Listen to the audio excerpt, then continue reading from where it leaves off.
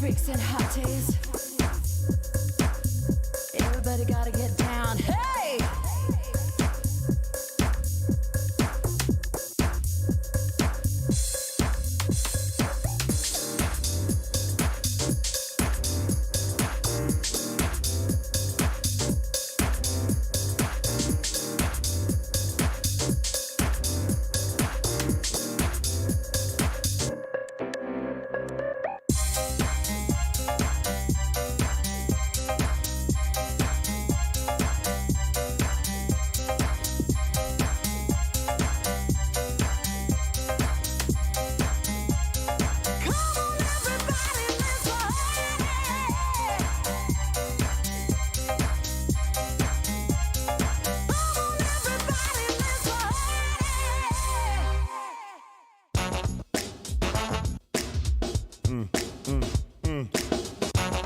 Yeah.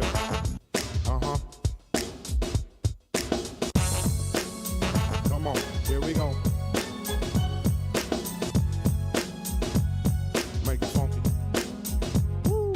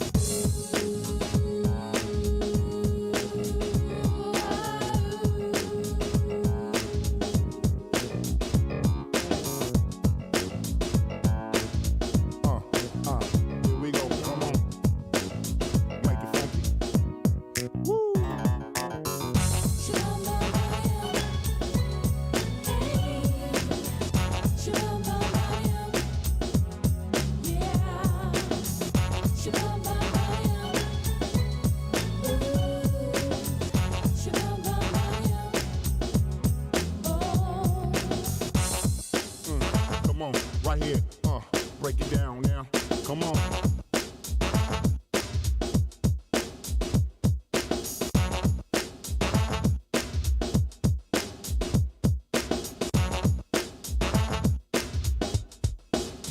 Make it funky.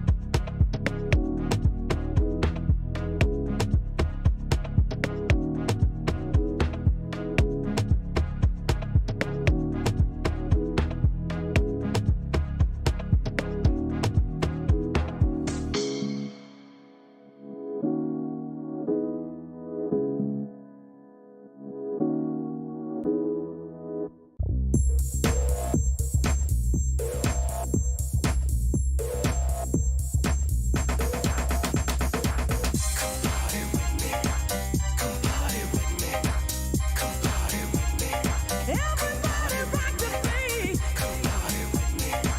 Come party with me. Come party with me. Come on, everybody, let's party.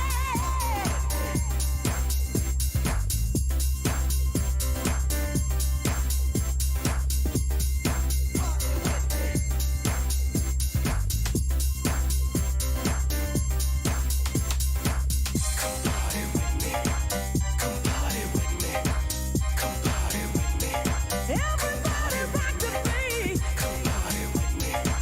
Come party with me. Come party with me. Come on, everybody, let's party.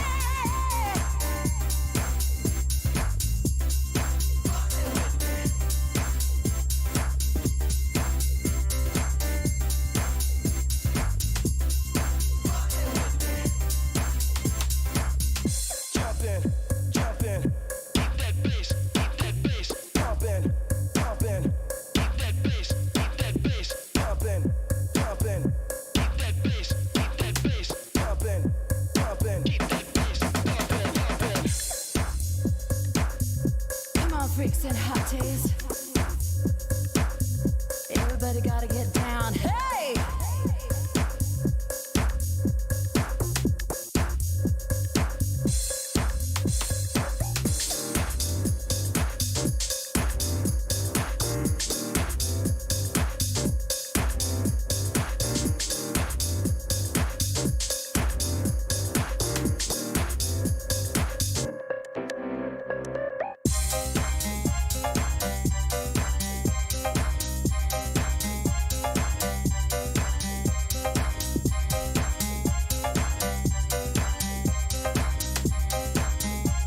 Come on, everybody, let's party.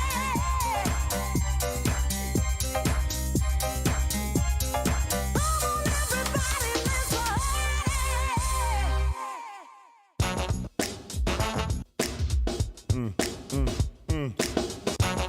Yeah. Uh-huh. Come on, here we go. Make it funky. Woo.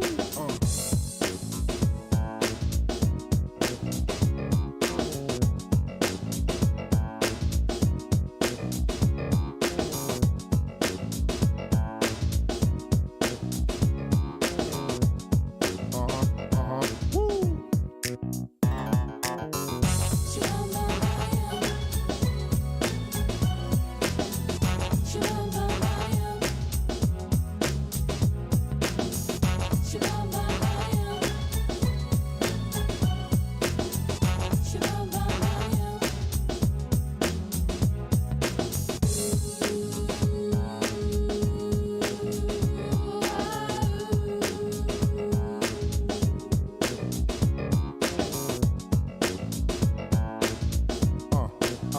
Here we go. Come on.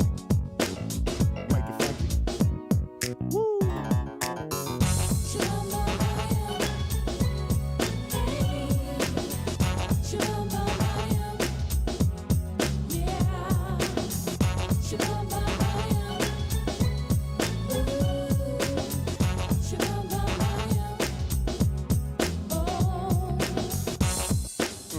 Come on, right here. Break it down now. Come on.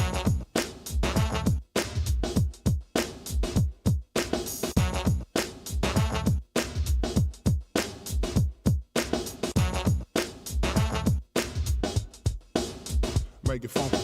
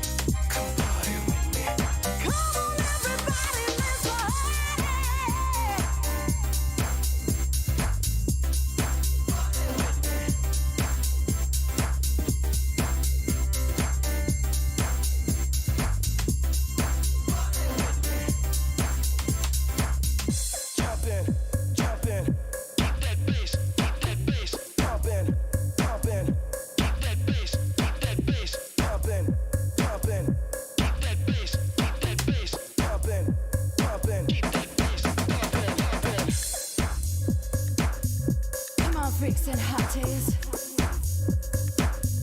Everybody gotta get down. Hey!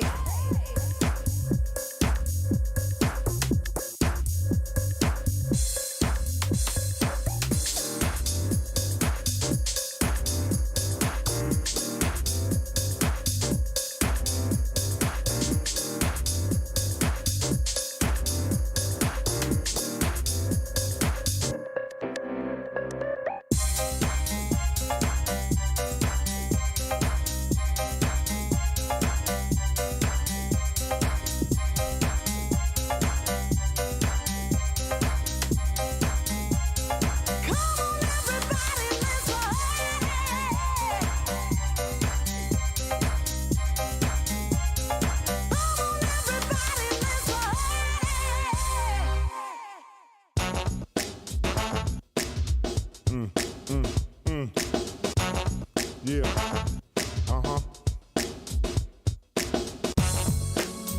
Come on, here we go. Make it funky. Woo.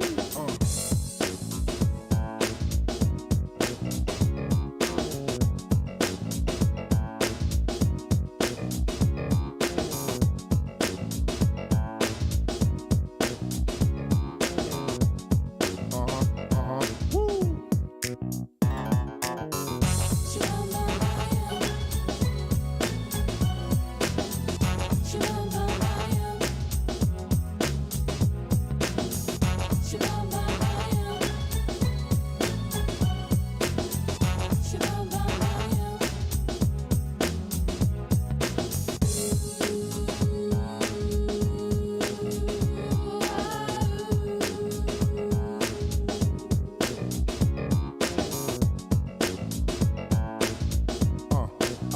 Here we go. Come on.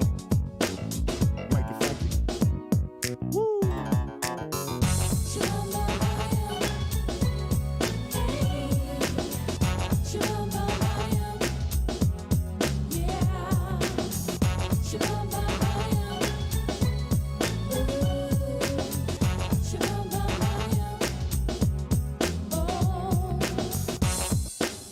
Come on, right here. Break it down now. Come on.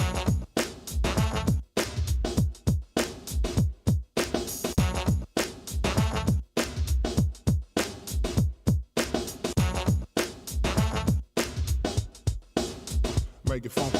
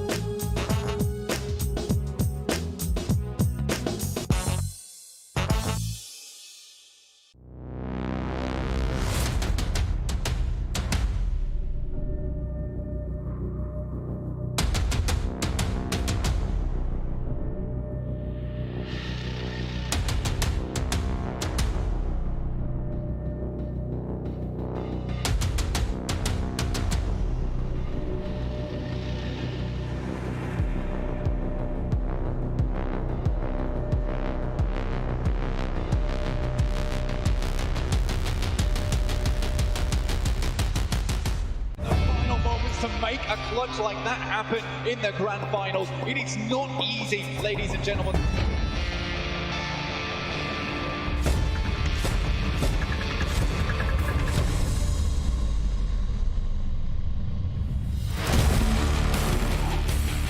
Popping their head up. Whoa, look at that, the double. Can we get another one? Stop it! Here they go. They're gonna send in one of their McLarens right on over with the run.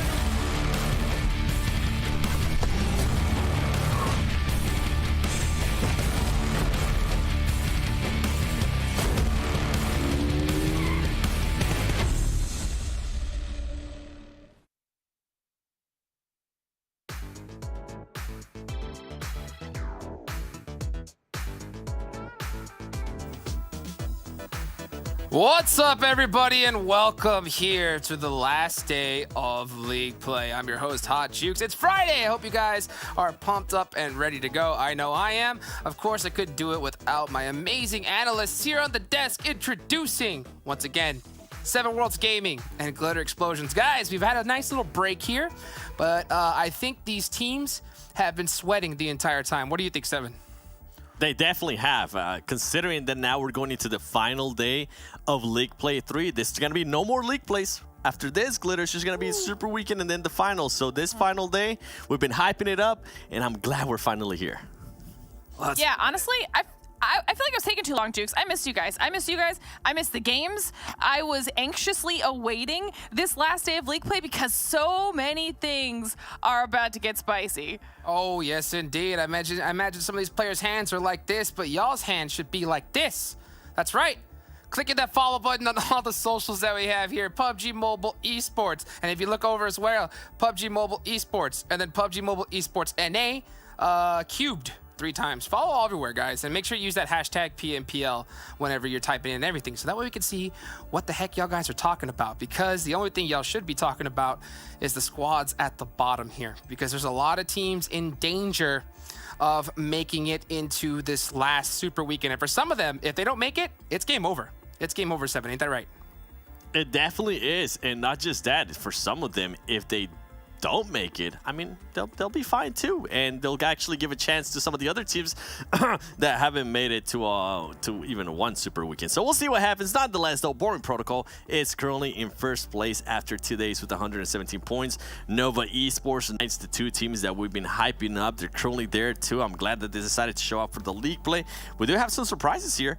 Polar Ace, The Hitless, and B-Town Esports. These are teams that we've been talking about for a long time, and we're saying how some of those teams only have one Super Weekend under the belt. So it's good to see them here on the first page. I would like to see that second page, because that's where a lot of stuff is going to get crazy. Dope Esports, one of the other teams that finally made it to the Super Weekend on the previous Super Weekend. Guess what? They're currently putting themselves there in contention too. Now we're going to scroll down a little bit more to Execute, K19, and the teams that follow them, because you can tell, Glitter, right there. Execute, K19 currently tied in points, but the other teams are actually not far off. Only 2 and 3 points respectively there for Lazarus and HTV. So, you know, of course, we had to look at all of the stats tied to all of this, because we need to know who's the most likely squads to qualify for the 3rd and final Super Weekend. And you can see that actually the performances have been averaging a little bit better than the last 2 times we've done this. 66 points now is going to be our estimated projected amount that you need to hit in order to reach this final Super Weekend. And you can see just how stinking close everybody is here. I mean, Execute, K19 are tied for the required 22 points, 24 for Lazarus, 25 for HTV, and honestly, the fact that Lazarus is even down here at all should be terrifying for K19 and Execute, because those are the 2 teams right on the cusp of potentially being bumped out of that 15th and 16th spot, and they are both teams that absolutely, especially K19, need to qualify for this final Super Weekend.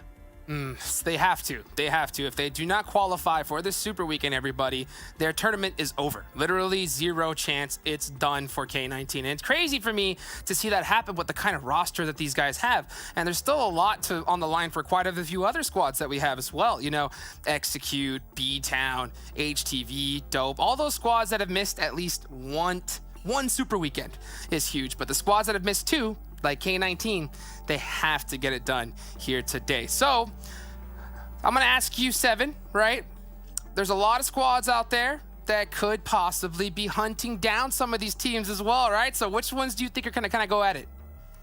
Oh, I think it has to be some of those teams that we kind of unexpected them are currently in the first page. I'm going to be looking at the hit list, but before we even go into that, I want to show you guys the stats from this bottom 6 teams. And if you remember, on day 1 of this League Play, we show you these stats, and they did not look like this. I mean, the hit list with 823 damage, the average eliminations that are currently able to pull up, even B-Town too, they're currently averaging about 3.8 elims before. The first time we ever showed you this graphic, they were actually averaging about 2.3. So it seems like every single team has stepped it up in regards to elims. Even K19, they have stepped it up from 2.08 to actually 2.62. And something to keep in mind too is the average placement points from a lot of these teams. You see 3 teams currently tying in regards to that 8th place.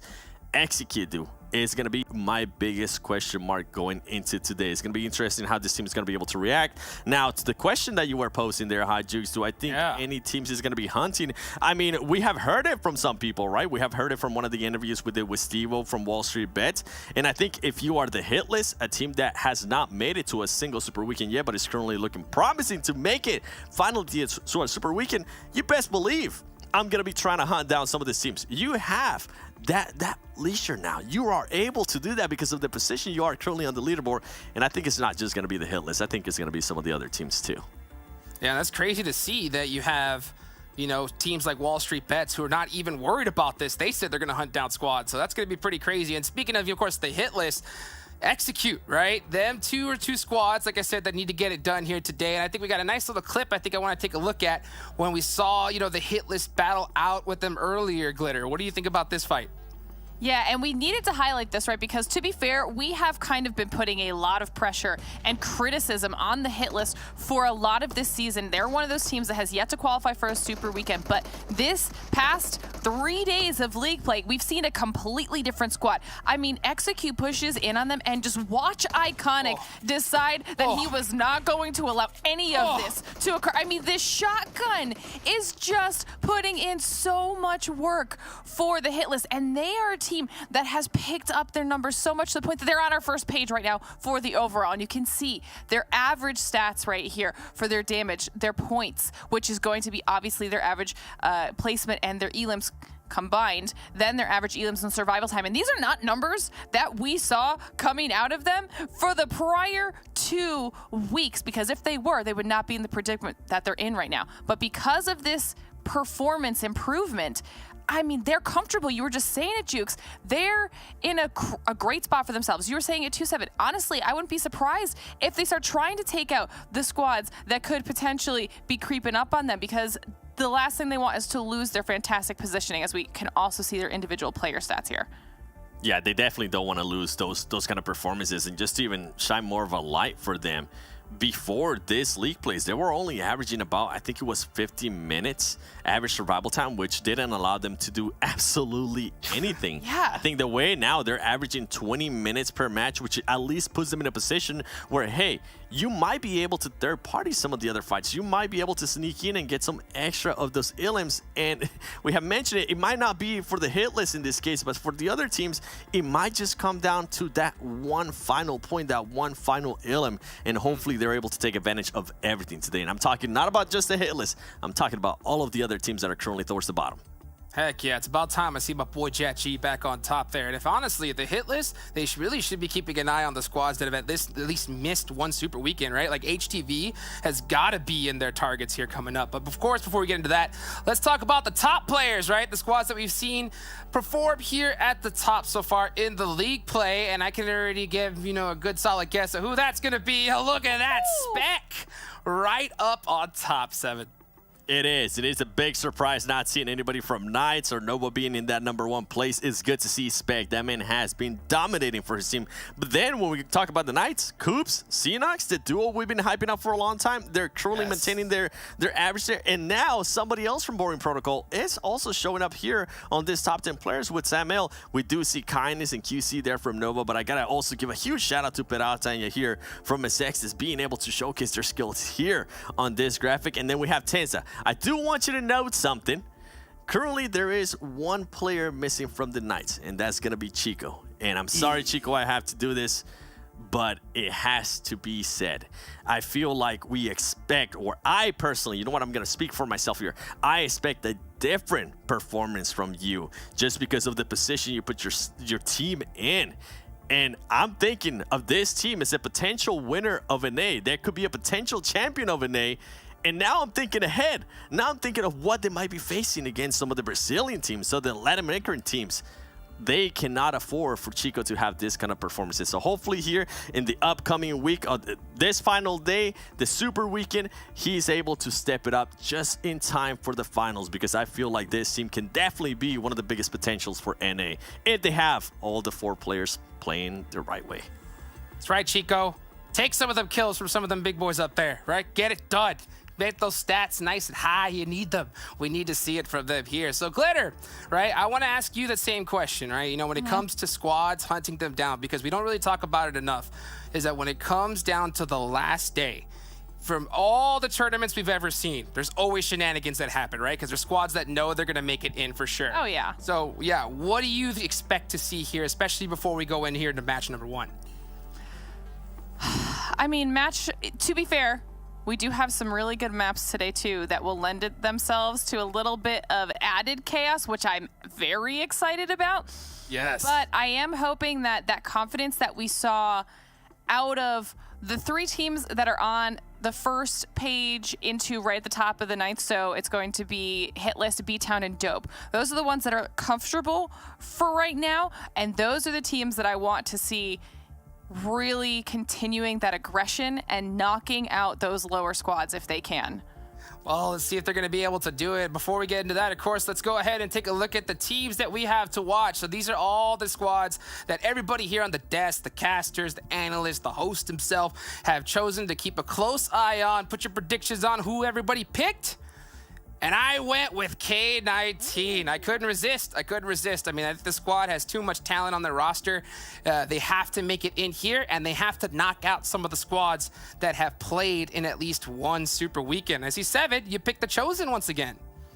I did. Actually, this is my first time ever picking the Chosen. The reason is because it's the final day of the league play. And this team is currently a little bit sketched out. You know, I'm not too sure yet if they're going to make it to that Super Weekend. And if they don't make it to the Super Weekend, it would be insanely big for some of the other teams that are trying to make it to the finals. And Glitter, Dope, I mean, Dope is looking good right now.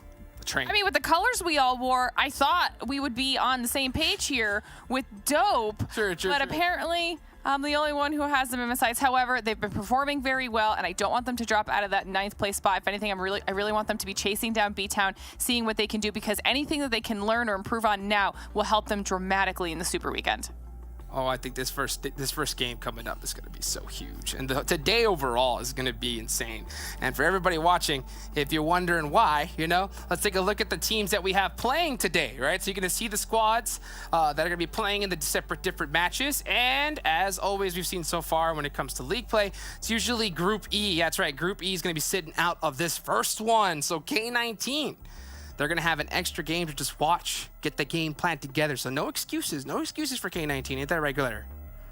Absolutely. I don't want to see any excuses this entire final day, every single time that they have to play, because they can't, number one, they can't afford it, but 2, they have now shown us that they're capable of doing much better, and I don't want that to slip away. There's no more any whatsoever that could possibly be had, and this is what I was talking about with the chaos of the schedule, Jukes. Look at this. Oh, I've been waiting to say this. I've been waiting to let people know if you didn't know already. It is double Miramar and double Sanhok Day with a nice Erangel in the middle there. 7. Is this not your favorite schedule? Do you want to see this all the time? This is. Yeah, I love that we end on madness when Sanhok. Yes. And I love, too, that your pick, actually, Hot Jukes, K19 is going to get a chance to play both of those Sanhoks. Hopefully, they can take advantage of it, because it's going to be even crazier. And another thing that I love, too, is that I think Nova is going to get a chance to play both of those Sanhoks, too, against Four Bros, if I'm not mistaken. And with Four Bros is currently located on that leaderboard, it's time to change it up. I think we finally got to that point. It's time for Four Bros to just hot drop Nova Esports. Please. Oh my gosh, it's just like a matter of pride at this point for these guys. I was not expecting them to not do it, but I mean, at this point where they're at, I think they may have to. I think they may have to. And you're right, Seven. I mean, double Sanhok Day, it's going to be dangerous. I mean, we've seen this map time and time again. Anybody can win it, right? Anybody can win it and get 20 points. But, Seven, your favorite strategy inside of Sanhok, the heel strat, right? The heel strat, baby. That's gotta come in big here. Who do you want to see the heel strat from first on the bottom 7? Huh? On the bottom. Oh man, you're putting me on the spot like that. You know That's what? right. If we're actually gonna be heel stratting, I want to see K19 do it. Yeah. Why not? I was gonna say the Currently same in thing. 16th place, right? They got nothing to lose. That is not. I was they literally can't. gonna say the same thing. Nothing to lose at all. Nothing to lose at all. We got, of course, Miramar here to start out the day. And look at this. Here's the map performance that we've seen so Wow. far this week. And the Pittsburgh Knights are on top. And the hit list. Hit list did dang good here in Miramar here, Glitter. Not only the hit list, but execute. And considering execute's in such a dangerous position on the overall, this actually could be huge for execute if they can use this map to their advantage. The hit list will just continue to maintain a really, really solid spot in that overall if this is another map that works out in their favor. I mean, obviously, we've seen both Boring Protocol and Knights and Mezexis. We saw their players on the top players for the week, and we've been seeing them have fantastic performances. So not surprised by those three, but I did not expect, I'm not going to execute. It's probably surprised me the most for this map 7, and I'm actually, I think this made things even more interesting knowing those numbers now. It definitely will be, and I think, if I'm not mistaken, I think they get a chance to play the first Miramar, but they don't get a chance to play the second Miramar. So hopefully, as you were saying, if they do play that first Miramar, they take full advantage of it. Maybe they go for the chicken dinner. Maybe they go for a weird random hell strat on Miramar. I don't know. Probably not. Please don't do that. I hate it. No. They're going to need to pull out the gas can strat here on Miramar, because that's something they're really going to definitely need here. Well, you know, we got 5 games here today. Today is, again, the last day of league play. We're going to find out who's going to go into that super weekend here. So, performances, right? At a K19, 7. Who do you expect to see, or who do you really want to see step up here in the squad? From the squad, anybody at this point. I'm not about to mention If you were the coach, any like, names. Give him the speech, bro. I'll be like, please, somebody, stop throwing. Stop tweeting of how much you're hating it right now and actually do something in the game to improve. And you know what? Another squad that I'm going to be looking at is HTV. HTV right now, it's within that. I mean, they're in 18th place. And you guys mentioned it too. Lazarus is currently in that 17th place. And I think a lot of teams also have to be worrying. You know what? Let's look at the stats here for K19. You mentioned about stepping up. Well, guess what? Juancho has been one of them that's been stepping up. Russell, Solitude. I know Valak, to give Valak some slack. I know he has been busy with some high school. Hopefully he was able to graduate. Shout out to my boy Valak. There you go. But overall, if I'm seeing some of the stats, I'm looking at Solitude.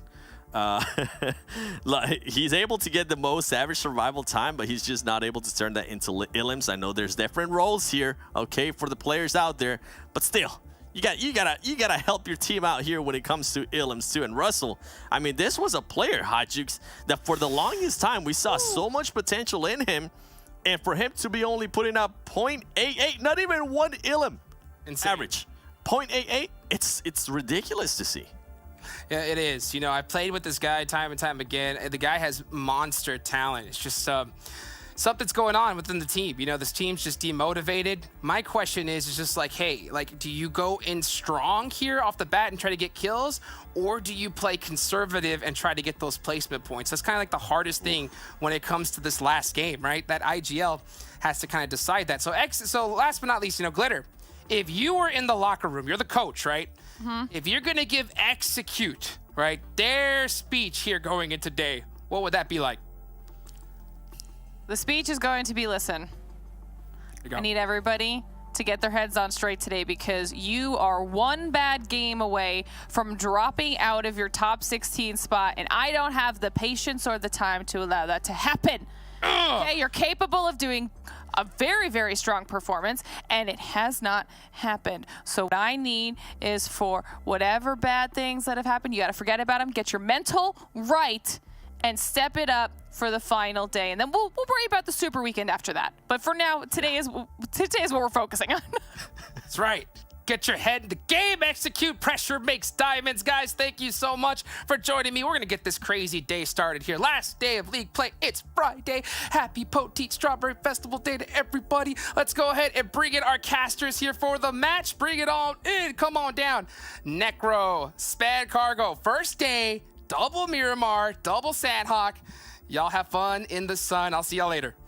Hey, thank you, Hot Jukes. I'm really excited, especially for this game, because, I mean, the analyst, the desk already kind of talked about it. I chose Execute for today. I need them to go on ahead and do better, continue to hold on to their spot as of right now in 15th place or climb higher. And Miramar, perfect place to do so for the first match. Exactly. I mean, as you said, Miramar, perfect place to do so. Another team I feel like currently is on the struggling phase, or not, I feel like they are on the struggling phase, is HTV. Now, they'll also need to try and step things up, because in the overall rankings, they're currently sitting on 17th place, and even in the week 3 standings of the league play, they're sitting on 18th spot. So this is one of those teams that's currently in the red marker, and it's going to be really hard for this team too to make that climb on the rankings. Now, I'm also choosing 4 Bros over here because honestly, 2 Sanhoks, that means 4 Bros, the struggle is going to be seen because they've always been getting that beating from the players of Nova. Ooh, that's true. That's definitely something that we're going to have to keep an eye on in this next match. But starting off on Miramar, looks like our plane path is choosing to be a little bit up towards that northeastern side, starting right down here by Puerto, going to end just to the side of La Cobreria. Not too bad. Anybody who wants to go kind of like Monte El Pozo definitely have to grab their vehicles and kind of drive on over, but otherwise not too bad of a plane path. I'm really, really excited though to see how this first match is going to play out. I feel like this kind of sets the tone for the last day of the 3rd week of league play, literally the last day of league play for this entire event. It's all up to this. Exactly, last week too, and 4 Bros is one of those teams that's currently sitting all the way on the bottom of the board. As I talked about HTV too, they were able to make it in the 2nd super weekend, but unfortunately, the performance, even though they made it in, they're still sitting in the red zone.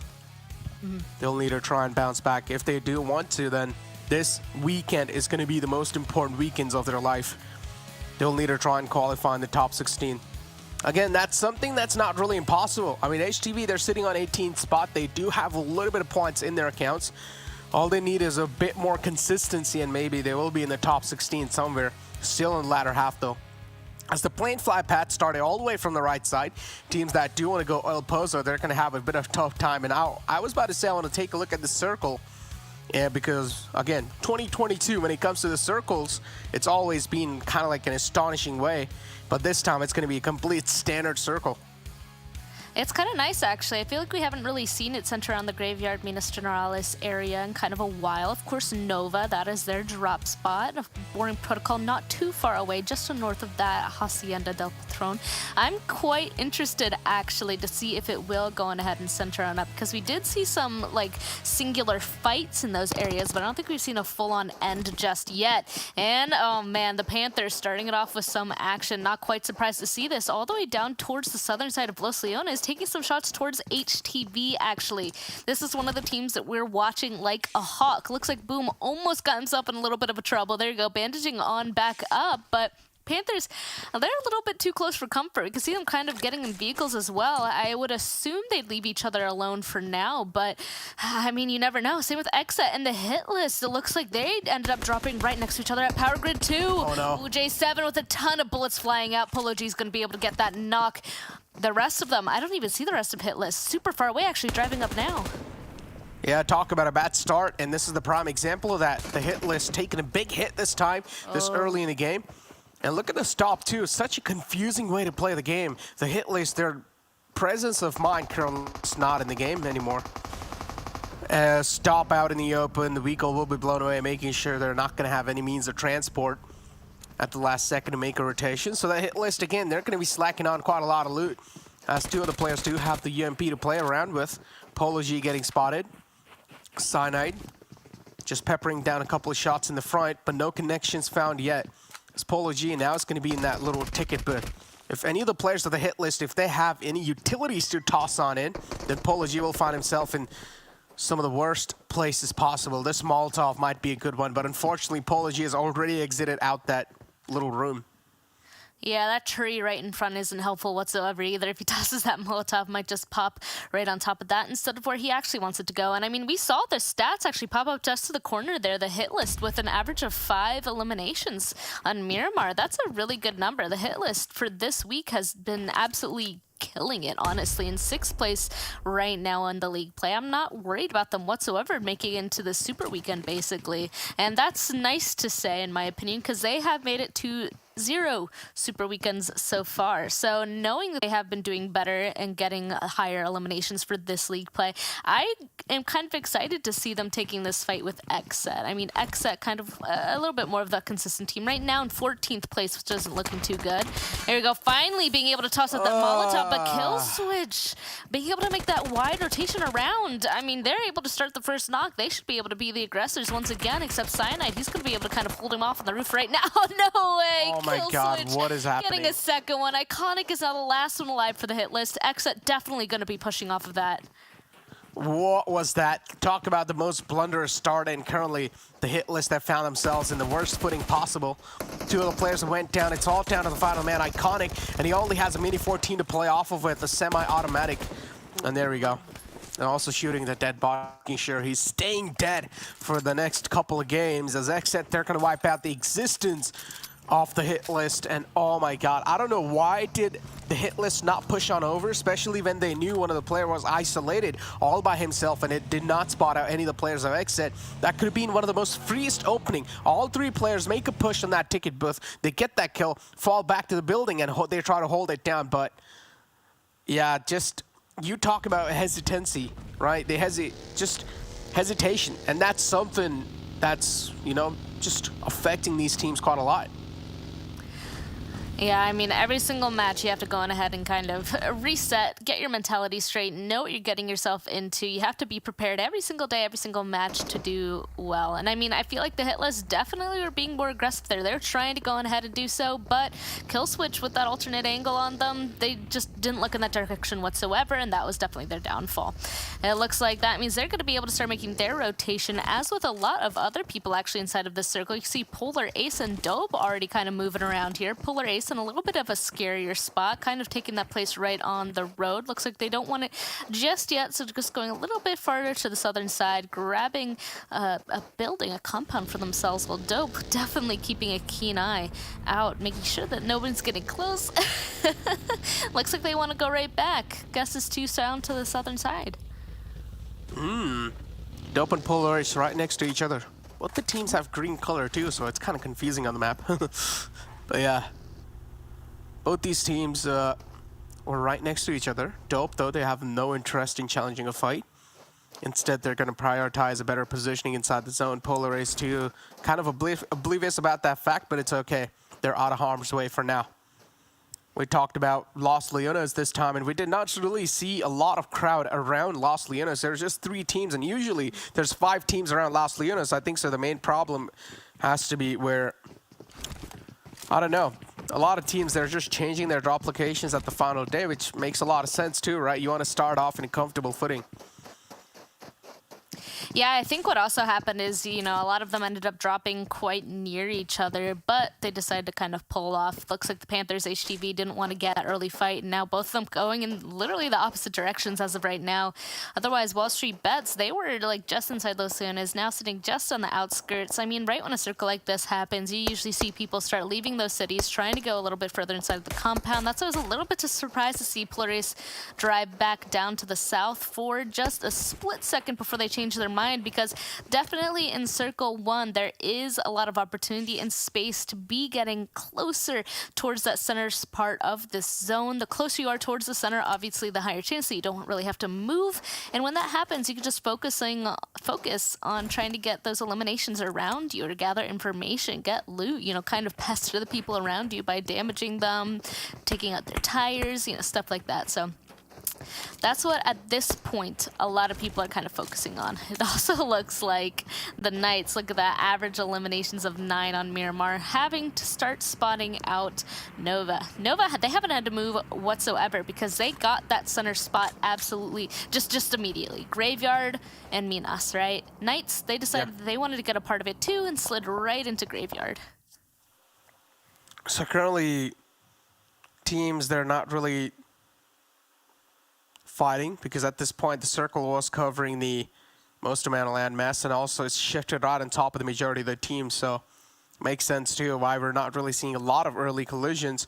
We did see just that exit and the hit list fight. After that, nothing's really happening. Ooh. There we go. The circle this time is going to take a huge curveball shift all the way up north. We're not really going to be seeing it centralized down near Graveyard and Minas Generalis. So that means it has to be water treatment or either Cruisedale Valley circle. Because I've seen one of those circles in the past too, and it's quite tricky, honestly, to try and navigate your way through in the final zones. Now, you talk about HTV, they're all the way on the right side, taking that safer route because they know no one's going to be here in the outskirts. And HTV is one of those teams that like to stick to each other, and they do not really like that spotlight on themselves. So HTV just opting out for the safest rotation possible. And Miramar is just one of those maps that gives you so many ways to rotate. Definitely more passive, and honestly, I'm glad that they're doing it, because whenever it hard shifts just like this, I mean, you saw it. Everybody jumped into their vehicles immediately and just started sending it. I mean, even Nova Knights, they previously had the Sunder, they no longer have it. They need to grab their vehicles and get moving immediately if they're hoping to have something, but they know that there's probably people around them. They might now kind of be stuck more towards that southern side of the circle, and obviously, if you like kind of playing more the center area, this kind of a zone shift isn't going to be good for you. However, we've seen all these teams kind of play a different way, right? Edge teams, center teams. It's kind of hard to go on ahead and just say, oh yeah, this is exactly what they're going to do. And Nova, I feel like Nova Knights, they're going to be fine because they are aggressive teams that can, you know, get in team fights and win them. So them not getting the center is not going to hurt them. However, teams like the Chosen that are now finding themselves towards the center of this new circle, it's really going to help them out. Hopefully they're going to be able to stay alive long enough to then get involved in those later fights and just absolutely maximize the amount of points that they're able to get in this game. And the Chosen, yeah, as you were talking about them, do you hear a couple of gunshots ringing around? And they're firing on the players of Bob too. Bob currently sitting the table toppers. And if the Chosen do want to go against Bob, then they will have to face a lot of difficulties because Bob, they have nothing to lose. They're sitting on the top. Spec is absolutely popping off as well. So it makes a lot of sense too why Bob, they're not going to back out from this fight, just peppering down bullets in the front. The confidence currently, the momentum currently is in the favor of Bob. And they're going to be feeling it for sure. So the shots from the side of them will be connecting and will be hurting a lot of players. But unfortunately, talk about players getting hurt. No. It's 4 pros this time against the players of Knights as Xenox has found the opening and the confirmation. There will be there too from the side of Coops. But unfortunately, Xenox will be taken down. A great capitalization from Leon. Now the man advantage have been neutralized. And 4Bros, of course, definitely needs to go on ahead and grab these points because they're currently at the very, very bottom of this league play board as of right now. Looks like the rest of the Knights grabbing their vehicle once again. They don't want to be there anymore. 4Bros tossing a lot of utility in their direction. Nice damage coming through from Leon, taking at least one of them down to half HP. It does look like they're just going to be able to escape over that ridge, though, into a new compound. Coop still alone up to the northern side. Probably going to stay there a little bit longer to kind of pester them, but it looks like he will be smacked right there, so he'll probably be following the rest of his teammates shortly. Definitely didn't want that to happen. They wanted to try and have as much territory as possible for this next zone shift, just like Boring Protocol actually is doing. I wanted to point that out. They're huge split, but it doesn't look like it's really going to matter because once again, this zone decided to not be friendly, going on over towards that eastern side. There's so many teams, once again, not inside of the circle that are going to be absolutely sending it. Look at all the low vehicle icons. Everybody's just going at this point. The only people that are comfortable, HTV, Polar Ace, Nova, everybody else scrambling. High ground's now heavily prioritized in these zones. And that's why you see HTV2 setting themselves up pretty well. But they're still kind of in the edge of the zone. If the circle takes a hard shift away from HTV, they're going to be screwed huge time. And now take a look at the map as well. Huge wave of vehicles trying to move on in. WallStreetBets all the way down south. Lazarus, they find themselves against the players of HQA. Lazarus able to find the opening, and also we'll get the confirmation flowing. As HQA, the rest of the squad as well, they're going to try to ram their vehicles in. As Sup-Pig and King Pig, now they've entered the fray. And unfortunately, it's Boring Protocol doing so much damage on the players of HQA and also trying to steal those frags away. But Lazarus, they're going to deny it this time. So talk about a big unintentional help, and Boring Protocol, they've just helped out the players of Lazarus. I mean, I'm surprised that they decided to crash on that side because they know where the circle went, right? They knew that people would probably be up on the hill right beside them. That was just a huge open side for them to be just taken out from. That's exactly what Boring Protocol did. It also looks like they're able to get some damage towards 4Bros right above them. Looks like Boring Protocol, this is their home for now, though, just on the top of this little ridge here inside this compound down below, especially since they got involved in the HQA fight. They're probably taking a look at Lazarus now, making sure that they hold out whoever is now outside of here. HQA is just onto one person left, by the way. He's currently driving right towards another team, so I'm a little bit worried for him, but Boarding Protocol as of right now, I like that they're trying to keep an eye on 4Bros, onto Lazarus, just everybody. What? Acer's all the way in the front.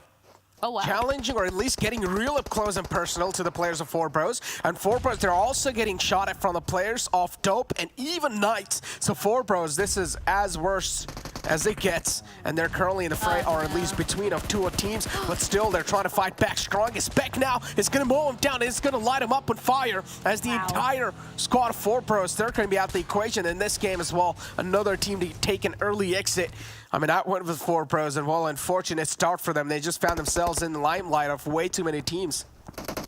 That res being taken on them as well. They'll have to be a little bit careful because the Knights right down to the southern side. But once again, another fight all the way down to the southern side of the circle. The Panthers losing yet another member versus WallStreetBets here. You can see that there's 3 of them still left up. Drago unfortunately did get knocked, but it looks like as of right now, doing well compared to the Panthers. You can see Frady, definitely a really good player through the Panthers, trying to hide behind this rock here, but it's just no match. I mean, they're gonna be taken out immediately from WallStreetBets, and good thing they finished that when they did. The circle popped at the same time, and once again, hard shifting up to the northern side. Nobody is getting a break. I'm sure that so many teams are having to just chase the circle.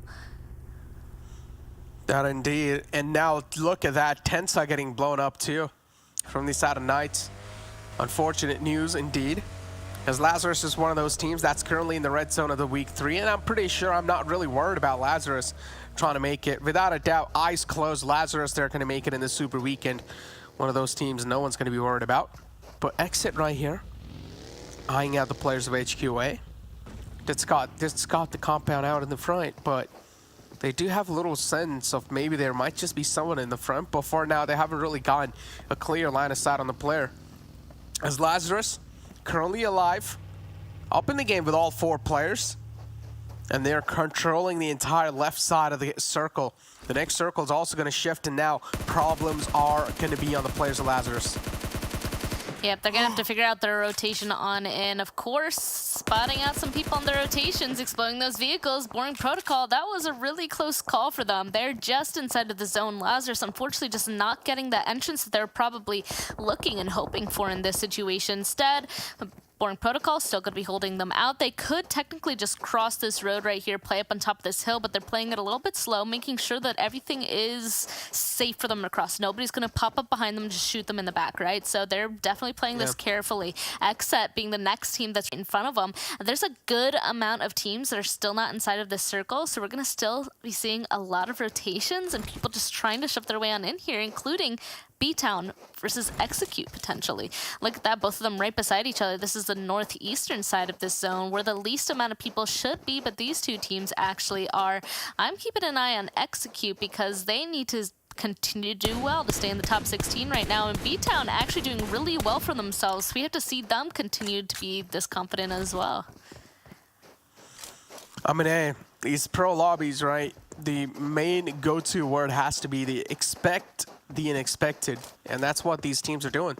They don't know. You never know. Your backs are clear or not. You might as well be spotted out by one of those snakes in your game, or the entire glimmers of hope of that game will be destroyed by one little snake from a team, and that's what usually happens in the final zones. Oh, no. And now we have Samuel and Knights. Oh no, it's the entire squad of Boring Protocol going head-to-head against the players of Knights, and they're not able to find that connection. And oh, still, one of the players from Knights is able to take down Samuel in a sliver of health, and now Knights too. They're trying to take the revenge as another team in the front. It's going to be the Chosen, making things even more tougher for the players of Boring Protocol as Carnage follows it up with a knock. Well, first of all, it looks like there's only one person that was technically left up for boarding protocol, starting to get that res onto it. But Lazarus, they've taken that as their opportunity to crash this. They've been looking for an entrance inside of this next zone, and it looks like Knights kind of just handed it to them, right? Coops is still alive down to the southern side. Unfortunately, wasn't able to help out the rest of his teammates, but now, luckily, all of the action isn't on him, except Nova will, of course, actually spot him out, and the Knights are now eliminated. 11 teams left alive. Lazarus wants to take this position from boarding protocol. Unfortunately, waited just a little bit too long. They were able to get a res into at least one of them, so it will be a 3v2. Zones going away from them once again. Fierce pushing into the wrong room without any of his teammates. They actually get a knock onto two of them here. Will they be able to get a third? There's going to be two other Lazarus members left in this situation, but it looks like boarding protocol is able to stay alive for now. One person left. It might just be a 1v1 at this position. I think it is. It is. And look at Acer now. Gonna toss a nade on in. Oh, Lazarus Kaiseki is gonna seal the deal right there. Just getting real close and personal, pushing right on the face too. And Lazarus, they're gonna be able to just wrap up that deal right there. But Nova and Polar Ace going head-to-head against On In, as Chronix has already been knocked out, and it's not going to be that tough for Nova to wipe out the existence of Polar Ace. Just doing some light work in the lobby currently, but now the unfortunate stuff starts as the next circle shift is going to be shifting away from the players of Nova. That means Nova will need to move on in the open. They do have a couple of vehicles though. But again, things are just going to get even tougher and tougher because the Chosen will try to hold them off at bay. For sure, it looks like WallStreetBets versus B-Town finally coming underway as well. I mean, B-Town, they had to kind of make that rotation back down to the southern side onto WallStreetBets. It looks like 24K is the last person alive. B-Town, they need to quickly get the rest on the two of their teammates, though, because here comes Execute from the northern side, probably hearing all this commotion right below them. They want to start getting involved in it, so if they're able to push up fast enough, they might be able to kind of steal away these eliminations from WallStreetBets. But right now, looks like they're still playing this a little bit more cautiously. Instead, just deciding to lay prone and kind of wait it out. Maybe because they spotted out XSET from afar. It does look like WallStreetBets will finally be spotted out there. They're now eliminated. And I have to say, taking a look at Nova and their rotation, I know that they need to get across the street, going nowhere near the Chosen. I like that the Chosen was able to grab this compound on the southern side of this road, but they had Godfan up to the northern side this entire time to kind of hold a spot inside zone for this team. Exactly, Execute is right there too. One of those teams that have found themselves in a bit of a dip, but again, if they do get the spotlight on them, they're going to be catching a lot of bullets, and that's what exactly happening. Bullets just all across the board. As B-Town too, they're going to catch some of them. And one of the players does go down, scratch that, make it two. Bolty too will follow it up, and Nova, as I said, there's just going to be the cleanup crew of this lobby. They're just trying to clean their way in. They're just trying to just mop their way in on the teams in the front, doing some light work currently. As B-Town, they're also trying to reply back in style, and they will find another opening, and now Nova, they're quite hurt. Three of the players have been taken down. XSET as well, taking their opportunity, and also they're able to inflict a lot of pain and hurt on the players of Nova. There you go, one more bullet from the side of Brar. It's going to be sealing the deal, barely surviving on the sliver of health. Playzone taking him down way too low. I thought he was going to be taken down by the blue zone there, but he did not. He was able to get taken down by another teammate, and it looks like it doesn't matter. They're able to stay alive. Nova is the next team eliminated. The zone closing once again. Now B-Town, they have to go ahead and immediately turn their attention to Execute right above them. It looks like XSET is going to be a little bit of an issue for both teams, so they definitely have themselves a better ridge for themselves to play off of. They are in control of being able to kind of hide behind this next ridge, while all of Execute, all of B-Town, they're going to be finding themselves out in the open in comparison to XSET. The only thing that could stop XSET from doing this, honestly, is the Chosen. It looks like they still have at least 3 people still up. If they go on ahead and start getting involved, pushing on over, they should be able to spot out the members of XSET here. Evil XSET. They're just peppering down, taking out the players of Execute one after the other. And there you go, Frame now is going to find a great spray.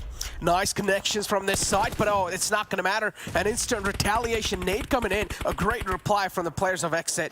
The final man 2 will be wrapped up, and that's going to be it for the side of Execute. A decent showing, though, getting eliminated on 4th spot. Nova, too. They unfortunately took a lot of bullets from a lot of different angles, and this is what happens when you decide to charge on in out in the open. Now it's 3 with 3 with 3. XSET, B-Town, and the Chosen are the last 3 teams alive.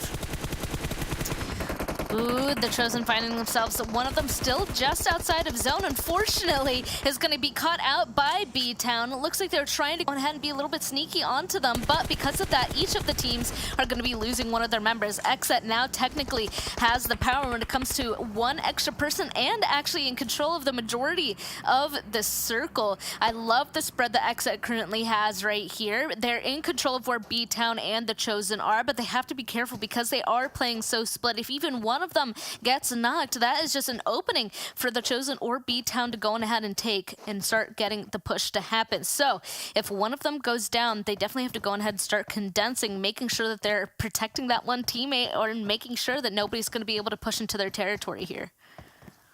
Talk about pushing into their territory. 3 players here. J7, Killswitch, and Polo G. There's going to be a care package right next to him too, so that's going to be some free upgrades. And if I'm not wrong, XSET, they've already taken it, so their gear's going to be looking fresh, at least on one of the players. Shots taken, there we go. This is the opening they really needed though. And now it's still 3 teams are up. The Chosen, they're down to a 2-man squad. But look at B-Town. They're making sure in this entire fight, they're not really getting the spotlight onto themselves because Midnight's quite low. So B-Town will need to take things a bit cautiously and a bit slow. As now the Chosen, they're being spotted out. Godfan just trying to whip in a couple of shots. Jimmy too is trying to fight back with tooth and nail. And he will find the opening, or he will find the elimination on the entire squad of the Chosen. And now it's XSET. The stars are aligned. And XSET, they're looking to put on a stellar performance. Shots taken in the front. B-Town down to a 2-man squad, and there we go. The final man 2 will fall down as XSET, a great way to open things up on final day. I mean, that last zone even shifted up towards them, and they weren't even inside of it in the end. They decided to push up because they knew that everybody else was below that ridge on the southern side. So why just wait for the blue zone to go ahead and push when you can just get in the correct position to look straight in a line and take down the rest of your enemies, right? So that was a great performance from XSET from the very end there, knowing to push, when to push, honestly. I mean, yeah, I just said, just knowing when to push, and this is what we saw, right? XSET on the map of Miramar, they're just so clinical, they're just so methodical, but sometimes they don't really take that approach in the map of Miramar too. I mean, you talk about hot and cold, and XSET, they've been like that throughout the entire weekend, but still they're doing pretty okay in the overall rankings. As you take a look at the round report, QZ is going to find himself with the most elimination points, 9 eliminations from his side. Nova is just absolutely going ham, and not just Nova, it's QZ who is going ham, and then Coops as well would find himself there with the highest damage, 780. JV from the side of XSET. Yeah, looks like we got the Knights and Nova just going back and forth there, and of course our round winners with the most travel. That was definitely, we had to see a lot of aggression coming through from the Knights and Nova, a lot of teams actually, because all of these circles just kept hard shifting away from everybody, and I want to see that action continue. So we will be back after a short break. The analysts are going to be able to wrap that one up.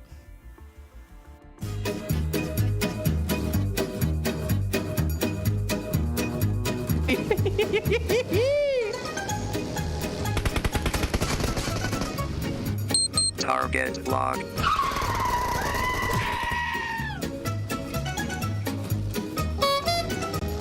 Another one. No, God, please, no! Ooh.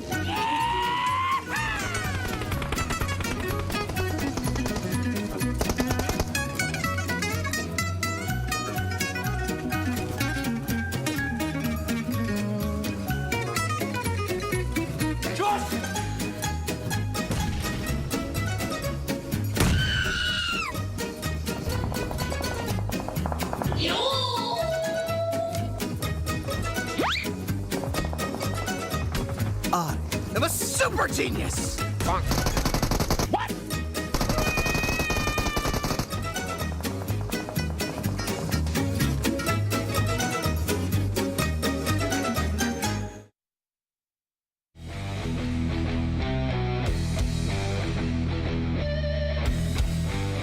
When the battle is intense and the bullets are raining down, vehicles are one of the only options that can guarantee you a fighting chance. However, each vehicle is unique, hence it pays to know the details. When hell breaks loose on Erangel, you cannot stay exposed while traveling. You can put your faith in the UAZ here for its superior durability and cover. But it's not invincible. If you blow even one of its rear tires, it goes from an asset to a liability in an instant. To stay up and running, no matter how much hit your rear takes, the Dacia indeed comes as a savior. It can storm through the fields at top speed, even with 3 of its tires blown off. The only downside here is its off-road performance. However, when you are in a race against time, the Coupe is unbeatable. With its lightning-fast acceleration, it's your ticket to a narrow escape when you are bleeding at low HP. The buggy is great for scouting, and for a driver, it offers the best possible protection from the back. But the same cannot be said for the passenger. But PUBG Mobile offers even more choices apart from the ones we covered. Which one will you choose for your next trip to the safe zone?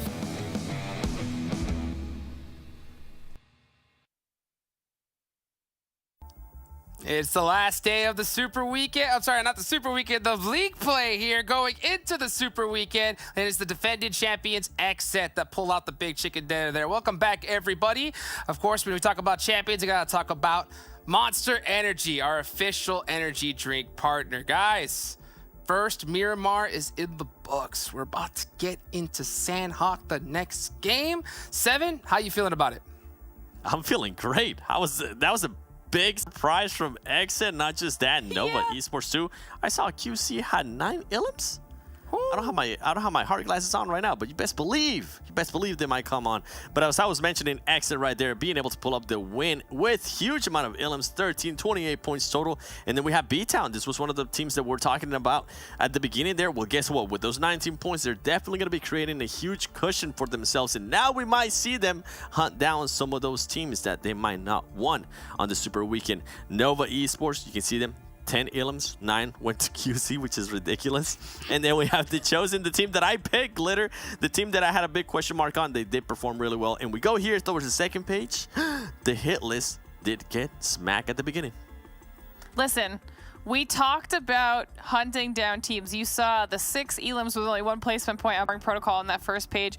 The 10 Elims onto Nova, and hit list is one of those unfortunate, unlucky victims. Dope HTV also finding themselves in really rough positions, though, because of some of that gameplay. And I mean, we certainly expected it to happen, but I don't think any of us really thought it was going to be on the hit list, because I think that they will be fine qualifying for that Super Weekend no matter what. But it did give an incredible start to XSET, who ended up being the chicken dinner winners. And honestly, I think that really has more to do with XSET's position on that overall leaderboard, because I don't even think we processed it, but they were only in 14th place starting today. So what we're trying to say is that XSET saw an opportunity for easy points, and they took them. Because that's pretty much what, if I'm in the XSET team and I have seen the way the hit list has been playing the past 2 league plays when they've only been able to play, I would have gone for it too, if I'm being completely honest. 4 free Ilims, why not? Let me take the chance with that. Another team, though, we got to talk about them. HTV Esports. Not the best performance you can have at the start of a game, considering that they also have to sit out the next match, which I believe is going to be in Sanhok. So HTV Esports putting themselves there at a huge disadvantage. But just, I mean, absolute madness too, if I'm being honest here, from HTV Esports, because this is a team that we can definitely see has an opportunity to make it to the finals. They just have to make it to that Super Weekend, Glitter. Yeah, honestly, there was a lot that happened in this match that mattered, which was kind of crazy. I mean, we saw it a little bit there, and we'll talk about it in just a moment as well, but there was a really aggressive fight against Lazarus, which is huge, even though they did have a decent performance, then you see the likes of Execute, who was one of those squads we talked about being just barely above them. They made it very, very far into this game, so we also need to give a shout out to Execute for at least locking down those placement points, because we had said, you know, will some of those teams that are in danger go for a more conservative start to the day to at least get some definitive points on the board? And that is absolutely what we saw Execute doing. And I think that, right, for this match, it was a smart play for them. Yep, it is. And with this here, XSET, I mean, Hot Juke said it too. The defending champions, right? They haven't really shown us much. I think we have seen some pop-ups performances from Killswitch. We have also seen Jayway. I think it was at the beginning of this tournament he was able to perform. But we really haven't seen of the likes like a power duo. And I'm hoping, Glitter, I'm just hoping that the defending champions will be able to put up that kind of performance here going into the final day of the league play and going into that super weekend. Because if I'm not mistaken, the way they're currently positioned on that leaderboard, they're more than likely going to end up being on the finals. But you know what? Let's take a look here at the top damage dealers. No surprise there. Exit with 1900. I actually thought they were going to be a lot higher, so that's a bit of a surprise for me. And the elim conversion to damage from Nova is just next level. 1300 to 10 elims, and then B-Town right there, 1300, almost 1400 to 7 elims. And if we go down, you know what? There is a team that surprises me, the Chosen. The Chosen at the end with 832. Yeah, 832 damage, 3 elims. That's a good performance, the Chosen. Thank you. Dude.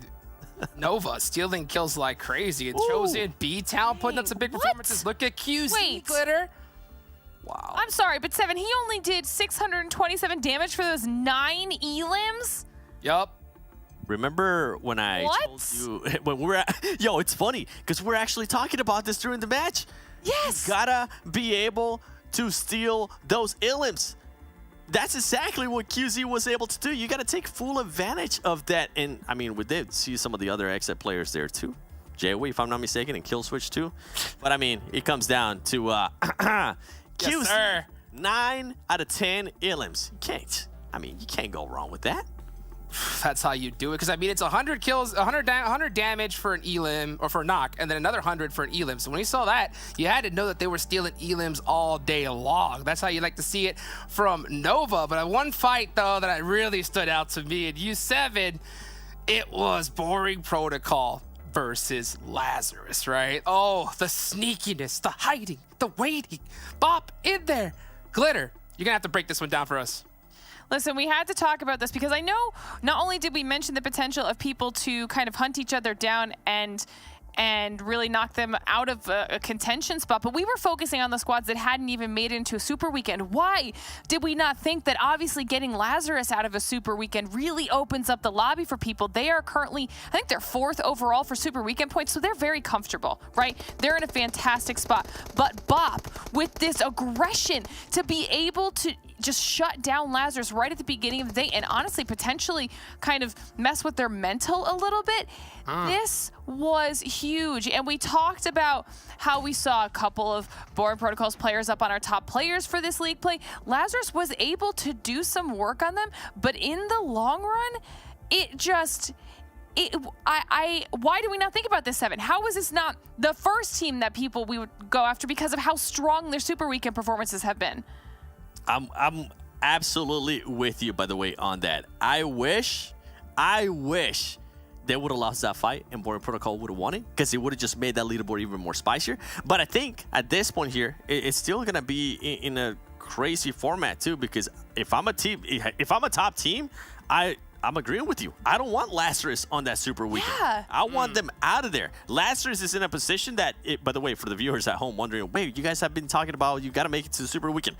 Right now, if you miss the first 2 super weekends, they're currently in a position where they're allowed to miss that super weekend because of how many points they gather. So they can afford to do that. Maybe you just put something out there, Glitter. We might start seeing it. That's something I want to talk about a little bit later in depth because I think that's really important. Lazarus at the bottom, is it good for the lower teams? We know it's good for the top teams, but we got to talk about Execute, right? Execute, they got everything on the line today. Let's take a look at their performance from today versus their average stats. 7, what do you think about it? And with this one here, I mean, you can see the huge difference that the team has been able to do, right? By the way, this is from day 1 and day 2, 1,000 damage to 278. On that second day, it was pretty much abysmal. But if we're actually able to show how they started off here today, the average survival time is going to be a lot higher. The elims, I mean, they only got 1 elim, so we're not going to be seeing that much damage, but I think it comes down to that placement points. We're talking about healing strats. We're talking about getting some kind of points any ways you guys want it to. Well, guess what? This will work for you if you are also able to survive there with 329 damage, only putting 1 elim, But guess what? If you're able to get a 4th place finish, that's going to equals 8 placement points. And right now, Execute needs to get some points, regardless of how it is. Get those points, and it worked perfect for them on that first match. Beautifully done for Execute. And another team that has an X in them. You know what? It's XSET. Let's see if they could do it again in this Sanhok that we got coming up here. Guys, thank you so much for joining me here. We're going to go ahead and talk to you a little bit later. We're going to go ahead and bring in our casters here for the second match. Let's get it going here because it's going to be a good one. We're heading into the jungle. Come on in, guys. Let's get it going here. Sanhok, the first match of the day, the first match for K19 and those other squads. Do y'all think they're going to do good? Span, I'll start with you and I'll see y'all later.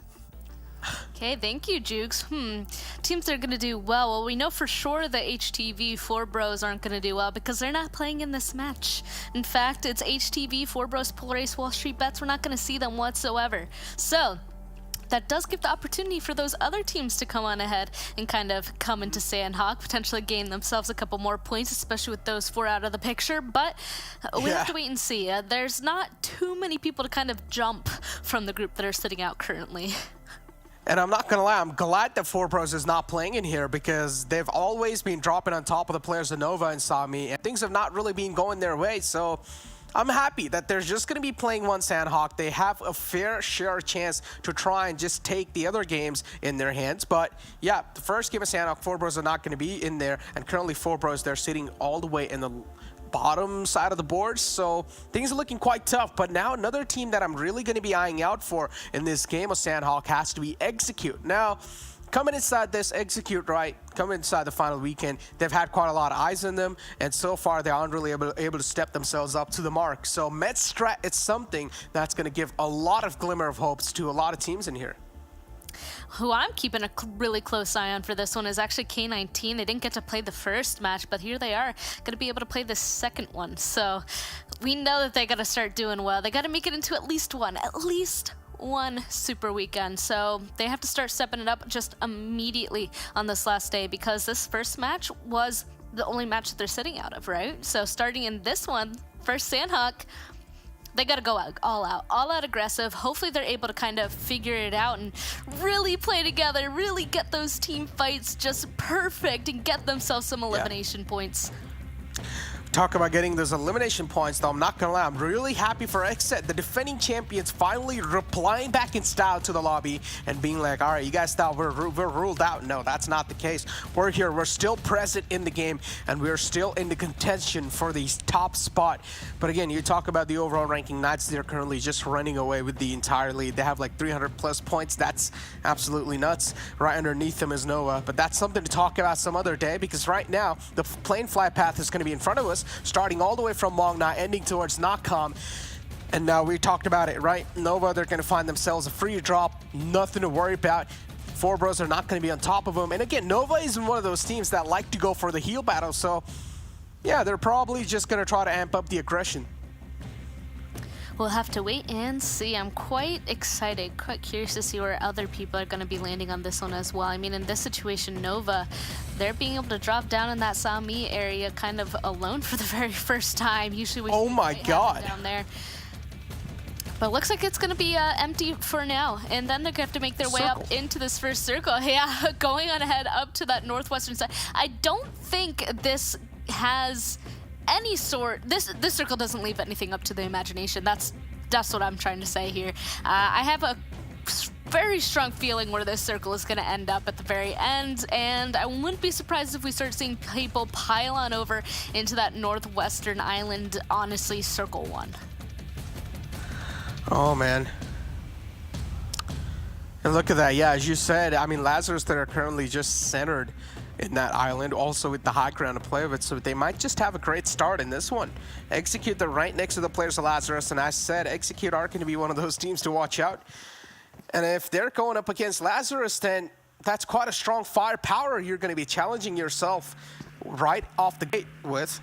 And Lazarus, I'm pretty sure they'll try to capitalize on these frags, or on these eliminations, as Jason now is being spotted out. Jason, too, is one of the strongest members off the side of Execute. This shouldn't really be that tough for Jason to try and deal with these two players approaching him, but that's way too many players right on top of Jason. And this time it'll be confusing. Oh, okay, talk about rubbing salt on the injuries. And that's one of the prime examples of that. I was actually a little bit worried about that situation because both Lazarus and Execute had a 2-2 splits going on, but the difference is that Lazarus, they had a vehicle to just send it all the way to help out their teammates immediately and get that first elimination. The other members of Execute, they also started running immediately, but they didn't have a vehicle. They were on foot. So there was just no chance. There's no chance that they were going to be able to get there in time, basically. Yeah, I think this has to be a B-Town chicken dinner. This has to be. Because, yeah, B-Town chicken dinner. This has to be. Look at them, just all the way on the Camp Alpha Island, just chilling out, looting the nearby compounds too. They're going to be racking themselves up with a lot of loot.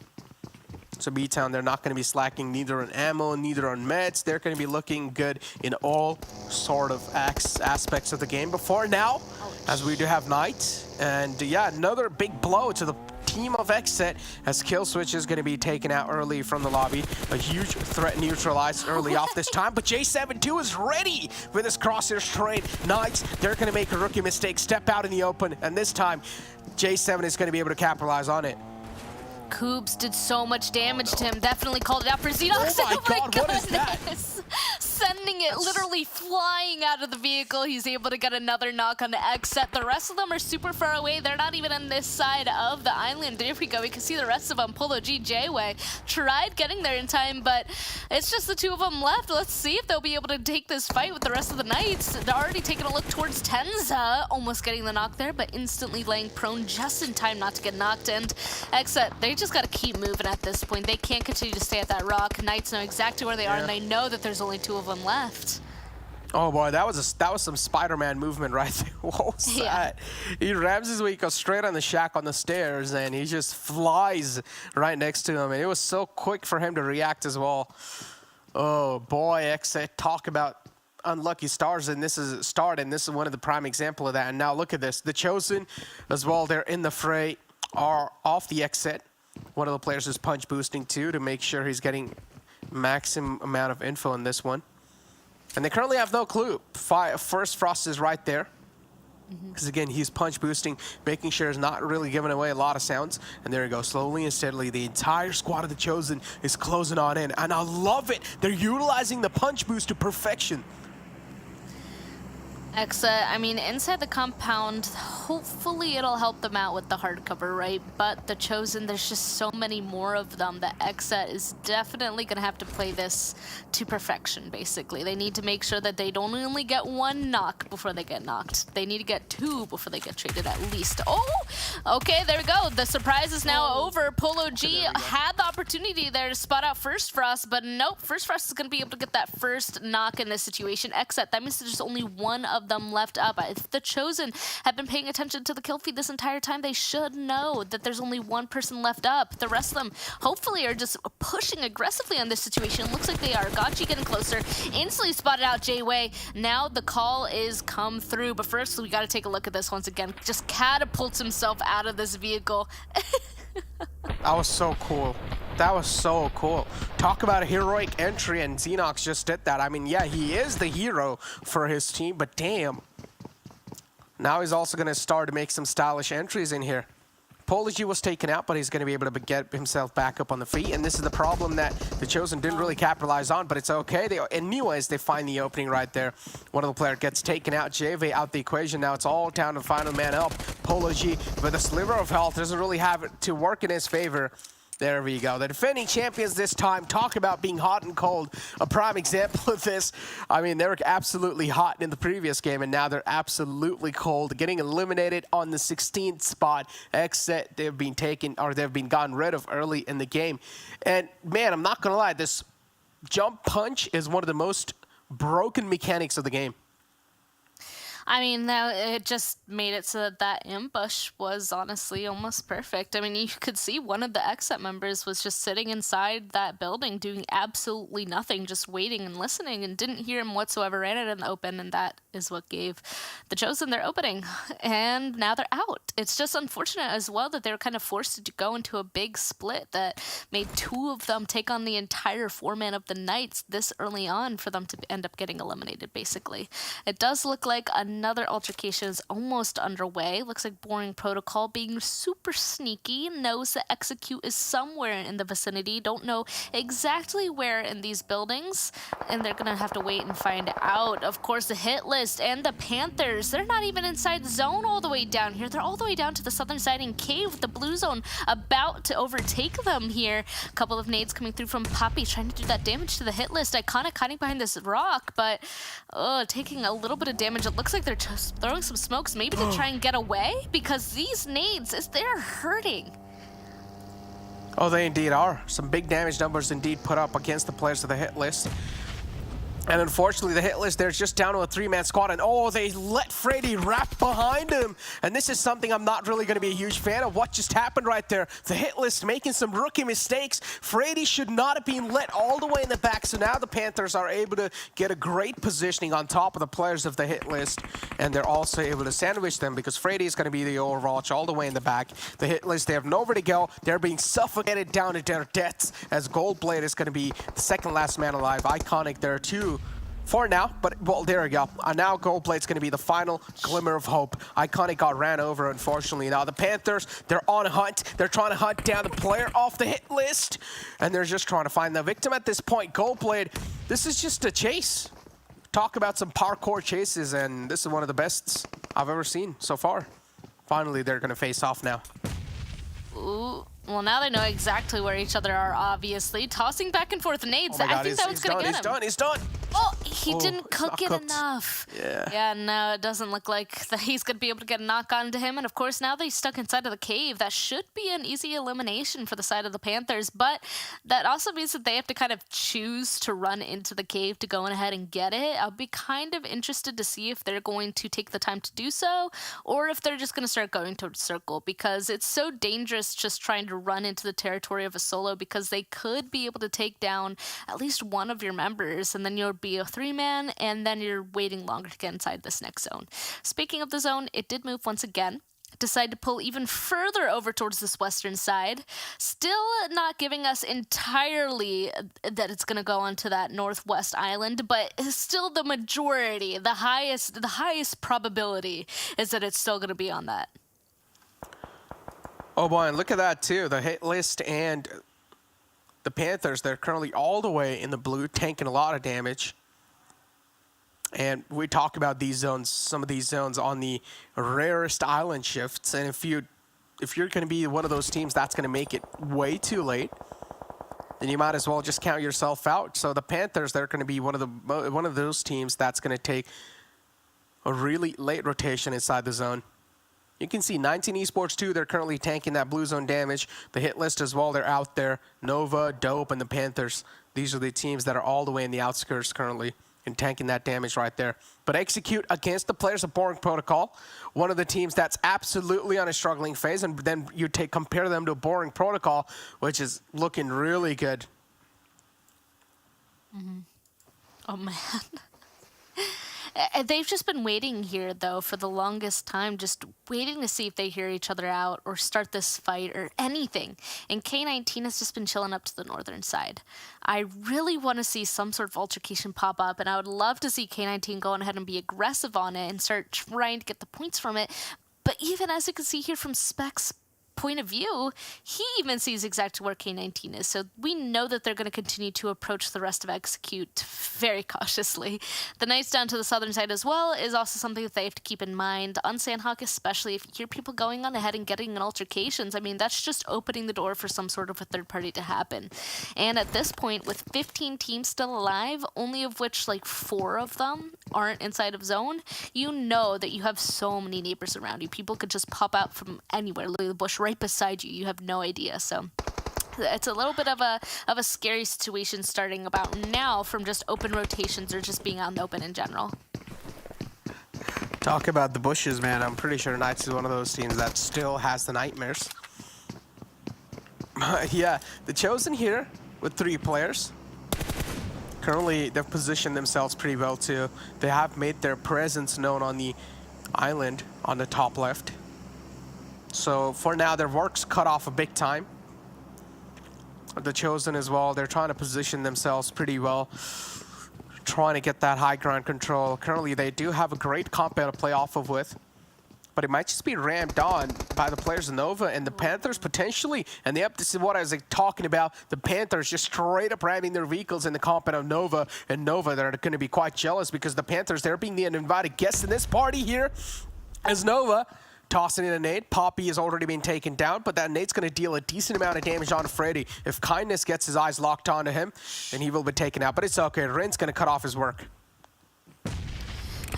Doing a decent amount of damage to Nova back, but of course he's going to actually get knocked as well. Kindness with the nades, just, oh my goodness, just absolutely disgusting with those throwables. Looks like the Panthers are going to be eliminated in the blink of an eye. Actually going out before the hit list. They took him down just to 1 person left, and Goldblade, I will say, still alive. The Panthers decided not to chase him inside of caves, so he is still alive, and they're now out of the game, completely eliminated, out.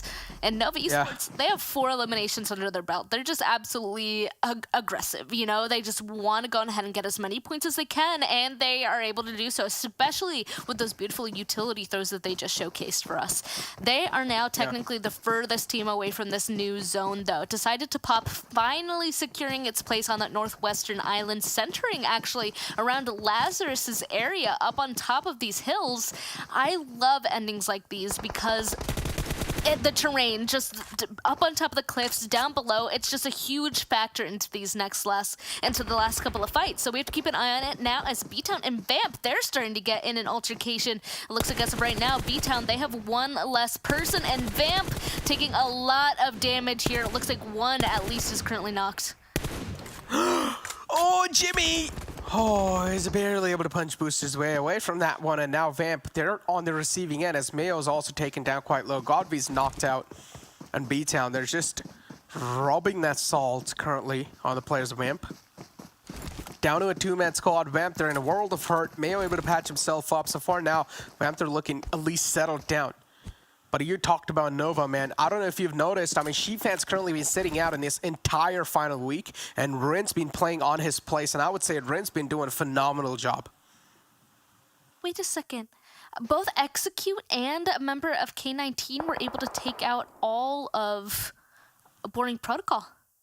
Sorry, I had to point it out because that is a big team going down to 2 teams that obviously need the points. So that is a huge win for those guys. They're over on the eastern side of the circle, so they ended up opening another spot, and it looks like actually Mezexis might go ahead and take that previously Boring Protocol spot from them. And of course, the fighting still happens over here on the western side as well. Swins, he needs to hide, as you can see. He's just playing this as passively as possible, watching B-Town make their way into zone, and he's just going to tank blue for a little bit.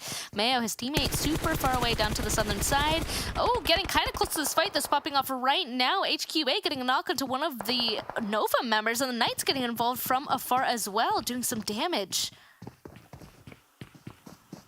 And there you go. Talk about doing damage. Coops has already been taken down. 3 players are still up, though. QZZ is going to be a casualty on this side of Nova. QZZ will be able to get himself back up on his feet, but unfortunately, the vehicle's catching a lot of bullets. Hopefully, it doesn't blow up. As Knights, they're currently on the receiving end. Nova, they were able to give a reply back in a strong fashion as another player from Knights falls down. But Knights, they have a great split to play with. And talk about Nova, they don't really have the best cover to play with as well. She-Bank's right next to the players of Nova. And Nova, they're well aware of what's happening around them. Oh boy, yep, getting those last couple of reses, trying to heal on up. They need to try and get rid of this last member of HQA, but it's proving difficult. Oh, and even more damage from behind because finally finally, Goldblade has made his way up to the zone. He ended up driving all the way up here, and it looks like he's able to kind of help out this last member of HQA here, doing a lot of damage onto one of the members of Nova. He's still continuing to push forward, and Kindness underneath the bridge, though, is going to pop out, be a little bit of a surprise, and the hit list finally out in that 13th place position. Who's going to go out in 12th, though? It actually looks like it is going to be HQA. I was going to say, is it them or Nova? But Nova is just hurt, and it looks like the Knights, they don't want to push out to get rid of them, because if they do that, that's further away from the direction they have to be, which is as far north as possible, because that's where the zone decided to hard shift. Oh my god, Zone is just being so cruel on these teams. I mean, Dope and B-Town, they're going to find themselves out of harm's way. That without a doubt, they will have a free rotation in, but still, the Zone now just heavily favoring the players of Lazarus and even Execute, because the rest of the zone's out in the open. The only compounds in contention has to be the Hot Tin compound that's right next to the Hot Tin on the other side of the road. That's the only compound that's currently playable, and the safest one too. So if B-Town, they're going to be able to straight up book it to that compound, they'll find themselves in the best footing. I thought B-Town, this game might just be theirs, but the zone is just serving this game in a silver platters to team like Execute and Lazarus. We'll have to see, though. They are slowly pulling up onto one of the members of Lazarus, and currently super alone. It might not be good, but the Knights actually start driving through one of the tunnels here, and that's exactly where Execute is occupying. They were able to get a knock into one of them, but unfortunately for Execute, just in the blink of an eye, they are out of here. Knights are going to be able to succeed in this one. They should be able to get that res onto Chico as well, so they should continue to be all four strong. They just have to be careful down here now, because anybody can look down upon them. Really, Lazarus, but they're nowhere near just yet, and Nova, they're slowly coming in from behind as well. Honestly, they should have seen that knock and maybe have decided to be a little bit aggressive on that. It would be quite tough though still, because Nova, they would be in vehicles and they would have huge disadvantage, and Knights is not one of those teams you want to have any sort of disadvantage against. So Nova for now doing a mature choice and just staying back on the edge of the zone. They're going to let the next zone decide how things can be played. And that's what exactly is going to happen. And it's going to hard shift away from all the teams. And B-Town might just find themselves in lucky footing, because barely two of the players of B-Town are making it in. One of the players of Lazarus, too, is barely in as well. And this zone is one of the most cruel zones I've ever seen in my entire life, because imagine how things are going to be quite tough. A little amount of cover to play with, just those rocks and just that hilltop to play around with. Mezexis, too, look at Taz, is on fire. Should be able to patch himself up, but unfortunately, he gives up the high ground, and K19, they're just going to capitalize on top of it. Mezexis, slowly and steadily, they're also getting dismantled, but K19, they will need to try and watch out their back lines, as they're also getting shot at from the back. Cess barely surviving. He's taking a lot of bullets as well from somewhere else, and K19, oh no. Look at the zones too. It's going to start moving. Another thing that's going to pile, or at least that's going to pile the pressure on top of these players. Oh no, and here comes Nova as well. I was gonna say, K19, they have this. They could go ahead and completely wipe out Mezexis, but inactive, honestly turning around at the right time. He just needs to try and get inside of this next zone. Unfortunately, on foot, it actually looks like at least K19 has some sort of a vehicle to be able to get into this next one. And now Nova, Mezexis, they all have to go in ahead and just resort to being inside a blue zone. And it looks like just Kindness by himself has only one first aid left, tanking this blue zone. He's gonna try and get in the vehicle, and no, unfortunately, K19 is found out on that rotation. Knights are going to be holding out everybody that even tries to make it here. He's not going to survive. The Knights are here. Oh, he straight up books it in the players of Knights, and they still think there's someone inside the vehicle. But Knights, oh my god. Well, yeah, the late rotation not really working out for the players, though, was such an unfortunate stuff. I mean, I would call this unlucky. It's just the zone being so cruel on these players, and it's now serving this game to the players of B-Town in a silver platter. The chicken dinner will be theirs, of course, because B-Town currently, they're in the prime spot, and it's going to be tough to take it away, because the rest of the zone is just out in the open. It's going to be easy shots for Lazarus to try and wrap up these frags. That's the circle has shifted away from Knights. Knights, too, they will need to expose themselves. And this late in the game, I'm not really expecting Knights to have that much amount of vehicle cover to play around with. They do have 2 vehicles though. So is that, no, they only have 1 vehicle to play around with, and every single player will now need to try and get in that vehicle. Scratch that, they still have 2. So yeah, those 2 vehicles will be used as a temporary cover, but they're catching way too many bullets. The vehicle will be blown away. 2 of the 9 players, they're being ejected out, as now Lazarus, they're slowly and steadily trying to capitalize on it. Fears actually falls down to his knock. I'm gonna say, actually, I actually disagree that this is B-Town's game. As of right now, Lazarus having the high ground up on top of this big rock here. I don't think B-Town is up there whatsoever, instead down on the ground still. So Lazarus with 3 still up in this situation, and technically the better position. This might be Lazarus's game instead. Of course, B-Town, 3 of them still alive. 1 of them need to get res right now. It's a 3v3v1v1. We have to wait and see how these last couple of solos are gonna get involved. Godfan actually going on ahead and just ruining it for a couple members of B-Town in this situation. 2 of them are left, and Godfan is alive by a sliver of health. You can see Bolty here trying to prep that Molotov. Let's see if it's going to be able to catch Godfan. They know that he's somewhere close by along the edges of this rock, but the zone shifts directly on top of the rocks. If Lazarus still has at least 1 person up there, they are golden, and it looks like they do. They got Kazeki up there at least, and Purge trying to do the damage to Godfan and B-Town below. The zone's just taking some unexpected shifts. And I honestly went with B-Town because I thought the zone was covering the majority of the zone was covered by the open ground and the lower ground right there, but then it just shifts on the high ground. So now Lazarus, yeah, the stars are aligned for them, and they are going to try to put on an absolute show. As Chico from the side of Knights is just hiding over here, but he will be spotted with the third-person perspective. Joey doing such a great job from Lazarus, and now it's all down to the final man off the Chosen. Godfan's going to be alive because the rest of the team, Nova right here, as you can see, they're currently just going for that med strat. If Godfan gets spotted out in the couple of seconds in the front, then maybe Nova, they will solidify themselves in the 2nd spot in this game. That's definitely what they're hoping for. And I mean, if he keeps being a little bit too loud, it's done. Side of the Chosen, I mean, he will be spotted out. Yeah, but Koi, he's just going to go on ahead and dance his way into his demise. No longer has any meds whatsoever. And to the 3rd place. Honestly, though, 3rd place from the med strat, definitely nothing to scoff at, since they were in the blue zones since like 2-3 circles ago. So being able to grab that, definitely not the short end of the stick. Got Godfan still alive, though, for the Chosen.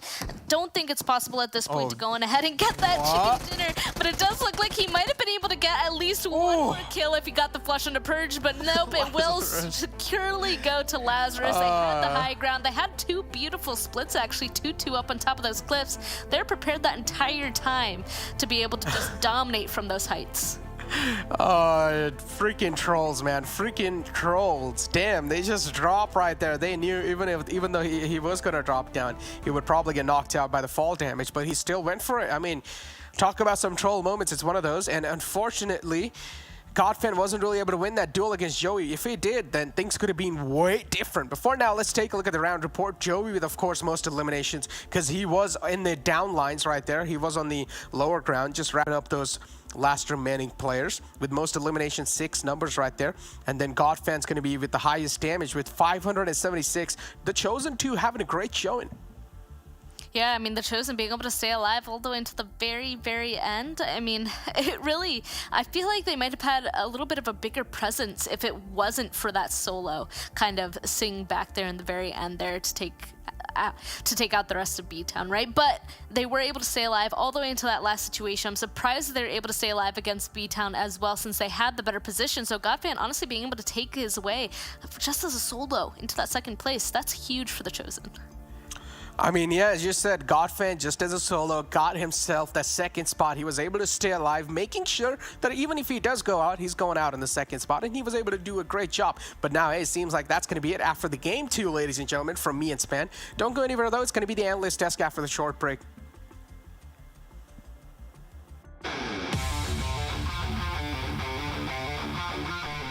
Erangel. The fictional island, brewed around the Cold War era, has become a second home for all the survivors who have stepped on the battlegrounds. Erangel is synonymous to PUBG Mobile, and it's the oldest and most played map of the game. This 8x8 map features a uniquely familiar landscape, including everything from lush rolling hills, rocky mountains, farmlands to urban sprawls, and industrial outposts.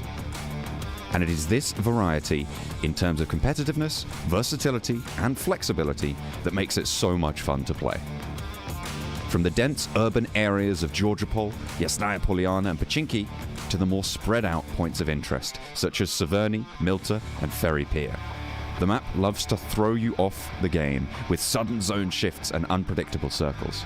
This slow yet tense gameplay throughout the match makes it a heaven for the fans of the original Battleground experience. CQC, it is Xenox, one of the best CQC players in the game, secures the point. He's an MVP, he's going, he's hungry, and he gets the squad wipe! And he gets the squad wipe! The isolated military base to the south of the map is a challenge in itself, with only 2 bridges to and from the location. While swimming and boats may seem like natural options, they can also be incredibly risky, and teams are likely to be sitting ducks while in the water. Although the central part of the map is a comfortable landing point, areas like School, Rozhok, and Pachinki can get extremely crowded, offering both positioning and loot. Most locations are connected by a vast road network, and the farmlands and plains are easily traversable if you have the right vehicles. Thus, traveling around the map is a smooth experience, and picking fights becomes much easier. With lots of cover for players to use, mid-range fights and urban warfare is quite common. Slamming into enemy compounds using vehicles is the bread and butter of competitive gameplay. Erangel also supports a diverse set of buildings, and the correct parkour skills can be used to outsmart and outmaneuver the enemies. In simple words, mastering Erangel is mastering PUBG Mobile in itself, because this map offers the best of all worlds.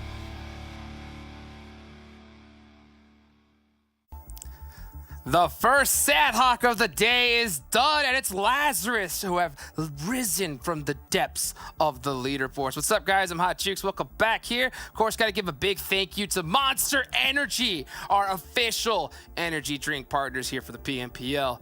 7 Glitter, come on back in here, guys. What do you think?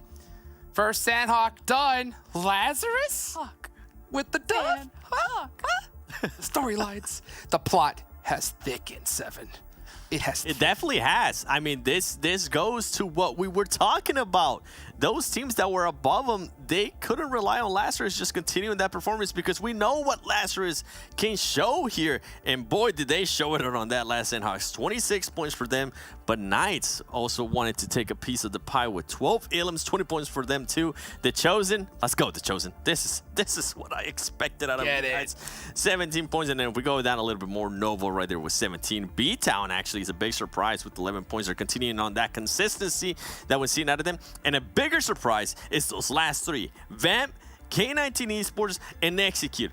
Glitter, because all those 3 teams needed to perform and start getting points, and it looks like they're currently doing them, except that for K19, Execute is also right there getting those points. Yeah, and then, I mean, on the flip side of that, you had Dope, who wasn't too far above those squads in the overall leaderboards, who's been a little bit quieter, struggling a little bit more today, and the hit list now 2 games in a row being completely shut down. And you know that they are not going to be happy about that, because even though they did have that cushion when it comes to the overall standings, 0 and 0, that is not what you want when you know that everything rides on making it into this last Super Weekend. Yeah, with K19, I mean, I feel like this is the right way for their day to get started. Even though they didn't get an insane amount of placement points, for them to at least get 5 of those elim points, it's huge for them, because they are going to be playing every single game until the end of the day, since they got a chance to sit out on that first one. Hopefully, I think Glitter, with some of the madness that we saw here on this Sanhok, maybe they might be able to take advantage of the other Sanhok too and get a win. And right here, I had to give Knights props. I actually thought Execute was going to win that fight, considering that Knights was the one rotating, but Knights somehow was able to survive. They only ended up with just 1 player knock overall. I mean, crazy Sanhok. Crazy performance there by Lazarus, and I'm sure once we get a chance to see the overall, it's going to be even crazier, Glitter. Yeah, and you had talked about it too, with the fact that we had 2 Sanhoks, the fact that there was going to be obviously some Nova 4-Bros action, and the 4-Bros could not really afford it. This is a Sanhok that Nova did very, very well on. So I can't People just launching themselves right now. Oh, it was perfectly chaotic for the first Sanhok of the day. And to be fair, I don't. You might have taken the good juju now, Seven. Everything's going to rest on your shoulders when it comes to blessing the squads, because Chosen's doing very well right now. I'm gonna tell you, I knew all along. Nah, I'm just kidding. I didn't know. I was just hoping that they would start performing, because this was a team that, yeah, they had a pretty nice cushion. They're going into the Super Weekend overall, but we have seen what can happen if you don't make it to a Super Weekend, and I don't want that team, which has a lot of potential as they're starting to show it here, I didn't want them to miss out on the opportunity to maybe make it to the finals, Hot Jukes. I think so. I mean, I think you were starting to see the start of the 7 blessing here, because, I mean, you did it with Dope when it came to 16th place. Now the Chosen right when they needed it. I mean, but then again, it's literally Lazarus who I think got blessed the most right there. They got it done in big fashion. Let's take a look at the top damage from that last game to see who did the best, who got the most DMG. My guess, I mean, yeah, it's got to be Lazarus, right? It's got to be Lazarus. You got to see them up on top big time, because they got it done big time. Glitter, what's your guess? What's your prediction? Give it to me. Knights. Maybe Knights is going to be up there? Ooh, I know who's got the most healing. That's a fact, right? Ooh. My man Corey. My man Corey. Yes, that's right. Nova. You know, you always see them bust out that heal strat, and they're always getting those big points. I don't know why we're still not seeing squads at the bottom 7 get it done. I mean, I know you hate the heal strat, but it works, right? They get those big points. So why aren't we seeing these other squads employ it? What do you think, Evan? What do you think? What's the reason? Tell me. They heard the speech, my boy. They heard that. Just do it. I mean, not the heal strat, but just actually try to win the game. Even if you just have one player left, just do it. You know, try to get those extra elims, try to get those extra placement points if you for some reason are able to. But man, I'm just so opposed to it. Yes, he gets points. Yes, he gets the job done. But sure, champion mentality. Like, you're gonna be relying on just healing strat throughout the whole match. Like, that's your mentality. If you see a fight, you're gonna be like, yeah, you know what? We're not ready for that. We'll see you tomorrow. I'm gonna go over here in the corner and heal strat. I can't get behind that kind of mentality. Well, you know what, Seven? It's up to the pros, right, to really make them play. So why don't we go ahead and take a look at this nice little pro tips video, and then we'll come back to you guys in a minute.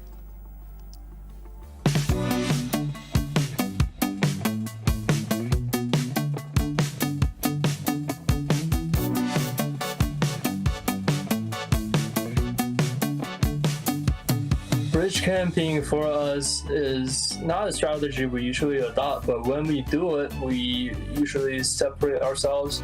We make sure that we are not looking at the same direction. We're not trying to defend against the same enemies. You know, we try to spread out, take the crucial positions, and, you know, make every shot count. That's what matters when the hail of cars come roaming in. You know, make every shot count. Definitely. Let me ask you this, right? The little second question. Car is driving by. You aiming for heads? You aiming for tires? Heads all day. Heads all day. I like it. I like it. There you go. Hear that? All right. Next one.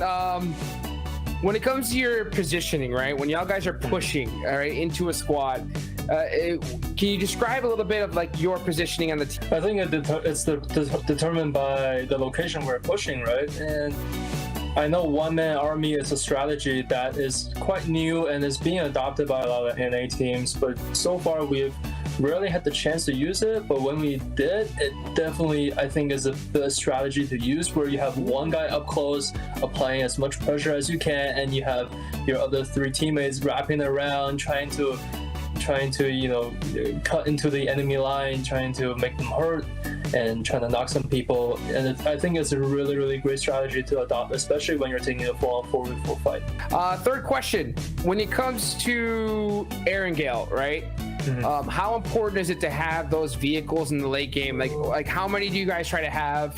What's going on there? Vehicles are just our lives. It's the most important thing to have in the game. You know, if I have to pick between a good car, an M4, and in AWM, I will pick the car all day. Spotting enemies, right? Spotting enemies is something that you really want to do above all else, right? Being able to get that first spot. Do you have any tips for players to be able to try to train their eyes to be able to spot enemies quicker? You know, this is actually a field that I'm quite weak in. My teammates spectate me play, and they're like, "You don't see him? He's right there. He's right there." You know, and I think the most important thing actually is to stay calm. Actually, to make sure that you know you have to think right where the enemies could be. Right? It's not about what the eyes see. It's about you have to go through your own logic, right? See, if I was in that position, where usually would I be in, right? You know, I think if I put myself in that situation and I think, oh, you know, they will put a guy here, they will put a guy there. You know, like that's when you spot enemies really easily, right? Because sometimes you don't even have to see people. Sometimes, you know, like I think, oh, there's probably a guy there. I just nade it and end up hitting somebody, and like, as expected, you know.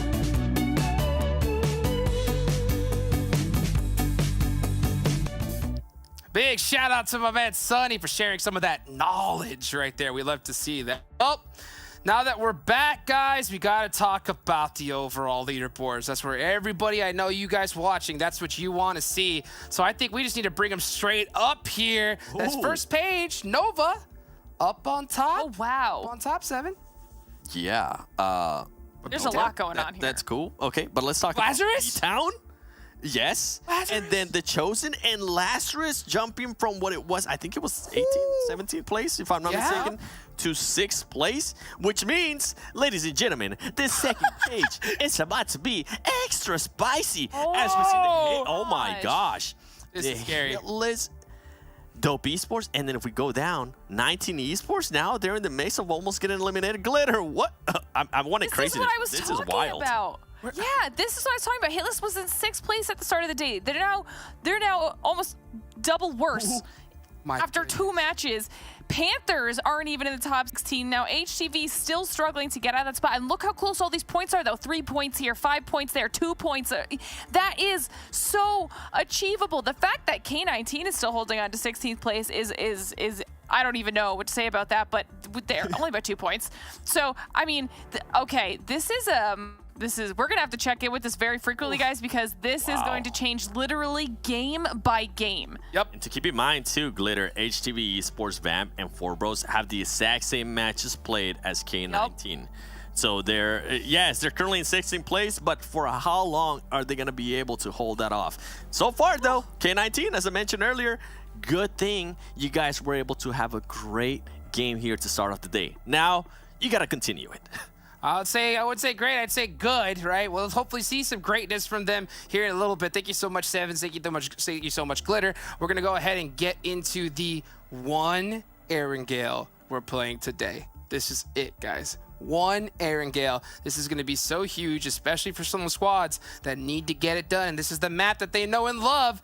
Zute, Span, who's going to get it done on this Erangel? You guys let me know, and I'll see y'all later.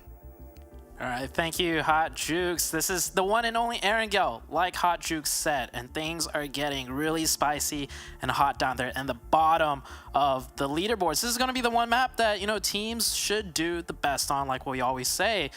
But who's going to get it done? That's the big question to be asked here.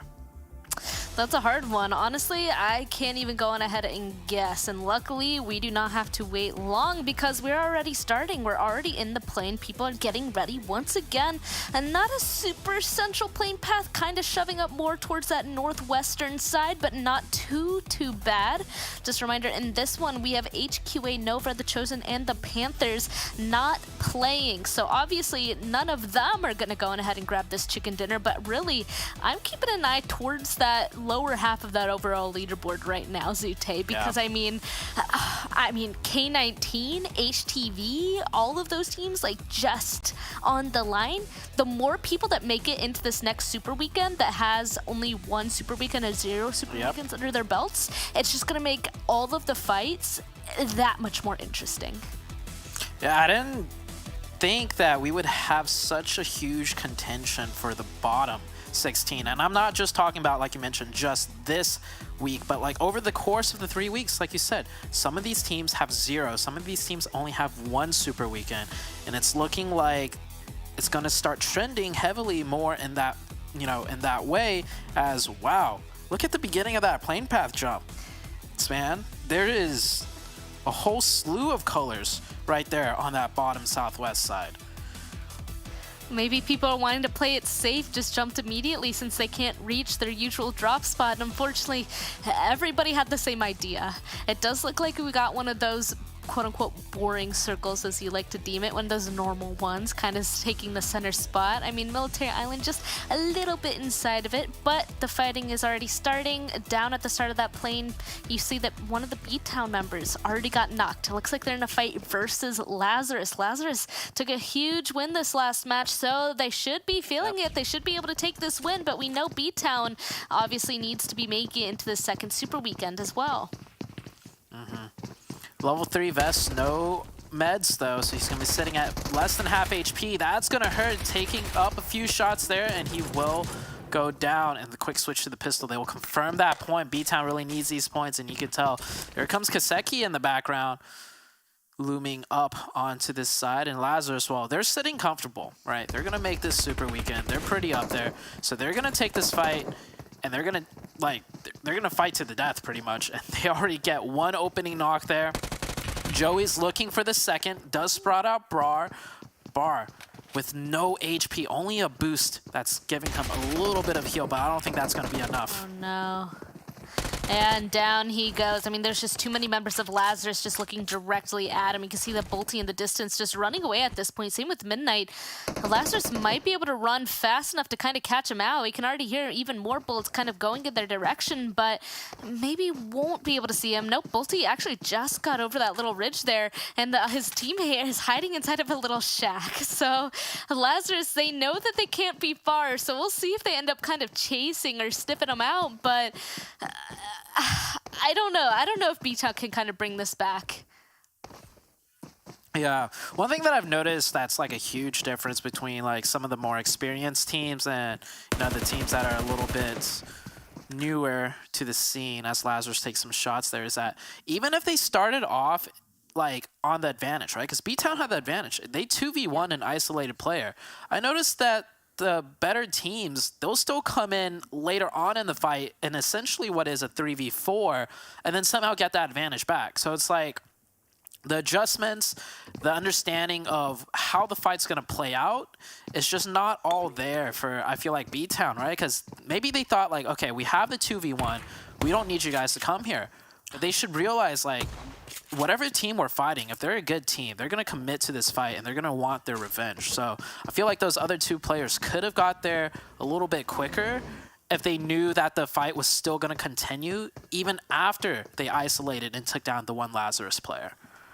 I think another thing that newer teams don't entirely, definitely not understand, but may not just be able to execute as well, is that I really feel like, you know, these existing teams for a really long time really know how to preserve their teammates' life. I don't know. I've definitely said this before, but especially at this high of a level, like if somebody gets ripped out of the vehicle, you know, like you end up seeing some higher teams just stop and take that fight and win and get the res onto the team that was ripped out of the vehicle. You know, like they know that they need to protect their teammates' life. So right when they get in an altercation, especially early game, they just get in their vehicles or just start running immediately after picking up like a singular gun. And then just those numbers, especially this early on in the game, it just helps them win. It helps them preserve their teammates' lives, you know? So I think that also contributes. To build off that point, right? Like even if the teammate's life is not preserved, let's say for that Lazarus player in that 1v2 situation, right? He put enough damage onto the opposing 1v2 and stalled long enough and stayed alive long enough for the support to come in that even though he was knocked and thirsted, that they could win that fight. And oh, we got a little bit of a motorcycle chase coming down here from the Boring Protocol side. Acer hitting a few shots, and oh, they're gonna commit to this fight as Mezexis crashes in. And it looks like Boring Protocol's got that off angle there. putting some shots in, but the rest of the Mezexis team is also close. Acer with the really good nade is going to open up this fight. Boring Protocol, this league week in particular, this is the Boring Protocol we wanted to see the entirety of PMPL. I'm hoping they could pull this type of performance into the Super Weekend coming up. I like this other angle that one of the Mezexis members was able to grab, trying to protect Inactive here. But Inactive, he's basically stuck. His vehicle is completely out in the open compared to everybody else. It looks like he will identify that there's an enemy inside of here, though, and he gets a knock and a flush onto one of the Boring Protocol members. And luckily, he's able to just jump out, but just gets caught out. And because of that, looks like Mezexis sending another player inside of this. The thing is that Boring Protocol was able to kind of counter this, sending one person up towards the northern side, up on top of the hill, to kind of get that overview position that they need on this. Yahir ended up sending it in, but unfortunately he gets knocked as well. That leaves just one Mezexis member left, and that is Peralta. He's super far away, and at this point, he is the last person up for the team. Boring Protocol should be aggressive on that, probably win that, but luckily he has some sort of a vehicle to try and get away. Very good fight from, I would have to say, very good fight from both teams. Yeah. It's pretty much a scramble and just Boring Protocol outpositioned the other one. Execute getting a fight into with the hit list. This is a very boring circle like you mentioned in the beginning, but the fights are definitely not the case. Execute getting a two-piece right there. Fate getting a third knock. The hit list just down and out. Execute only losing one member, but getting 4 points. Now, Execute really need these points, right? They are currently sitting at 14th overall with an extra game played over the others below them, like 19 Esports and K19. And we know they missed the last Super Weekend. So if they miss 2 out of the 3, it could get really dicey. So those 4 points are very crucial, as the last Mezexis player, well, he ran into XSET, and XSET will pick up that free point. 2 teams already taken out. Yeah, really, really early on. I mean, it's just action-packed immediately. And I guess we just saw Execute. You kind of were touching on this already. Only played in 1 Super Weekend so far, missed the last one. Both Execute and B-Town, they only played Super Weekend 1. So honestly, I feel like for those 2 teams, honestly, I don't really know how they play when it comes to the Super Weekends, right? So if we see both of them get into this last Super Weekend, I think that the Super Weekend games are going to be just super interesting to watch in summary. So seeing that both of them as of right now are in that top 16 to be able to make it through is pretty exciting in my opinion. Got 4 bros here overlooking the Execute team. They know it's a 4v3, but they're looking for that one opening before they charge in. I feel like in a 4v3 they could just take the fight straight to Execute without even an opening. But this 4 bros team has definitely fallen off quite heavily, at least as far as this week's performance goes, right? They're sitting in 20th place overall at the very bottom. They are struggling to make it into this Super Weekend. So they have to be a little bit more careful with how they play, but at the same time, they got to take the risks to get the point as well. I agree. Maybe they decided not to crash on that since it was so close to the circle pop. That's maybe the only thing I can think of, especially since we can see them already making that rotation. But they're going to be sending it straight into Boring Protocol, which is a little bit of a scary situation. Already getting shot at by one of them, actually. Boring Protocol and XSET were kind of in a position to start clashing as well, but now they're actually super spread apart as well. So I don't know exactly how these members of XSET got into the positions that they are now, but one of them is currently in the center of Boring Protocol and the rotation from 4 bros, so that's going to just be interesting to watch, especially if they continue to kind of chase each other and potentially get in this next fight. I think this is a rotational hiccup here. We saw how fast 4 bros rotated, but they didn't go much deep into the center zone at all. In fact, just rotated really quickly just to an edge position. And you see Leon there, who is the IGL. I think he's trying to get the squad to rotate it in a little bit deeper by doing some more forward scouting. You see the rest of the team a little bit scared and a little bit caught up, not willing to move as much anymore now that they're pinned. They're trying to group up more, probably rotate in a little bit more. But I think, in my opinion, that's just poor pathing for them to get, slowed down so much while trying to go in a little bit deeper. Or who knows, maybe they just wanted to rotate here to this edge position and play from there on. We'll have to wait and see if they just are trying to... They clearly are picking each other up, losing some vehicles. So now it looks like they all have a car once again and are actually continuing their rotation. So I don't think that was a spot that they wanted. Definitely, unfortunately, got hit too much by Boring Protocol is my guess on that southern rotation. Now they're finally able to get on their way. I guess it is a good thing that they were able to save everybody on their team and continue on rotating. I also think it might be because Boring Protocol getting a little bit distracted by Execute and their rotation. Spec was able to get a knock onto one of them, but instantly got traded up there, as you can see. Now, Boring Protocol kind of has to play that rescue mission, sending one of them up there to go get that res, and Acer is staying here alone. I mean, they're no longer interested in taking a look at 4Bros, especially since now they're able to kind of get away from that situation. Looks like we do have some... Sorry. No. I was criticizing 4Bros rotation, but Execute even worse, right? They tried rotating past and they lost the player. They lost Fate, their scout. So that's an even more critical error. And Lazarus stuck with B-Town deep in the blue.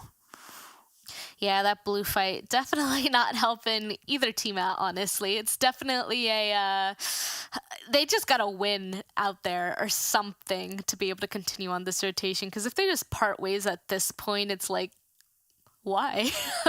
Why? But this next circle is going to pop. It's actually going to kind of center on up. So the majority of teams inside of the circle, the Knights, are going to be loving this.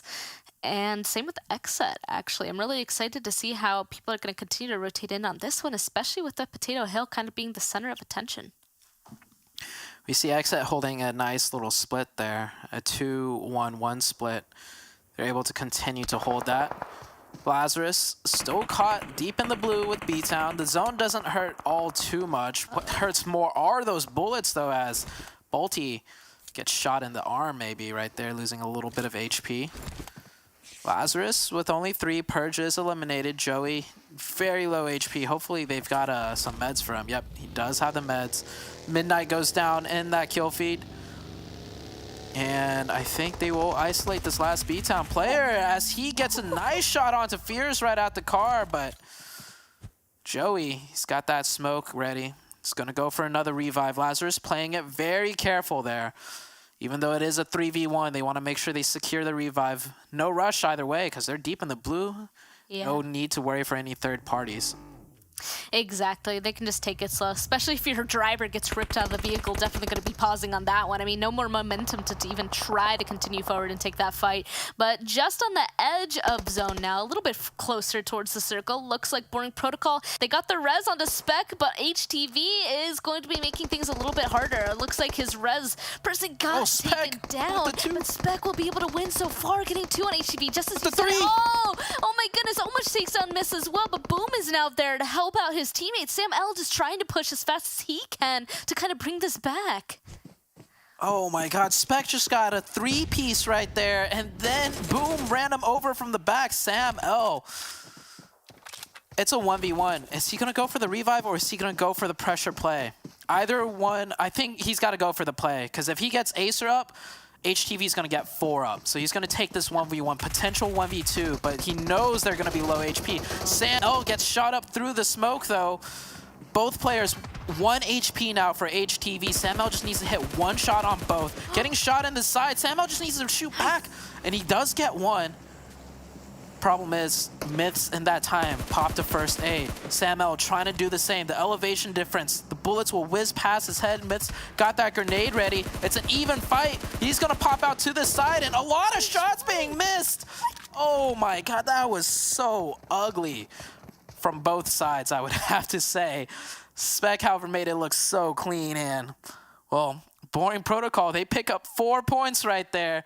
We'll get the reset back to 2 players, but HTV in 18th place overall, that was a huge fight that they really, really needed to win, but Spec... Almost.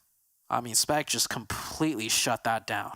Oh, for sure. I mean, Spec getting 3 of them knocked is absolutely insane, but they almost won it. Sam L seriously had like 4 HP maybe, but that was just... I just gritted my teeth that entire time. That was hard. Oh my goodness. But of course, next zone happened. Everybody in their vehicles just absolutely sending it towards the circle all at the same time. And I don't think Lazarus realized that Casper is here for Dope. Wait, did Dope really just kind of sneak up onto these two members of Lazarus potentially? Or maybe they made this rotation. Yeah, they made the rotation there. I'm surprised Casper, both of them are on top of that vehicle. I'm surprised he's not going for that opportunity.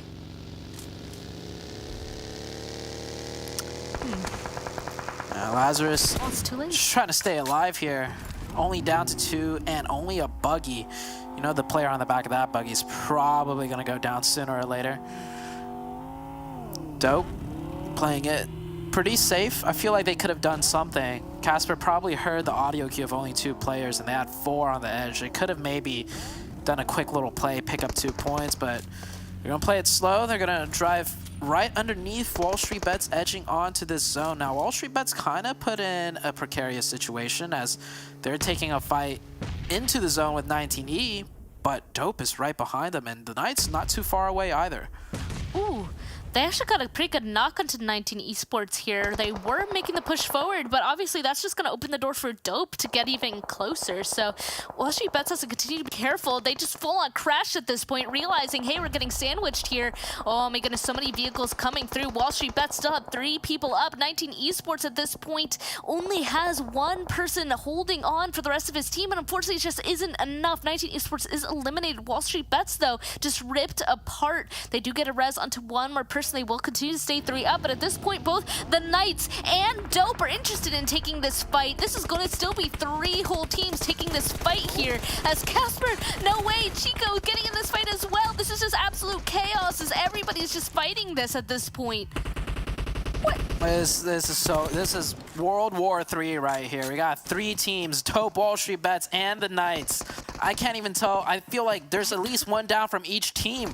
Yeah, Dope has 1 down. WallStreetBets is down to 2-man, though, so they're definitely hurting the most. And WallStreetBets eliminated from this 3-way fight. Now it's just Dope and the Knights. But the Knights have 4 up right now. Chico just got revived. Dope, however, has 2 knocks, so it looks like Knights will be coming out on top here.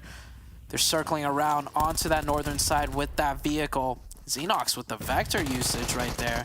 And Fishy trying to do what he can, but Tensa just better with that UMP. And that should be it. Dope down to 1, trying to get a desperate revive through, and the Knights, they smell weakness. Looks like Boring Protocol also goes down in the distance as well. Dope getting pushed on just so aggressively. I mean, the Knights know exactly where they are. They know exactly how many people are left up. Only 1 more inside of the smoke. Laying prone will be found out eventually, and that is Dope eliminated as well. That was just 4 teams converging all at the same time, but the Knights will come out on top in the end. Coops could get... I can't even speak. That was just so strange. Coops did get knocked there, so that might hurt them later on, but the res does come through, and luckily they finished that in time to start figuring out how they're going to get into this next zone shift that, again, is actually a really difficult place to play out of. Only a couple of hard places to play through. Yeah, right after that fight. Yeah, right after the fight, Tensa just spots out 2 other players and picks up 2 more points. The Knights looking like they're playing in tip-top form. Fameboy's taking some shots. Why didn't he shoot earlier when he was... Oh no, Fameboys. That was not it. He had a chance to shoot the player before he got in the car, and he didn't. And then he decides to shoot when the car is starting to drive away and moving. Makes no sense, but Execute is eliminated out of the lobby. The Knights with another point onto their tally board, and I picked the Knights for today in the particular reason that we do have Super Weekend coming up, right? So this is when they're going to like playing in more of their top form to get ready. K19, another team that needs to play in their top form right now to make their first ever Super Weekend, taking a fight with Polar Ace, and it is not looking good for them. Oh, it does look like Florbros is going to help him out just a little bit, though, getting 2 knocks onto Polar Ace in this situation. Instantly, Salt trying to toss out as many smokes as possible to kind of cover his teammates to potentially get these reses, but this is opening the door for Cess, honestly, to get these flushes going. Unfortunately, he's not looking in the right direction. I don't think he realizes that they're probably more on the back of this building. There we go. We'll be able to spot out at least 1 of them, taking that knock to Kiyoshi. And actually, in the kill feed, it looks like the Knights are taking themselves out, getting some knocks fights on each other.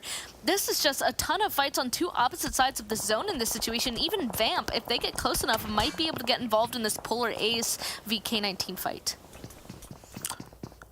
XSET playing a very peculiar 2-2 split, by the way, in that very zone. Two players in different comps across, like, a 300-meter difference. I don't think it's working out too much for them as Knights are taking some of them down. Polar Ace does get a reset back up to 3 players, so that's good for them. They were down to just 1, now they're back up to 3. K19 still alive, though, as Vamp trying to get a little bit cheeky there, sneak up and see if they can do anything. Almost gets taken out himself. XSET right here. J7 and J-Way, the only 2 members up right now for the team. Kill switch way a ways away, already knocked, and is just going to bleed out.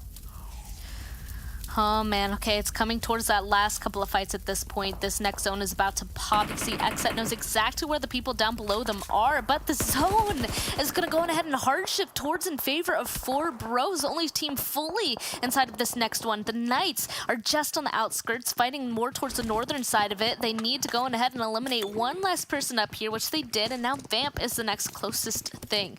I think this might be a Knights or a 4 Bros kind of win, but they still have to wait, of course, for these last couple of teams to go on ahead and make their rotations, and where they decide to make their rotation is obviously going to help set the course. Oh, if 4 Bros wins this match, that is huge. That puts the 20th place team up a lot more points, and then all of a sudden that 16th place spot for the qualification gets even tighter in terms of who's making it to that super weekend and who isn't. Nice knock by Cess onto Swins. Don't know if he's able to confirm that point or not, and he's trying to, or Polar Ace trying to steal that point away. Execute, or not execute, XSET making their rotation in onto the edge. Same with K19. And Cess, oh, I thought Cess was going to stop by to confirm that point before he goes in at least. But he's just going to go straight in the zone. Lay down next to the buggy maybe. No, he's going to look to fight with XSET. J7 gets grenaded by the Vamp team actually. So Cess will manage to make top 5 for now. That was like perfect timing. Cess didn't even have to worry about that. I wonder if Vamp even realizes that Cess is there. I mean, Vamp would only know if XSET started taking those shots towards them, but it doesn't even matter at this point. Knights up on top of this roof here, they have honestly perfect sight lines. We'll be able to eliminate Polar Ace here. They know that Vamp is close by, and if they spot out Cess as well, as of right now, if he gets taken out, he at least has 4th place placement points, which is huge for the team in their position. Of course, he needs to also get some elimination points with that as well. So we'll have to keep an eye on it to see if he'll take out Vamp. And Vamp actually does. Cess gets an elimination. That is huge. Cess pulled off that 1v2, I think. Not much more he could do, not with a 4-man team of 4 Bros and the Knights in the lobby. So the only question is, who do you think is taking this, 4 Bros or the Knights? I mean, the Knights, you know, obviously only have 3, but this is the Knights we're talking about, and they are playing in tip-top form right now. Honestly, I'm not sure. If we're talking about numbers, of course, 4 Bros have that. I also feel like 4 Bros, as of right now, has a little bit better of a position. Like, their spot inside zone. Just pick a team. Just pick a team. Better, Give it to me. Oh, man, but I'm doing the cons. You know, I'm just going to go with 4 Bros. They need it. They're at the very bottom of the board at the beginning of today, so they need to get this chicken. Okay. I'm gonna go with the Knights just because they're just that much better. They're just that much. Even though 4 Bros got that zone. Ooh. Ooh, actually, that zone shift is super lasty. It doesn't give the Knights any cover to work with. That little hillside they have on their side of zone, they can only use it for so long to get an opening, and that's about it. But right after that, they got to commit all the way into this 4 Bros lineup, into this 4 Bros defense. With this type of zone, I'd have to give it over to 4 Bros. But before that, I would have went with the Knights. So we'll see how this one plays out. And K19's still in the picture, don't get me wrong, but I don't think he's going to be able to have much impact. See, I mean, I said 4 Bros because I have the numbers and the positioning, and now you agree. Yeah, but no, I think K19 is going to be taken out because, I mean, he has neither the numbers nor the positioning. Knights, though, here we go. They know that they need to start making a move now. And it looks like they're deciding to do it a little bit earlier rather than later with Blue Zone right on their heels. They will be using their vehicles and smokes as their cover. 4 Bros, though, I actually like where one of them is starting to make a move on out, but here we go. Master OP with the nade. This is the movement I was talking about. This push out could be huge for them, but unfortunately, no, the nade just goes a little bit too far. I love this adjustment by the way. Oh, just as I say that, the nade connects for Master OP. That is a huge grenade. Now, 4Bros might think this is a 4-man Knights team, right? We have 8 alive. They don't necessarily know the Knights are just down to 3. So they might just play this a little bit slow still, even though they have a huge advantage. Doesn't look like it though. 4Bros are definitely getting a little bit closer, put a little bit more pressure. I like this. They're playing it safe, but they're not giving up the advantage. And with that elimination, they know for sure now it's a 4v3, and the Knights still have yet to get that revive onto Chico, and the grenades are raining in ever so closer, and 4Bros are pincering in. No. Oh no, he had the nades ready as well. It's like just start continuing to just chuck those into the smoke there with the res happening there. It does look like, wait a second, this might be turning around actually. 2 knocks into 4Bros, there's only 2 of them left alive. The Knights though with 3 still up. You can see the Xenox, he knows that this is the push that needs to happen, but Tensa gets a knock as well. It's only 1 person left. No, this is 4Bros game, there's only Leon left. Or just better. I knew I should have just stuck with the Knights. My heart. I knew I should have just stuck with the Knights. Like, oh man, I should have just stuck with the Knights. Well, maybe if I stuck with the Knights, they would have ended up losing. Who knows? But that is the Knights in a nutshell, right? Like, don't give them the zone, put them a man down, give the other team the opening knock, make it a 4v2. And the Knights will still win that because they're just that much better. Now, like, if they were fighting against, like, Nova or, like, another team, yeah, I think Nova would have won. But that is the skill difference right now between the Knights and a team like 4Bros. And 4Bros is just struggling this week. They're not even that bad of a team. But the Knights, Tensa, getting those back-to-back knocks, man, it's just, they're all just built different. Everyone on the Knights is built different. But look at the rest of them. 2 of the other ones are members from 4Bros. I blame you. You chose 4Bros and you ruined it. I'm so sad. That is true. That is true. I did pick 4Bros and they lost. So, hey, Cast the Curse still kicking in strong, I guess. But hey, that's still a really good game for 4Bros. I know they were in last place and they really needed the points, but hey, giving them a 2nd place with some elim points, that is still a good amount to make them, you know, go up into the top 16 or at least closer to that top 16 place. I'm still astounded by how that ending ended up happening there. I just feel like everything was against the Knights, but they were able to turn it around. Of course, you still have 2 matches left, and I'm really excited to see what the desk is going to say about this last one. So we're going to throw it on over to a break, and we'll see you guys afterwards. Hated by newbies, but cherished by pros, our overall perception of Miramar hasn't changed over the years. Set in the heart of the desert, the hilly and uneven terrains make travelling around this map using vehicles a difficult task. Furthermore, the open fields and steep hills turn into a valley of death for any survivor who dares to cover the lands on foot. And the job is even more grueling when you have more land to cover. Miramar is 8x8 in size, just like Erangel, but has way more land area compared to Erangel. The loot is not very satisfying either, which makes dropping into the big cities a must. To avoid drop clashes, players can try cities like Los Leones, which are so massive that they can easily fit in 2 or 3 squads who can loot specific parts without any violence. Miramar's large open areas leave fewer chances of getting ambushed, but when you need to rotate, you will hardly make it without your teammates getting blown off in vehicles. All the cities in Miramar are connected through highways. These can save you from the trouble of getting caught by opposing crosshairs while your vehicle is rolling down a ridge. Boom! Takes out the tire, and he is absolutely wrecked. Nevertheless, flawless rotations according to the zone shifts are a must to capture vantage points in high ground areas, like the Picado Hill, Junkyard Hill, and the Church High Ground outside Chumacera. In Miramar, giving up these eagle eye points is suicide. Also, remember to choose the buggy over any other vehicle you come across. While these are some of the more preferred places, there are some sweaty, infamous hot drops that even the pros hesitate to go in. The red building beside Picado Arena, for example. We won't suggest a blind rush here, as this place has like 1,000 different corners where enemies can camp. Apart from all of these, there are a lot more tricks to learn and secrets to explore about Miramar. Tell us what you find fascinating about Miramar in the comments below.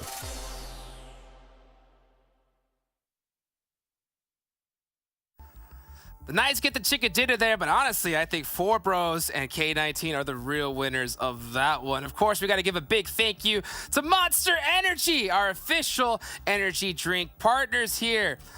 7, Glitter.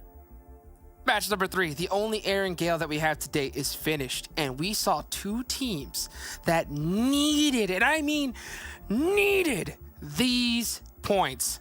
Got them. Glitter, I'm going to start with you. What are you thinking? It didn't even feel like it was an Erangel match for me, okay? Because that's how insane that top 3, those final moments were. I forgot that's the map we were on. We've yet again seen all of these teams who are essentially having their feet held to the fire.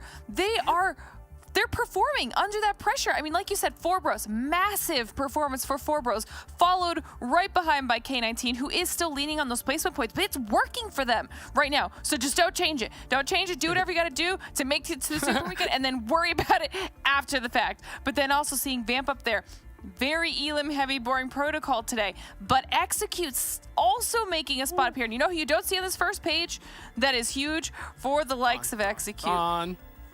Panthers are not bouncing back yet. Like this is crazy, 7. Panthers who? What? Sorry, but it is like that. After they made some roster changes, this team has just not shown up, and the Panthers is just nowhere to be seen. But you know what? Let's talk about this match ranking. Lazarus, 6 points. This is a team, completely different team than what we saw in the first 2 days of this league play. We do see Dope Esports there, WallStreetBets as well, being able to get some of those elimination points, which is going to be huge for them. And 19 Esports, I mean, I think last time we saw you guys were in like 15th place. Not sure how that happened. Another one is HTV Esports, and I'll actually get a chance to talk about that a little bit later, because boy, did they throw a perfect chance for them to actually get a bunch of points. Overall, though, I mean, Knights, I feel like, and I'm sorry, I've got to talk about Knights for a bit. This team is starting to get into finals form, Glitter, and I think we expect a lot of that from Knights, and we expect a lot of that from Nova too, that didn't get a chance to play this past game. But this is good to see, because we've been talking about it for the longest time. We want to see a consistent championship team out of NA, and if I had to put my money on it, right now it would be between Knights and Nova. Absolutely. Yeah, we didn't want any more like, oh, league plays different from Super Weekend, or oh, they're at the top, they don't have to, you know, try as hard. No, we want to see someone who is ready to just dominate the region, and I totally agree. Right now, Knights and Nova have very, very strongly positioned themselves to be those squads moving forward when we start to go up against those other regions. So things are going to just continue to grow and be fantastic for them. I'm excited to keep our eyes on them and see how they end up holding up against other regions when we get to that point, but for now we're still focusing on NA, and you can see just how strong the Knights looked in this last match. And if I'm being totally honest, this isn't even like top form Knights, right? Like, we've seen them put on just absolute dominating performances, and this is almost, this is bare minimum for them at this point. And this fight included, because I think everybody, we heard the casters talking about it, everybody thought that 4Bros should be able to come out on top, and Knights still shut them down. Yeah, it's just Knights. It's what Knights does, okay? That's pretty much what it comes down to, and no surprise there, them being able to lead to with the top damage, 2,200 damage, 15 elims. Great match out of Knights, and I'm pretty sure that's gonna push them hopefully even closer to the first place in regards to this league play. We do have 4Bros. They didn't get the chicken dinner, but this is great stats for them too, being able to at least secure that second place with those 7 elims, 1,600 damage, and then boring protocol. I mean, if I'm not mistaken, this team ended up in 10th place, Glitter. For them to put up those kind of numbers, you can see where boring protocol is currently heading to. Listen, boring protocol is just, they're just on a spree today. They're, like I said, they're Elim heavy, they're pushing the aggression, they're trying to, I almost feel like they're trying to really build up that confidence in the aggression heading into the Super Weekend. Because this is, they started off the day in first place, they didn't need to do anything other than that, and that's what we've seen all day. Yep. That's what we've seen from them, and I want to see that in the Super Weekend from them. By the way, Seven, I think you're totally right. You know, Knights, Nova, those have to be the two top teams from NA, and it feels good to have two squads up there. I mean, all it took was one of them, you know, bringing in two players from China. But regardless, you know, that is how you get it done. You know, I want to see those squads keep on performing, and a team that needed to perform was K19, right? At the bottom, these guys have not played one Super Weekend. If they do not make it today, they are done for the tournament, and they put a great performance in that Erangel. So look at these statistics right here. Wow, Solitude. Russell, I mean, overall, this is a huge jump up in these players' stats here, Glitter. Yeah, and we kind of talked about this at the beginning of the show as well. We were trying to see which player was going to be the one to step up here today for the squad, because coming into today, it was Wancho that had the highest stats, but Solitude, and I think you even called Solitude out, Seven, saying that that was like a player that could easily be the one to start carrying K19 today. I mean, that is exactly what we're seeing, and this is what they need. They need to continue doing this. If Solitude is the player for today, put the whole squad around Solitude in a protective formation and continue doing that. I 100% agree with you, and yes, it was Solitude. And it's also good to see Russ being able to get some of those stats up as well. Now, here we go. We wanted to compare how those last 2 days was for K19 to how they're doing now. And you can see the damage is currently up. The elims are currently up. The heals, I mean, they are being able to take, and this is actually really impressive, Glitter. The heals are not up by much, only 30, considering how much more fights they've been willing to get into as well. And with the placement points, I guess you can say meta that they're currently going for, their average survival time is currently working their way. If this team can continue this, I can see them maybe maintaining themselves there within that 15th spot. Although, at some point today, I do want to see a big elim game out of this team. Yes, you're getting the placement points, you're narrowing that down, but at the end of the day, if I see you within those top 16, we need to switch it. We need to get that big element, especially if you already got some cushion to work with. I want to see that exact same thing, but we're starting to see some cushions completely get depleted, right? We saw the hitless cushion start to go away, and now, you know, K19, any little cushion they had is practically almost gone here, because Four Bros, right? Four Bros all the way at the bottom had a huge game, and here's look at the difference. Dang. Looking like a dang roller coaster right here, Glitter. I mean, we had to show what we were kind of getting in this match versus what we had gotten so far out of Four Bros. And you can see, I mean, they did have a solid performance at the beginning of this line graph, but then 0, 0, 1, all the way up to 7. And this is just elims, okay? So you can see that this is the type of pickup they needed to play some points. The highest they had previously was 2. Are you kidding me? And now we're at 12? Like, where was this? This is what Four Bros needs to do if they want to get themselves out of that danger zone, out of purgatory, whatever you want to call it, because this is a rough spot. And the 19 points. They didn't even have double digits before. Like, when the teams do this to me, honestly, Seven, I'm like, why? Why must you do this? If you can do this, do it all the time. Yeah, right? At least make it like middle of the line consistency, right? We don't expect them to have these highs all the time, but yeah, not that roller coaster. Damn, boy. Oh man, I mean, it was like, yeah, some little up and down, but it was just like flat line and then bam. That is how it's done. Well, you know what? I gotta, of course, take a look back at an awesome fight that we saw. 7, Four Bros versus HTV. 2 teams at the bottom. 7.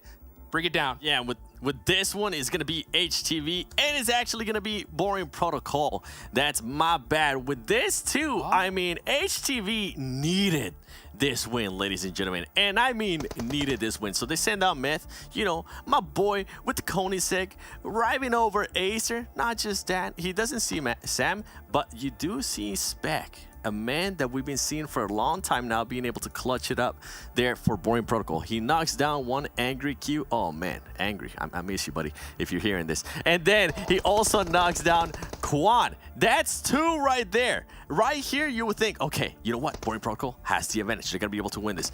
But as soon, guess what? Spec just gets overwhelmed. He gets ran over too. By the way, HTV, you guys do really, really well with cars. In case you're not able to tell, you guys should definitely use it more often. There's only one problem. It's a 1v1 right now between Boom and Sam L. And they currently have a bit of an idea where Samuel is. But Boom, I think, is going to focus a little bit more on just picking up those players. The only problem with that, as we do fast forward here a little bit more, is that Sam L decides not to pick up his teammate, and he decides to just go on the offensive. Right here, you're going to be seeing a huge cluster of just HTV players. They are only able to pick up one, so it is going to turn into a 2v1. Sam L being able right here to get the Boom player down in regards to damage. He is going to be able to win this 1v1, and now it actually becomes a 1v1 between Mids and Samuel. You can see Mids right here. He's going to try to go for it. Luckily for Samuel, he is going to be able to deploy that healing kit, and right here, I mean, it's just oozing confidence as he's going to decide to push up. He is going to win this one, and man, this fight right here could be what cost HTV the Super Weekend, because if they would have won this, that would have been a solid amount of points, considering they had not lost a single player up to that point. So that could have been a game-changing play for a whole tournament there for HTV. Yeah, that smoke too. I think that smoke was killer. I mean, I think you got to go ahead and throw him a little bit more onto there so you can get a little bit more vision. When you throw him right on yourself, you just let Sam push up for free. And it was kind of funny. I saw Sam just sitting in the back. I think it's because he was just like, you know, Specs got it. Specs got it, you know? But wow, right? Nice little bumper cars there to get it done. Well, you know what? We got to talk about our predictions here going into this next match. Miramar, 7. You know what? 7, call out a team, call out a player, call out something, because every time you call them out, they seem to do good. So come on, who you call it out? All right. You know what? Listen to this. K19! It is time, baby. Woo! It is time. Yes, you guys are performing well. Yes, you guys are being able to get those placement points. I know this upcoming match is not Miramar, but I want to see some spice out of you guys, all right? I want to see that shoulder just dancing. Get some Illims. That's what I want to see now. Obviously, being able to back it up a little bit with the placement points, but I really want to see Illims out of this team. Okay, Glitter, who you calling out? I don't know. You know what? I think Dope needs to do something, because I was thinking about it. We're going to Miramar. We saw the team sitting out, and the 2 teams out of the bottom 6 that we talked about that do well at Miramar aren't playing on this Miramar. So that's huge for any of the other squads to start nailing down some of those points. All right, well, let's see if they're going to be able to get it done. Thank y'all so much for that wonderful breakdown. This has just been pure chaos here, everybody. I hope you're going and spread the love, making sure you use that hashtag PMPL, because this is what we've been waiting for. Let's go ahead and bring back in our casters here for the next match.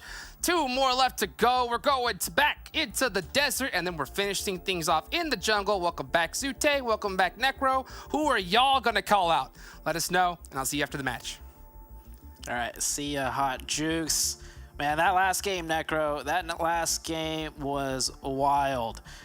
And I think my caster curse is still just at the very peak. I did pick the Knights as my team to watch out for, and someone in production told me, you switched to 4 bros because you wanted the Knights to win. I didn't even realize it, but sure, we'll go with that.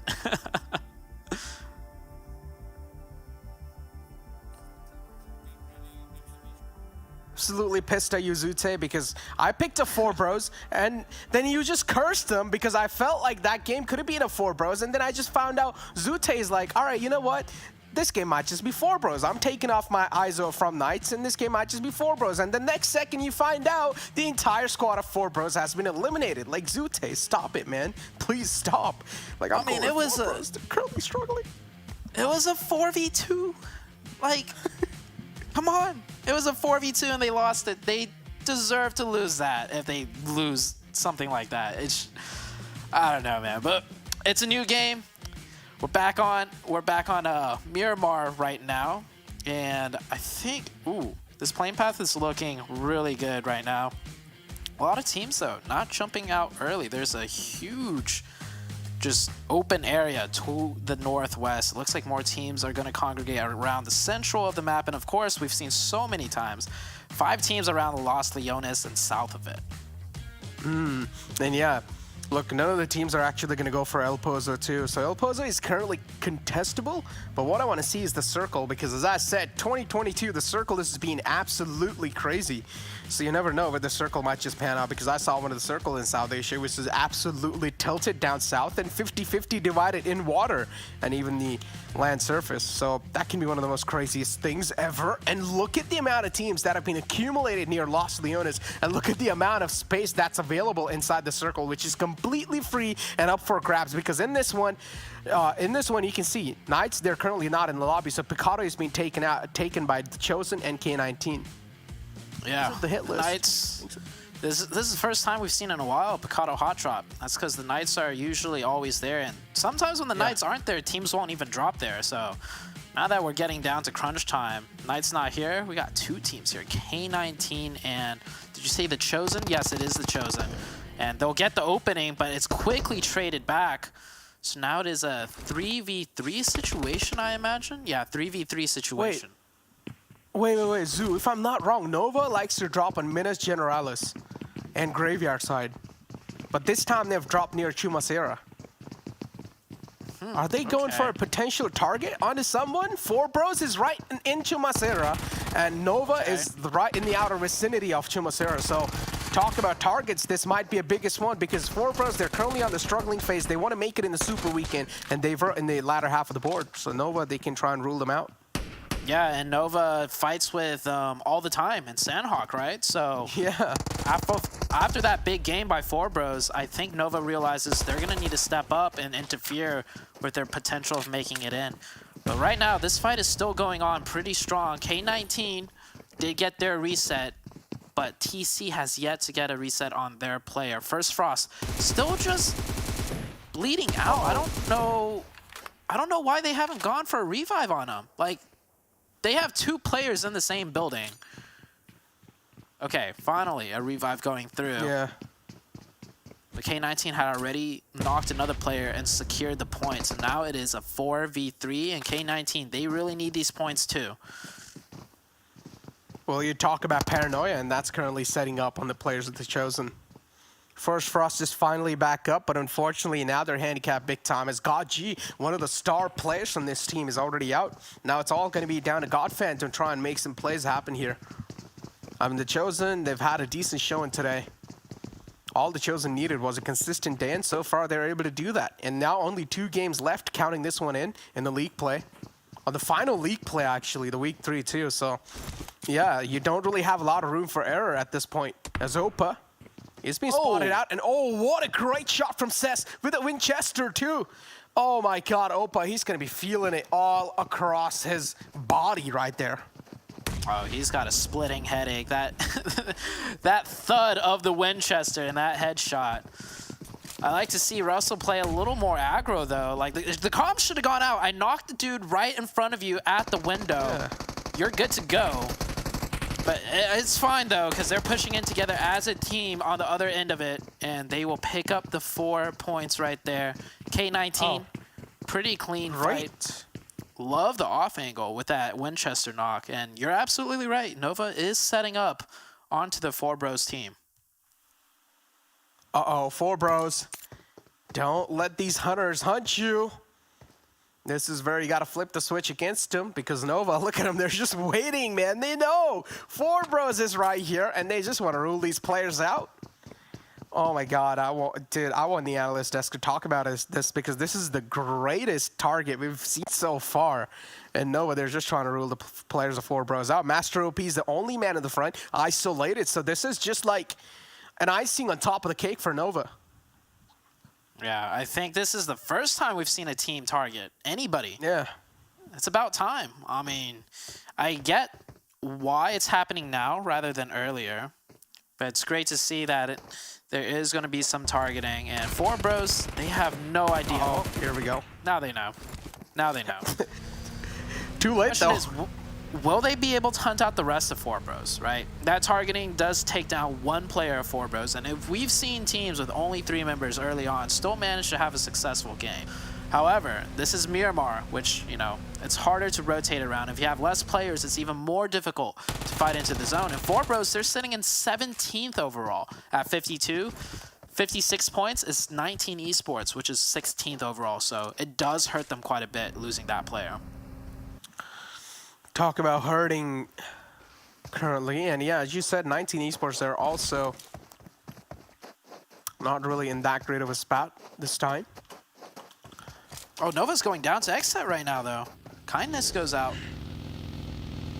Ooh, I mean, if you remember, 19 Esports started the day off with pretty great note. They were on 11th spot, but then teams like the Chosen, Panthers, XSET, they stepped things up quite a lot, and now 19 Esports, they've moved all the way down to 16th spot. That in itself is like a huge statement. 19 Esports will need to step things up indeed, as the Panthers now, they're going to go after the players Nova. Panthers, it's just a reply back and forth. Trades are happening right there in the kill feed. The action's still being missed out. I'm pretty sure the production will try to cover it, though. There's Nova. Now, 2 players are down and out. 4 bros, 2. 1 player's out from their side. This is getting quite intense. Yeah, a lot of targeting going on right now.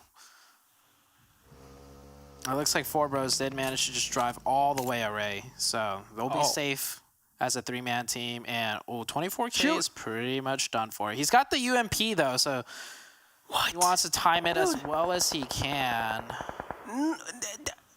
It couldn't be any better.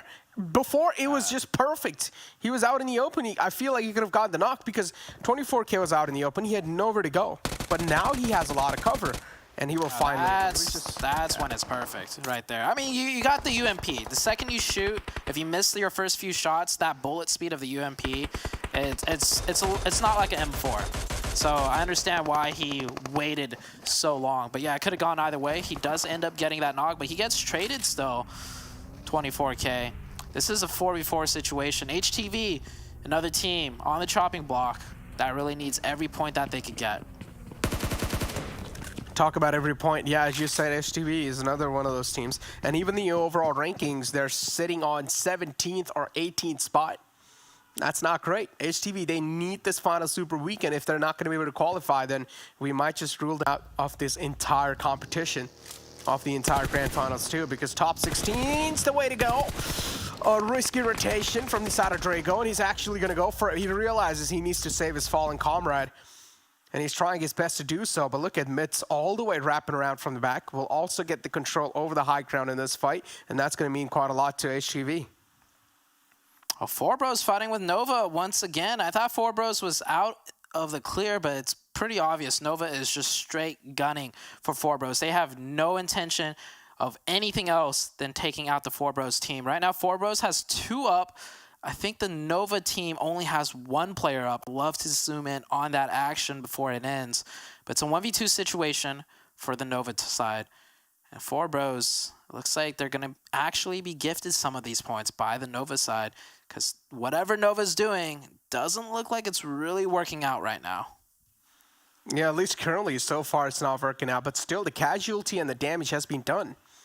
4 bros, they're down to a 2-man squad. One of the players did get knocked out. And Nova, they're actually going to get eliminated too. So 4 bros, they are going to be a 3-man strong team, but you talk about the damage dealt, and that's been done. 4 bros, they're down to a 3-man squad, but this 3-man roster too, they are capable of doing some great things. We've seen 4 bros survive some insane scenarios in the past with just the 3-man. HTV, unfortunately, the man on the high ground will fall down. So that's something now they don't really have. The Overwatch in the game, the man who was providing all the info is not really there. And look at WallStreetBets. Now they're just surrounding, they're engulfing HTV like an amoeba. Oh, I love that you said that, because that is exactly what it looks like. HTV, they had the opening. But once again, like I mentioned with Span, it seems like teams that get the opening that's not as strong will still somehow find a way to lose the fight, because the other team just outmaneuvers them, even though they start off at the disadvantage. 19 Esports, another team we need to keep an eye on as far as making it to the top 16, taking an engagement with Polar Ace. 19 Esports in a much better position than Polar Ace, but let's see what they could do with their utility, if they could get an opening and if they could execute the push if needed. I mean, again, HTV is one of those teams that came in through the PMPL qualifiers, so they don't really have a lot of experience to back them up, right? And you talked about it. So if some of the big teams that are going to go against HTV, I mean, of course, they've been there in those situations a lot of times, and they know how to tackle those situations. On the other hand, HTV is just a complete new roster showing in inside this from the qualifiers. So, yeah, it's like a new experience for HTV, and the struggle is clearly being seen too. But a fight between the players of 19 Esports and Polar Ace, we realize 19 Esports currently, they're in the most harmful spot possible. If this fight is not going to go in the court of 19 Esports, they will be in the red zone area, and things will be pushed on over to the final game, and 19 Esports will need a solid performance in the final game. Indeed. This is a siege that they've been trying to crack for so long right now. Polar Ace just doing whatever they can to stay alive. The util have gone out. 19E has gotten closer and closer to find whatever opening, whatever angle they could. This is pretty near center circle too, so there's a chance they could get third party on this next circle shift when teams start moving up again. But you can see how deeply entrenched Polar Ace is, using their smokes, everything to just keep their heads tucked in. 19 Esports. Oh, we have Mezexis getting very close by. Also, one member of Mezexis looking to see what all the commotion's about. This could get kind of tricky for 19 Esports now. Talk about things getting tricky. Salt instantly just putting on a smoke in the front. Behind the tree, Salty now will need to play this so safe. The tree's quite skinny. It's not able to cover him from all the directions, and this is where Kiyoshi will strike in. Just playing it so well, and yeah, as you said, Dope too. They're just inflicting a lot of pain and hurt in the team in the front, and this is where the problems are just going to keep on stacking on top of each other. 19 Esports, oh, unfortunate. Yeah, Dope got a knock on 19E, and it looked like Mezexis also somehow got a knock on 19E, and then we saw Polar Ace get that opening on 19E. Like, that's exactly what I was afraid of. Come next circle shift, you're gonna get some teams pushing on in, and Polar Ace going full send onto that one Mezexis player. They'll pick up that point. Mezexis should have learned to back off after getting that knock. But yeah, that's what happens when you take too long for a fight. We saw how long 19E was there, trying to make noise, trying to get a nade in, trying to do something. And that attracted all of the attention from the teams surrounding them. And now 19E is in a way worse spot with only 2 members and 0 points to show for it. Look at the cover they have. Oh no. Out in the open, just have little smoke grenades to make sure they're going to try and reposition themselves. The entire squad of Dope is in the front. Polar Ace is waiting with their arms open in the back. Where are 19 Esports going to go? That's what I want to find out, because currently they're just on a run. They know, just run, book it, because at this point it's the fight for the survival, not fight for the eliminations here for 19. 2 players up. They will need to just rat it out. This area of the zone does have a lot of dips and some shacks, you know, just spread out throughout the center of the circle. So the circle's pretty good for ratting out if need be. Not too much hard cover, but there's a lot of dips that they could, you know, kind of put themselves in. XSET coming up onto the backs of Mezexis. Mezexis down to 2. I do believe XSET got one of them. And, ooh, getting shot in the back. Doing what they can. Oh. But Mezexis is not looking too good. It looks like there will be the next team to be eliminated. Yeah, look at Taz. Right there on the top is the final hope alive, Mezexis. I mean, Mezexis, again, is one of those teams that I'm not really going to be worried about. And from the back, it's the Panthers against the players of XSET now, as J7 goes down. XSET, they're down to a 3-man squad. They do have a couple of smokes on the backside, making sure they're not really getting shot at from the back anymore. But again, the smoke are just going to block the visual of the enemy team. It's not going to block the bullets, and that's where the Panthers get a little edge. 4Pros just got a knock onto XSET right there. You see 2 of XSET down now on the southern side, right? Yeah, is 4Bros going to push that, though? Maybe if they had 4, this is one of those openings that 4Bros would isolate in on and make the push for. But with that circle shift, 4Bros has to push it. That's the next spot that they need to take, and you see Leon charging right in. This might be huge for the 4Bros team. Oh, this might be insanely huge, and look at that. Leon, as you said, is going to be charging on in. Quite interesting, I mean. if you compare Leon how he used to play back in the day and now how he plays in this roster, Leon's kind of like being the man who is all the way in the front lines and the rest of the team is in the back line. A huge change in the pace for Leon indeed. And now look at that shot. Oh, Valak just striking down one of the players of Lazarus. And now it's continuing to inflict some pain. But oh yeah, that's with an AWM too. The big green cannon strikes again. Oh, you love to see it. Some sniper battles going on here. Joey answers right back. Valak goes down. 2 of Lazarus are down, but they'll be able to get the revives. And I love this play out of Joey. He knows he's alone up here. He knows he doesn't have the support of his teammates, but also he knows he needs to pressure K19 to let his teammates get those revives safely.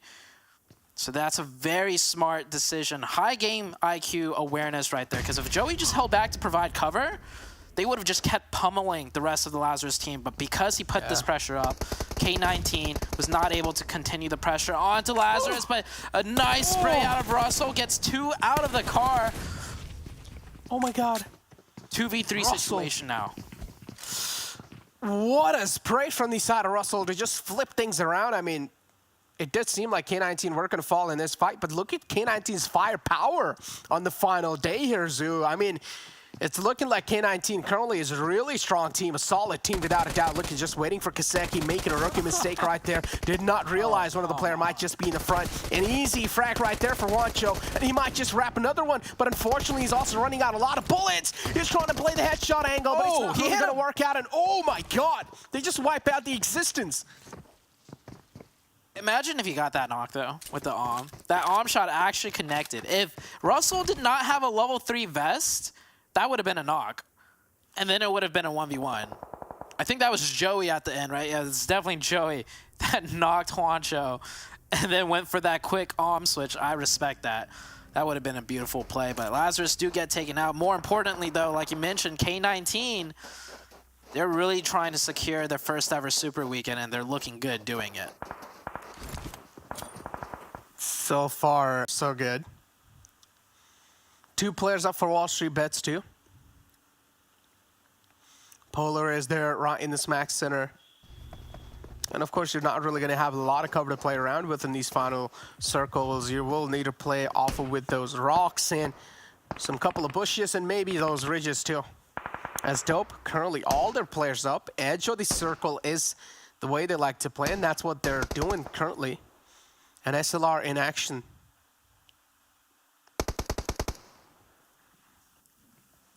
Teams right now just waiting for the next circle shift. Everybody's pretty much picked their position. Mezexis down to that 1 player dead center. K19 have a tough job ahead of them, though, because if the circle shifts away, they got to go uphill, and there's 2 teams looking down right at them, XSET and the 4Bros side. We'll see where this one goes. And, oh, K19 gets a lucky break as the circle does shift hard to the western side. And yeah, that means all the teams, even including Dope, they're going to have such a struggle. Because if Dope, they just straight up try to book it in the straight line, then they will find themselves in the lower grounds against XSET. And XSET will have a huge opportunity to try and capitalize and take out the players of Dope. So that's something Dope don't really want to give. It's just like serving those kills on a silver platter to XSET. And look at that knockout from Laurie right there on one of the players of WallStreetBets as Dre goes down to nearly sliver of health. And now Yuya as well is going to catch himself on fire. Look at Laurie just being the Overwatch, just trying to snipe some players down even though he doesn't have the sniper. Just some long-range shooting. Yeah. 4Bros down to 2 right now, taking out some wheels. The Panthers, 1v2 situations. I don't think WallStreetBets fully is aware that there's a player here. Now, Drago knows something's up. Maybe they spotted out the vehicle. Huahuya, last one up for the Panthers team. This Panthers team really struggling this week, but they have made 2 Super Weekends, so they are more than safe to make it into the finals. They might just get a nice little vacation SE. Burns in that Molotov right there, and that is the Panthers eliminated. Yeah, as you said, that's the Panthers eliminated. Drago is still alive, though, barely from the side of WallStreetBets, and the problem is now he'll need to try and move on inside the zone. He does have the bus to play with. Is the bus good? And can you use that bus? Snipe. Oh. Oh, nice shot. The quick That was scope. such a quick one too, yeah. And then Joey just replies back on the right side. Yeah, let's see if that... Oh, that part isn't kept in, though. Oh, I wanted to see that instant like switch up and then Joey's POV. Yeah, that would have been nice. Get both POVs. Spec moving on in. Boring Protocol's still in the game. They've been really quiet for this entire match. They're down to 3, 0 elimination points, but with this zone, they gotta make some moves. And Valak with another headshot snipe right there. Just putting in work. Flash pushing into Polar Ace. Moving back and forth. Polar Ace in a good position. Dope wants it too, but now it's just all down to Flash. Flash, the last one up for Dope. You talked about it. They had 4 up, but with this circle shift, it was going to be really difficult, and only Flash has managed to make it in. Yeah, I've been looking at Polar Ace. All 4 players in the front. Pop, I mean, they just came inside in the lobby with only 3 players, and Spec has already been knocked out. One of the big threat neutralized, and it's going to be next to impossible to get Spec back up on his feet. Acer too will follow up the fray.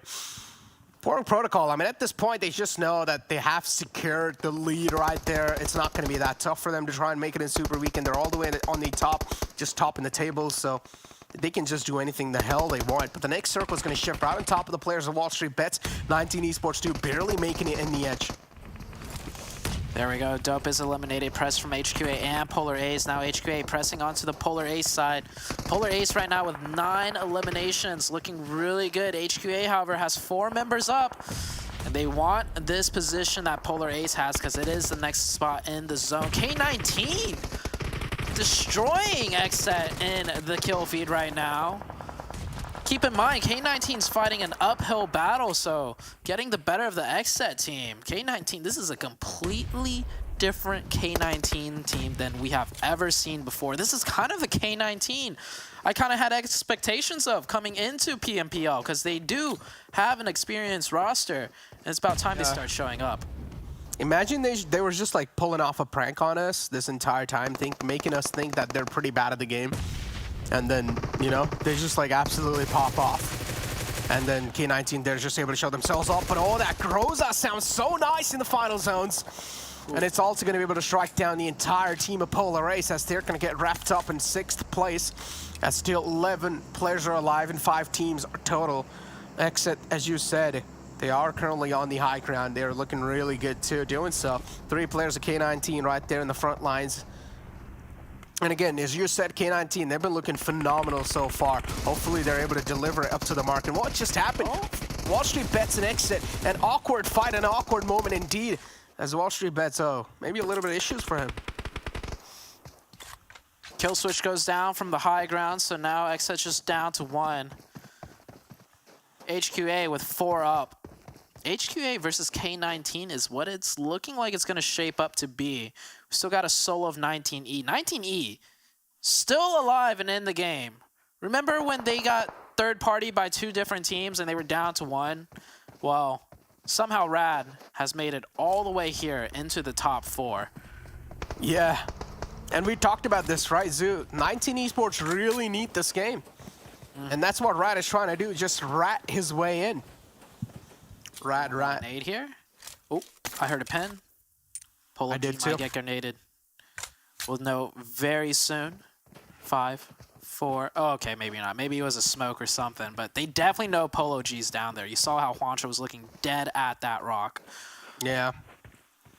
If that, dude, where is the nade? K19 knows, but this late in the game, maybe potentially K19 has run out of utilities. Maybe. The zone never know. shift. Yeah, the next zone is going to shift right on top of XSET. Oh my God, what's just going on? Yeah. So Polo G, he can just keep on playing and he can just keep on ratting. Yeah, everything's going to the low ground though, more importantly. So 19, or K19 and HQA have to go to the low ground. It's no longer a high ground battle, and I don't know about why HQA is going down. That's a bad move. Oh, they got a little bit lucky there.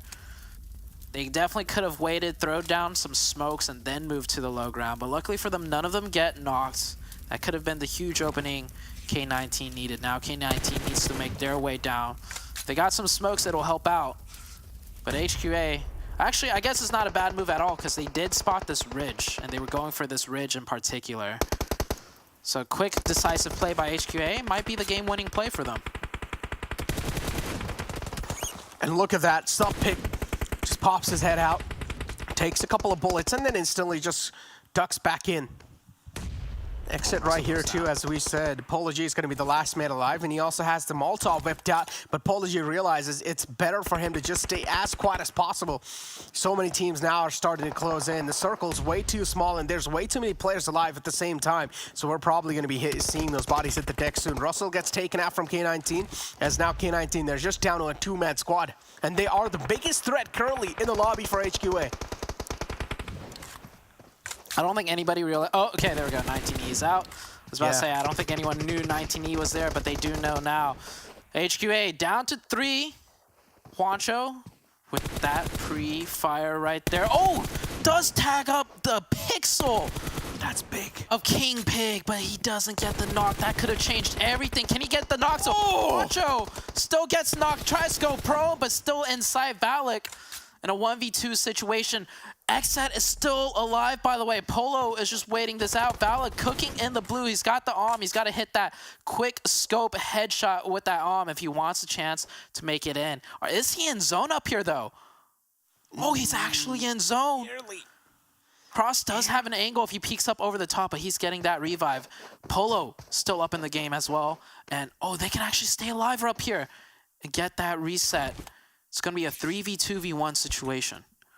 Oh, just pull out that AWM and start popping some players, man. Even if you do get a chest shot, it's still going to deal so much damage just to hurt the player down. HQA, 3 players up, a great situation. Or great placements coming in from every single player of HQA, but the next circle is going to shift right in the center. Not favoring any of the teams currently in the lobby. Valak catching bullets, and yep, G-Mank's going to be the biggest threat for K19 currently, because K19, they will need to step out in the open and make it inside the zone, while G-Mank, all he needs to do is just hold down K19, because as I said, they are currently the biggest threats in the lobby for HQA, and there we go. Just spotting out a couple of shots, and he's going to catch some bullets right through the smoke. A great find from the players of HQA. They're also able to find the opening, and now they're going to try to capitalize on it. There we go. The final man of K19 taken down as well. And it's all down to the solo survival of XSET.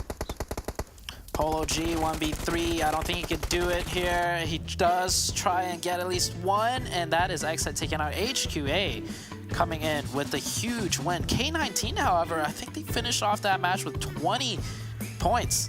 K19, I think, is officially into the Super Weekend for the very first time. So congrats to HQA for that win, and then I think with that one, K19 has stamped their entry in. Yeah, I mean, great showing from K19. As you said, with that, hopefully they're able to nail down that top 16 spot for themselves. And they probably have, because they've been looking pretty phenomenal on this entire week, especially in the final day. They've been looking pretty great. But taking a look at the round report of the league play, week 3, day 3, which is the final league play, of course, Russell's going to find himself in the most eliminations brackets, which is 5 eliminations, then highest damage too. Russell's going to be there. I mean, overall, I would just say K19, a great performance from their side. And considering the fact that, as you said, this is the final week, so K19 moving on in the Super Week, and imagine the amount of pressure they're going to have. I still stand by the fact that with just one Super Weekend, they're not going to get enough points to make that top 16. True. I need to take a look at exactly where it is. But hey, if K19 can play like 20 points per game, every game in the Super Weekend, then yeah, they can still pull it off. But we'll see. But before we continue any further, we're going to go for a really quick short break. So don't go anywhere, guys.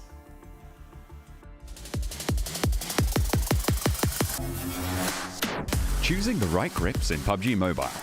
There are a total of 6 grips in the game, each with its own pros and cons. Let's start with the vertical grip. As the name suggests, it helps you control the recoil of the gun by reducing its upward kick. We have the angle foregrip for you, which reduces the left-right movement whilst shooting. Then again, it won't be of any help to control the vertical recoil.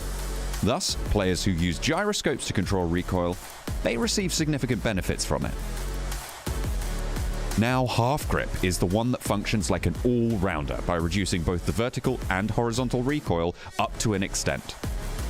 It doesn't equal a vertical or an angled grip combined, but as the name suggests, it brings down the overall recoil by a small factor. Although the half grip may sound perfect, it also comes with the downside of reducing the overall stability of the gun. Light grip, on the other hand, is the counterpart of half grip, which doesn't help with recoil control, but greatly increases the stability of the gun. It means that light grip lets you be more accurate with your shots when you have already mastered recoil control. Thumb grip is one of the most common grips found on the battleground that helps you aim faster when you tap the ADS button. This is best for SMGs and close quarter fights where you need fast reflexes over accuracy. The grip also reduces the recoil and increases the stability slightly. The last one in today's lesson is the laser grip, which is only helpful for hip firefights. This grip reduces the bullet spread while you move and shoot using the crosshair. It serves as a great attachment for secondary weapons like SMGs, when you need to clutch fights in close range. So, there's a variety of options here to support your playstyle. Pick yours carefully to outskill and outmaneuver your opponents every time.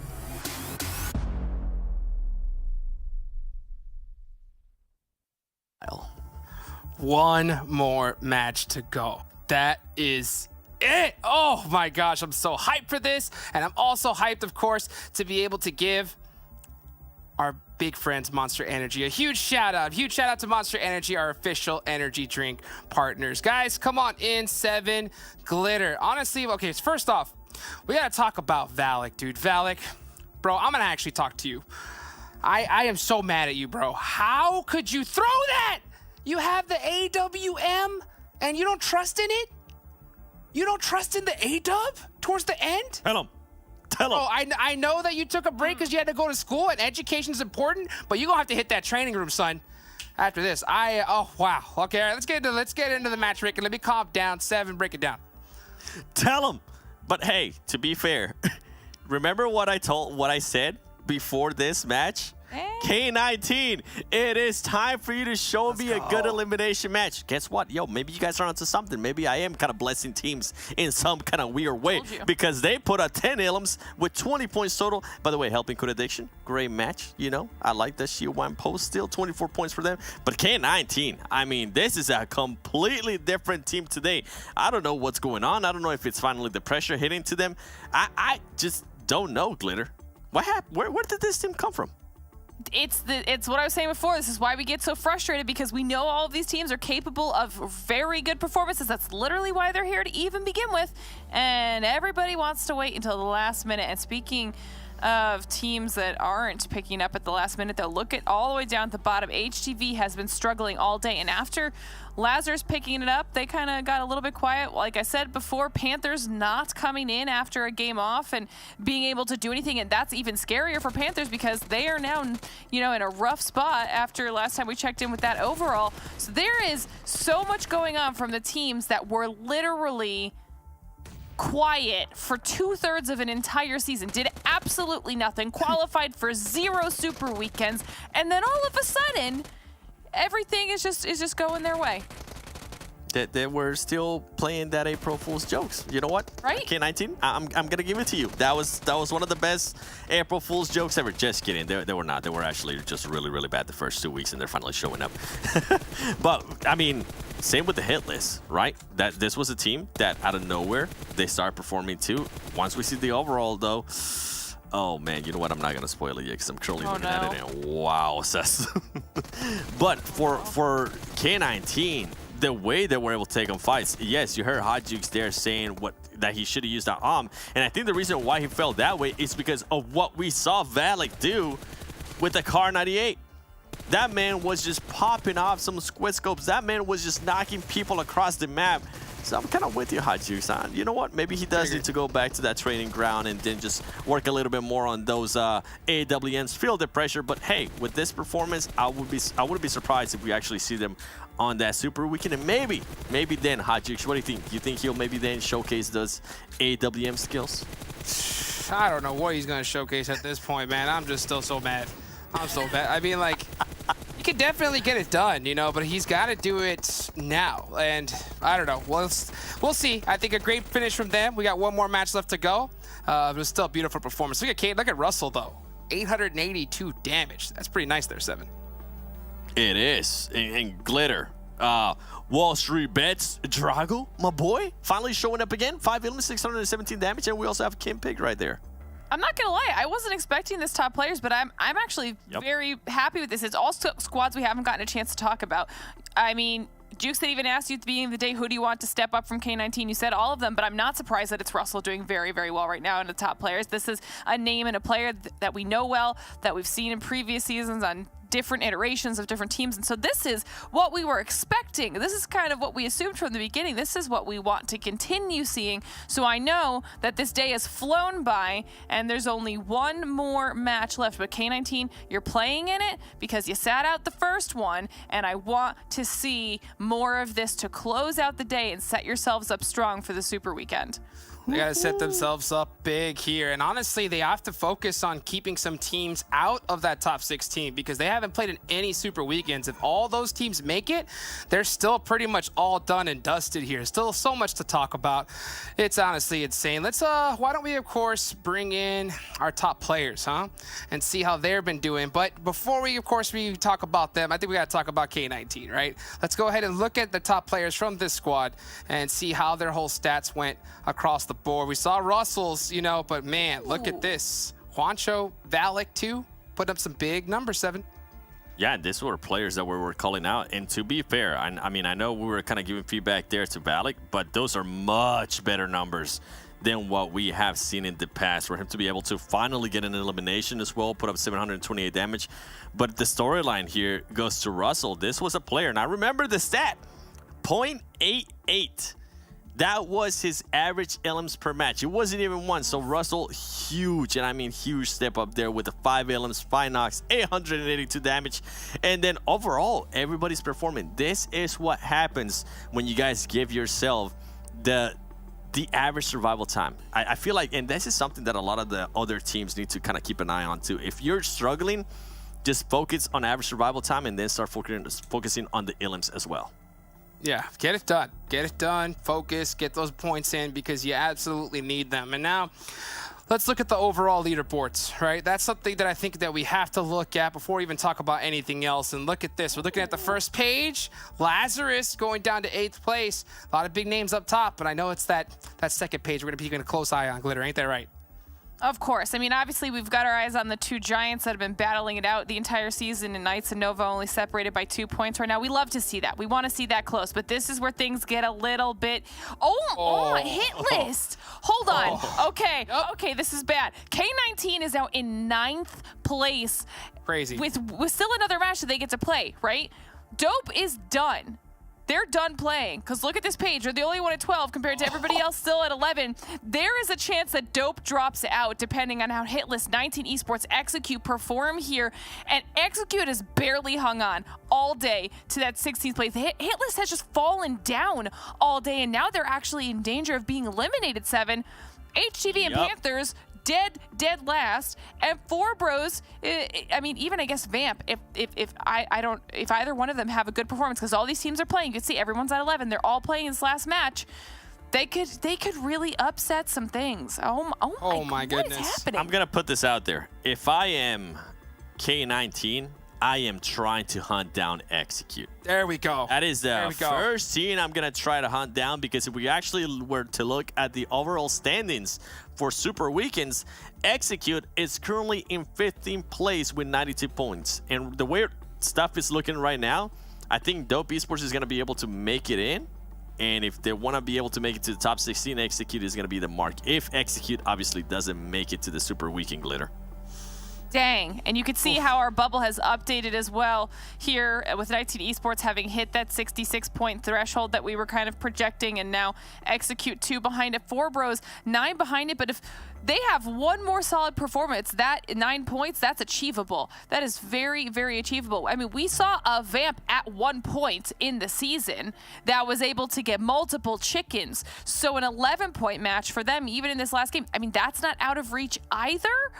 But we have to remember, if we recall the schedule. Yep. Oh, yes. And it's a Sanhok. Oh, my goodness. And on top of that, Dope Esports is not playing this. That's what I'm saying. Yeah, they're out. They're done. They're done for the day. Yeah. Oh, let's just pull up the schedule so you guys can see it here for the last time. You know, these are the top teams that we saw win. You know, HQA winning that last one, but we're going into the jungle where champions are made. Yes, thank you, because this is going to be so big. This is going to be so big. And you were talking about it, 7. When it comes to if you're K19, they should hunt down Execute. They have to. They have to. They have no choice. Like if Execute makes it in here, they're almost done and dusted. And honestly, K19 need to focus on Execute and the hit list. Like straight up, those are 2 squads they need to take out. You know what's crazy too? With Group A sitting out, Boring Protocol and Exit, you know what that opens up? That's gonna open up boot camp. And I want to see which one of the oldest teams is also gonna go to boot camp and try to control that area. Because if you're able to control that area, I mean, that's an amazing spot. Not only just the loot, the way you're going to be able to rotate, the way you're going to be able to maybe take on some fights or set up some trap for the other teams. It's going to... hey, we've been hyping it up. We said it was going to come down to this last game. Guess what? It came down to the last game.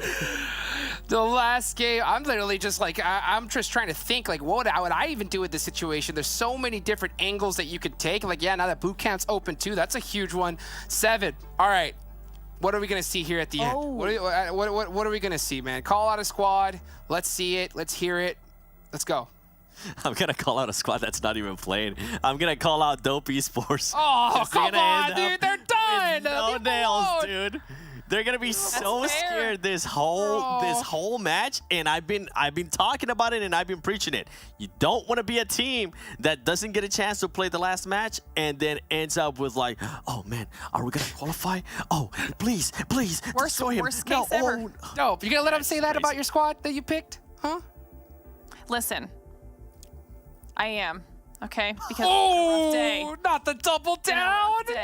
It's been a rough day for him, and at this point, we've seen so many other performances of people that needed to stepping up, that it is what it is. However, a team, I'm not saying this team is going to win, but this is the team I'm keeping my eye on for this match because one of the most available squads to upset some of these standings is 4Bros, but we're in Sanhok and Nova's playing. Will 4Bros finally make the decision to not fight Nova? They're gonna do it. Hint. At the beginning of the game to potentially get enough points to upset the overall rankings. That's what I want to see. Nope. I want to see him do it. I want to see them do it, Glitter. I don't care what you just said. You know why? Because they've been doing it this entire time. You know? If you can't take out Nova, what's the point? Then what's the point? Glitter on this. I kind of want 4Bros to make it into the top 16. And the reason is... Do it by being Nova. Do it by being Nova, Execute doesn't make it, if Dope Esports, for some reason, right, those bottom teams have an amazing performance, they end up passing Dope Esports with 72 points, that's going to be 15th place in Super Weekend Leaderboard, 16th place in Super Weekend Leaderboard that are not going to make it, and then we're going to have the hit list, then we're going to have K19 new teams that are going to be able to make it. Yes. Oh, man, it's going to be, ooh, I want that. I want that heat, Glitter. Look at you can see here, okay, this is the Elim comparison between 4Bros and Nova. Nova obviously having an incredible performance in that one match and then kind of downward trending. At one point 4Bros did match them though. These line charts are all over the place especially in the match where they were very, very similarly placed and on the Elim side of things, which makes this even scarier because this map specifically, I wouldn't be surprised if the match where they were matching up like that was because they were nowhere near each other. Because when they're near each other, they're not getting those numbers, okay? It's just not, we've seen it the whole season. Sometimes Nova loses, sometimes 4Bros loses, sometimes they both lose a couple people, and then they just have a bad game because they don't have a full squad. So, like, I don't want any of those. Separate and just try to just get into Super Weekend 4Bros. Play it safe. Play it safe. Listen, 4Bros, don't listen. Don't listen. Go! Do it! Take out Nova! Say that this is how we do it, baby. We made it into those. We did not back down. Hey, That's a championship mentality. I don't see 4Bros here. Jukes. Hey, you know what? Hey, it's been working I for love them. you, brother. You know what, dude? Send it, bro. Send it. Sometimes you just gotta say, you know what? Screw strategy. You know what's right? crazy? We don't Actually, need it. this We is just gotta get elims. Yeah, and this is perfect too because we're gonna some of the two best teams that are in Sanhok are actually not gonna be playing between Lazarus and Boring Protocol as well. Oh my and I mean, we're talking about XSET too. This is if there was ever a time for these teams to take what's not theirs, if there was ever a time for this team to just stand up, to hear that Braveheart speech, now is the time. Please give us some more madness. Rise, let's go. Well, 7 Glitter, thank you so much. Y'all have been amazing this entire league play. We're about to shut this one down, baby. Let's go. Last game of the day. It's Sanhok. Get some hype in the chat. Let's get some let's goes. Let's bring in our casters for the final time. Sute, Necro. Let's go. Yep. Let's get it done. Hey, yo, get it done. Those are those are our names. And yeah, Necro and I, we were talking about it. That is definitely one fight we want to look at. More importantly, though, like Glitter was talking about, 4 Bros, 17th place right now, right, Necro? Yeah. If they could break into the top 16, kick Execute out, there's a chance Execute at 15th place overall in the Super Weekend, they might be taken out of the Super Weekend entirely. 4 Bros didn't drop on top of the players of Nova. Okay, You're a absolutely huge right, curveball.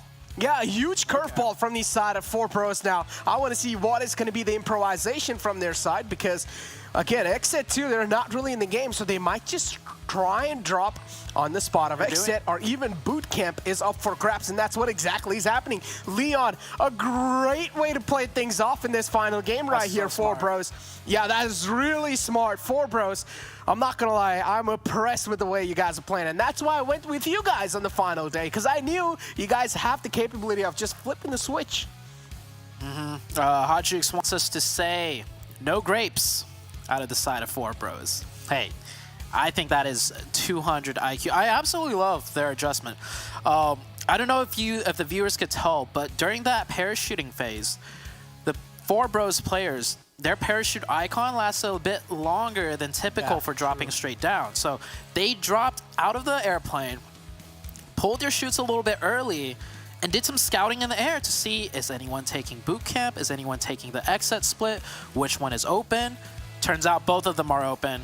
And now, great adjustment. And with that circle shift in particular, they definitely do not want to be in that southwestern side, locked into a deadly 4v4 with Nova. Because afterwards, it's like you gotta haul it to the circle too. So, yeah, it's really good. Execute, however, right now, not sure what's going on. One of their players wide in the open, just crawling across the road. Fame Boys, no loot, and Execute. 16th place right now for the for this league week and 15th place overall for the Super Weekend. So if they don't make the Super Weekend, they could get passed up potentially. Nova wants to hunt down 4 Bros. And now how are they going to do that? Because, I mean, look at the split the Nova has currently. I mean, of course, ladies and gentlemen, you guys don't really have the map feed in front of you guys, but we do. So Nova, currently, they have a huge split in Sami, and every single player is just all the way in the outskirts, looting those little compounds. And then there's one player of Nova in the Sami city, looting the Sami city. So over here, I feel like Nova, they're just trying to find the existence of 4 Bros, where they are. But then again, they haven't really realized that 4 Bros have already went somewhere else, and they're currently in the military base. But HQA, great spray down, but again, the problem is they take a casualty on their side, and that's something, or that's not a great start. Cross really needed to hit that. That was a big drop ball right there. So Execute, that's good for them. They get 1 point. The points are so close right now. Execute now at a total of 65 points overall. 19 Esports at 66 points overall in 15th place, and 4 Bros couple points behind. 4 Bros at 17th place, 57 points, and Vamp at 55. Panthers also at 50. So there's quite a few teams that want that top 16. Execute's still right on the cusp of it. Yeah, as you said, Execute's still right on the cusp of that. HQA is there too. Look at Shimang. Just tying out the compounds in the front. I mean, HQA, they're down to a 3-man squad this early in the game, and that's something that's going to hurt them quite a lot in the longer run in this game of Sanhok. But again, I'm not really worried about HQA here. The team that I'm worried about is Execute. And this early stalemate, it's going to limit the loot too on these players. And this is not something Execute want to be in. Taking a quick check of things. 4Bros, of course, below Execute in a great position. K19, I mean, they're already in. Vamp on that southeastern side, right? In 18th place overall. The Panthers, 19th place overall. They're on the far eastern side. So none of these teams really have a good position in the zone right now with that first circle. So Execute does have that working for them. All the teams below them, not in the best positions with this very northeastern Sanhok circle. HQA right here. Look at them, they're just moving around. They're finally inside the compound too. Jason got taken out, unfortunately. And Kingpig will also get the confirmation. I don't get it. I don't get it. I hate it when players just stand still and just not try making... Like, that works maybe like 4 seasons ago, okay? Against, like, rookies. Where you stand still and you can catch someone off guard. But, like, not anymore. Like, Jason... Yeah. He could have readjusted or done some, like... They had the opening on HQA, right? But... Oh my god, B-Town. Yeah, B-Town's really close by too right now. Like, this is not looking good for Execute. And it's just... Oh my god. That's on them. This is getting way too intense. This is getting way too intense. Because look at that. On the kill feed currently, we're seeing the players of 4Bros as well getting taken down by Mezexis. Oh, they're getting really my god. down. They're down to just one. Down. Oh no, this is something. 4Bros is out. Yeah, and this is the problem, right? The improvisation was there, but they don't know how to play it off later on because they just don't know which team tried to contest that hilltop. And Mezexis, they just got those kills for them. I mean, oh, Mezexis actually picked up some on the Knights too, and oh, B-Town, or that's Execute out. Or another player of Execute out. Yang wide in the open. Oh man, I mean, okay, we want to talk about improvisation, right? Execute should improvise also. Why do they drop here and put themselves in such a sticky situation? Luckily for them, or 4Bros, I'm looking at the map feed right now. They're back up to 2. So somehow they managed to go from just 1 up back to 2. So this is good for them as Execute's going to be down to just 1 player. Fate's going to be that one last player alive right now. And this is so ugly. It's so this is way too much. Out of both teams, Execute. Out of Execute and 4Bros. I feel like they should have known Mezexis camps up there because we've seen Boring Protocol, right? After they finish looting boot camp, they rotate up and they get absolutely clapped by the Mezexis team camping up that hilltop in a similar circle. We've seen it before as casters. You would think, you know, 4Bros would do some type of due diligence if they're going to drop boot camp. That's something that they're going to be, some homework. It's just, you know, just a lot of balls being dropped right now. But overall, though, if I'm not mistaken, 4Bros for the Super Weekend, got the reset. Yeah, 4Bros got the reset, and I'm looking at the Super Weekend overalls, right, for 4Bros. No. 8th place overall. 4Bros are 8th place overall for the Super Weekend. So if they don't make this one, it's fine, right? It's not that big of a deal. But it wouldn't shake things up as much anymore, and that's what I really want to see. So 4Bros down to how many now? I'm taking a look. Just down to 2. And yeah, one of the players isn't even able to patch himself up. There we go. Finally, though, is able to get the first aid off. And I feel like we still need to talk about Vamps and HTV because they're also in that contention.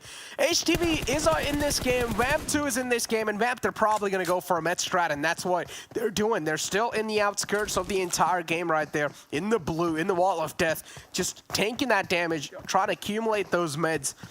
And Vamp, I mean, another one of those teams that's going to have a lot of eyes locked on them. If they're not going to be able to make it in this final one, then things might just be a little toughened up. Because in week 2, they stepped with quite a huge gap.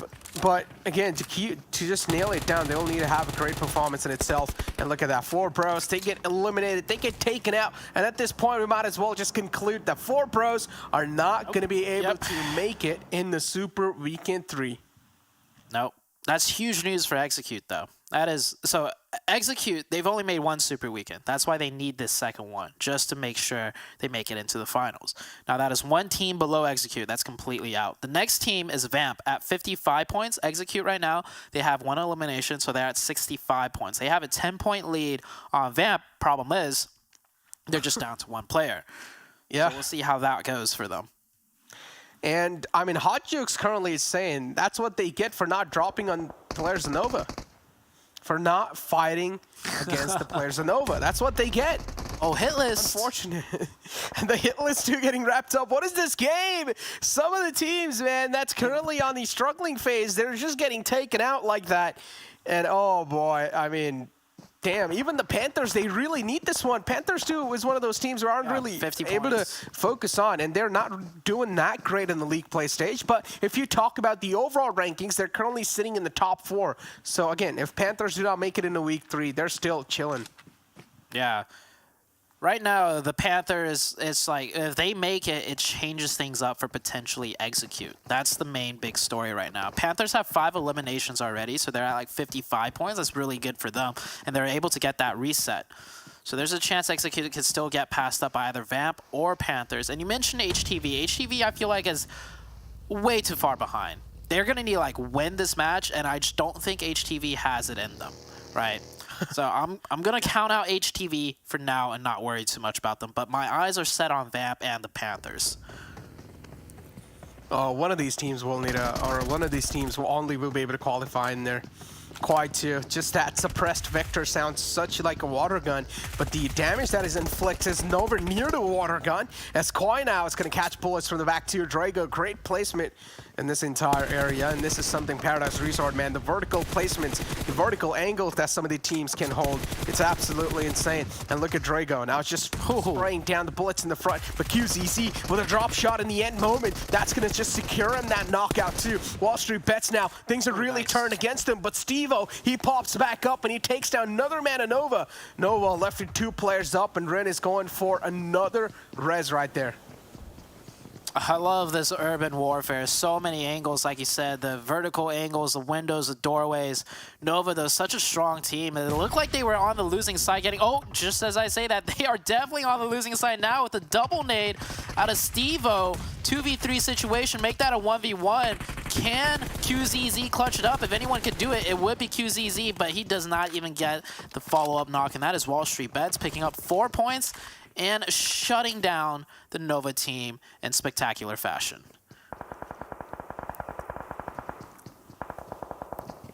Knights is there too in the front.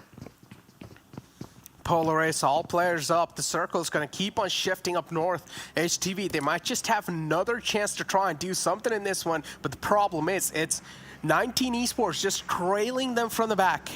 And the Panthers too. Now these are the 3 teams that really need to make it in, because 19 Esports too, if I'm not wrong, they're somewhere in the latter half and they're quite close in the verge of getting eliminated too. So all these 3 teams on the right side, things are going to be quite close for them, and all eyes are going to be locked right on those teams. While K19, they've already made it. They're currently in the safe zone. Yeah, these are the only 3 teams left in here, including Vamp. HTV on that northeast, they're still in the game. The Panthers coming in from the blue. Fate just doing whatever he can. And what a circle to end the very last game of league play. I don't think any teams were prepared for this circle, but it's quite obvious teams are prepared to do stuff regardless of where that circle was going to go. We're talking about the hot drops. We're talking about the alternating or the alternate drop spots, and it's just, it did not work out for some of these teams. Execute hanging on right now as hard as they can to try and get that top, or to keep that top 16 for themselves. Indeed, and yeah, as you pointed out, the circle too just shifting up north. Interesting one indeed, man. Don't know how these teams are going to try to play things, because now this is just going to put them in such an uncomfortable and unsettling footing that things would just keep on getting tougher. And HQA again in the prime spot. They have the high ground to play with, also a little bit of dips and ridges to try and maneuver around. On the other hand, all 4 players up. They're currently chilling too inside the circle on the coastline. not a lot of things to worry about for all the teams that are going to be in the coastline, because again, it's quite rare to see a team rotate all the way from the waterways. But hey, talk about rare things, and Vamp they're doing it. Yep. Vamp, that could be a huge rotation for them as long as their boat doesn't get spotted out. They're actually going to just beach right up onto the north side of HQA, but they stopped their boat. Maybe they got spotted out by HQA. We can't really tell, but they've stopped moving. They're still in the water. They're still up. They're good. They're good. They're good. Because if HQA took shots, we probably would have seen some lines going there. That is true. That's very true. That's HQA currently. They haven't really spotted out the players of Vamp. They're out of the danger zone for now. Mayo's all by himself. Is currently like the insurance policy in the front, making sure the rest of the team will have a clear way in. Also, Mayo will try to just guide his team in. As now Polar Ace, all three players in this little watchtower. Oh, imagine. This is just like a nice dinner to grab. If any one of these teams have a nade, just chuck it in there. 3 knockouts, easy. Oh, imagine. Imagine a nade. Yeah. Polar Ace, so they haven't made a noise. I don't think anybody would think there's 3 players of Polar Ace just all in the tower. I mean, they have to be memeing at this point, right? Like, the Polar Ace, they're good, they're secure. They know. And they're just having fun on this last match. You know? He spots the player's hand just like peeking out through that wall, so they know. K19 knows, but they don't know that there's 3 in there, but they know.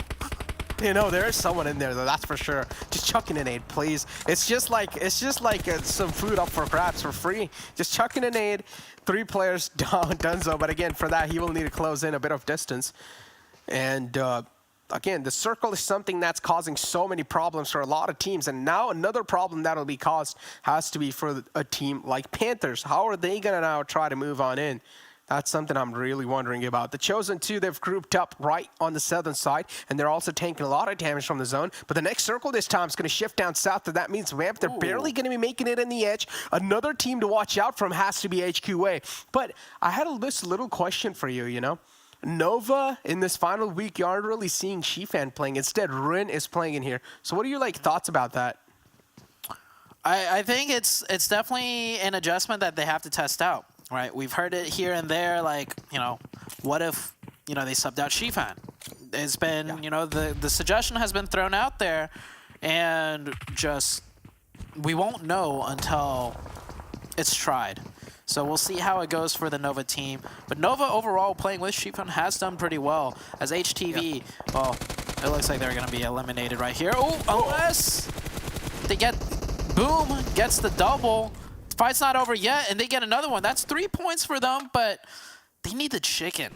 They need the chicken here in order to get that top 16, in my opinion. And that zone is so far away, and they're just down to 2 players. It's pretty much, it's still done and over for them. But at least, thank God, they have decent amount of meds to play with. And look at K19. They're just trying to scout the areas out. They finally do see the vehicle. Oh, if he decides to take any shots, it's going to make things even worse for HTV.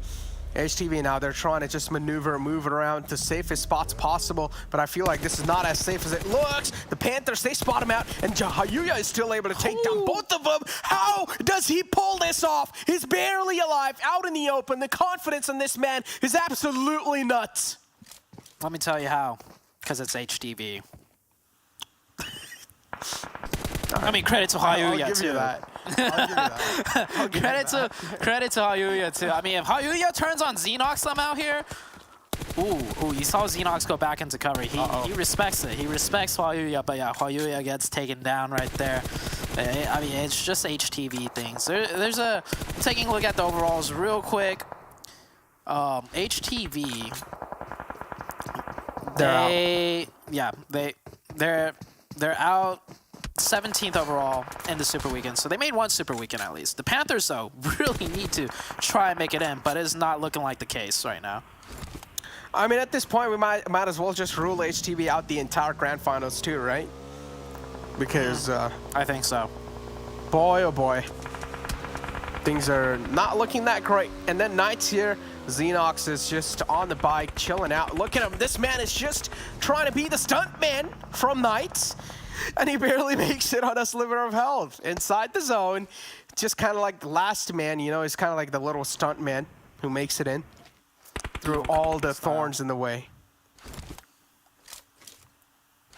Panthers have 14 first aids. I don't know if that's enough placement points for them to break that top 16, though, because Execute are still gaining placement points themselves. Ooh, Vamp.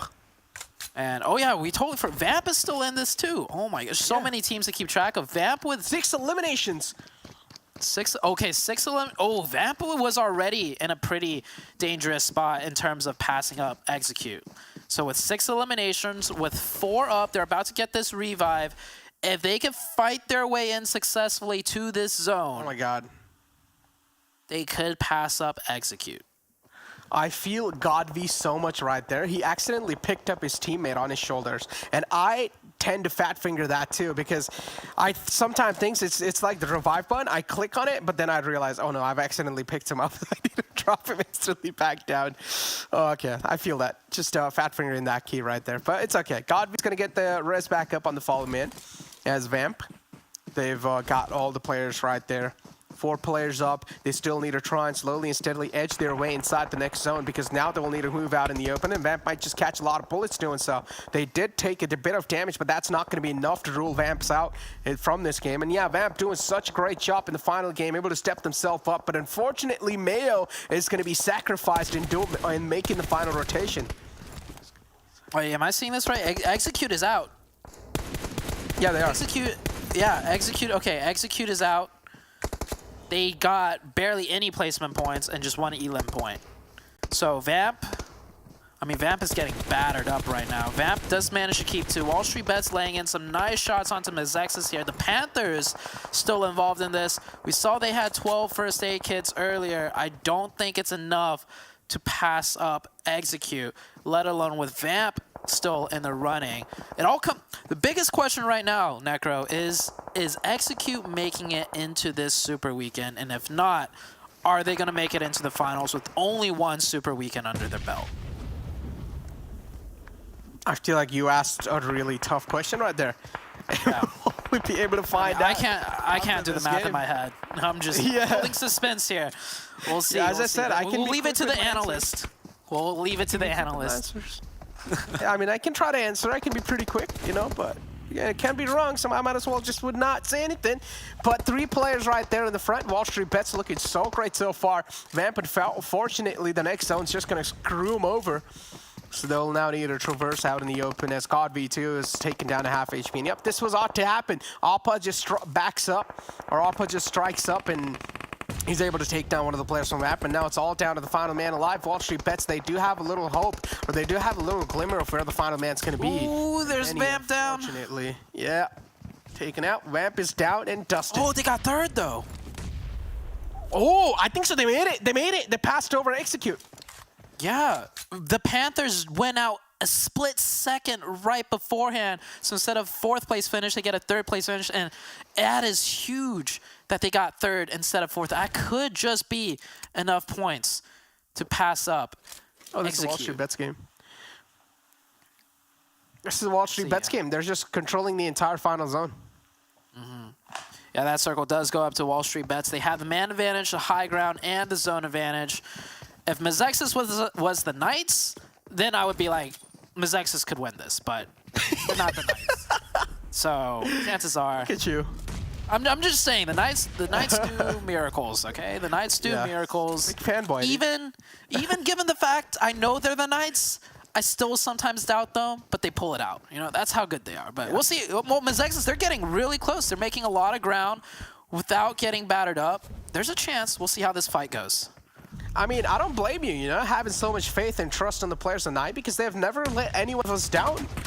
And this is why we pretty much just believe in Knights no matter what. But the Uzi might just be Shredder in the close range, but unfortunately you missed all the shots. So yeah, there you go. You were right. If they're not Knights, you might as well just count them out and say night from that game. But yeah, they're Mezexis out in the 2nd place. Still decent showing though. What I was really eyeing out for, and as you said, to Execute and Vamp, the battle for the survival for both these teams. And now soon the analyst desk, they're going to be revealing the mystery, which team has made it in. I personally feel like they've made it. I feel like they have made it. Nothing much taken away from Execute. Unfortunately, I feel like they're going to be shifted down to 17th spot.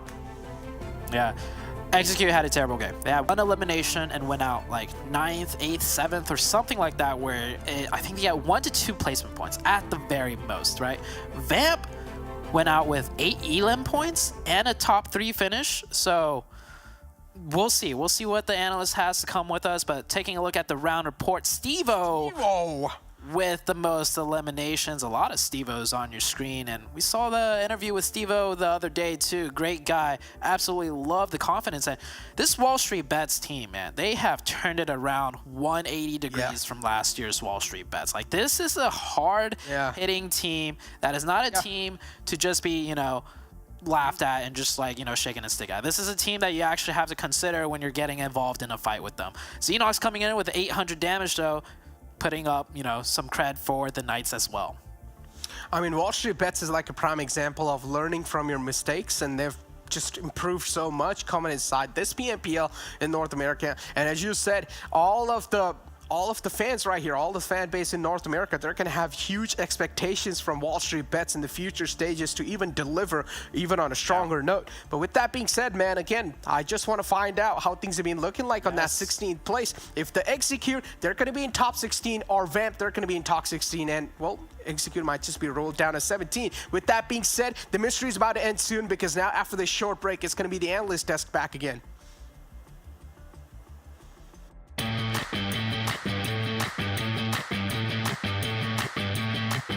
PUBG Mobile is a comprehensive game with many different mechanics and unique aspects of gameplay. The different training modes are perfect to focus on each individual aspect and sharpen your skills. The most popular gameplay modes are Arena Training and TDM that pits players in a 4 vs 4 gunfight on a small map. These modes serve as a close-range training to sharpen your gun skills and build your reflexes.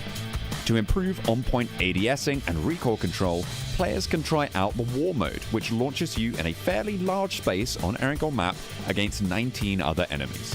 Here, you can improve your AR and SMG sprays as well as train yourself for bolt action mastery. Sniper training under the arcade section is also a must-try. Your sniping skills are put to test here, when both you and your opponent are trying to one-tap each other. You can also try quick matches in arcade mode, which basically is a mini battle royale. Everything that you have learned, you can put to the test in its 8-minute matches. PUBG Mobile is not all about grinding and competition, but also about enjoying and having fun and exploring the game. No matter if you're a heavy grinder or a casual explorer, there's a place for everyone in PUBG Mobile. Tell us which mode is your favorite and why in the comments below.